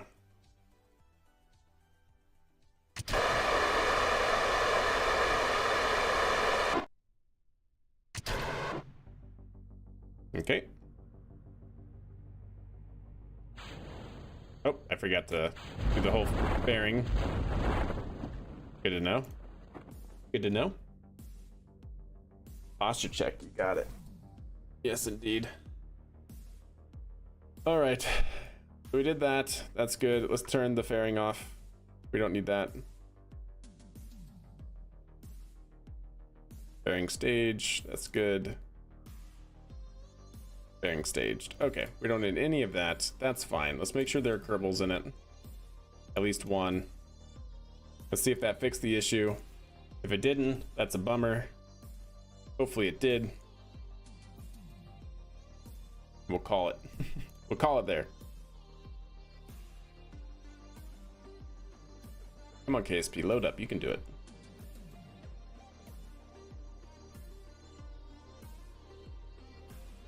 Okay.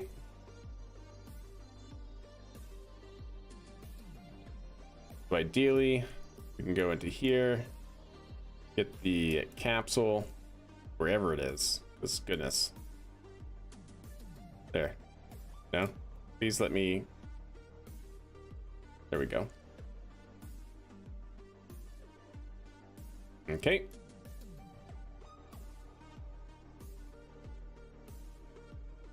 Yes, chat. Heck yeah, that works. Haha, that worked. Amazing. Okay, and then finally.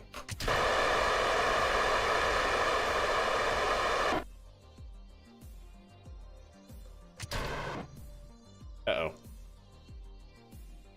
Now since we redid that, we might have to redo that, but pretty happy with that, I think, chat. I think we're gonna have to call that one quits and come back to it.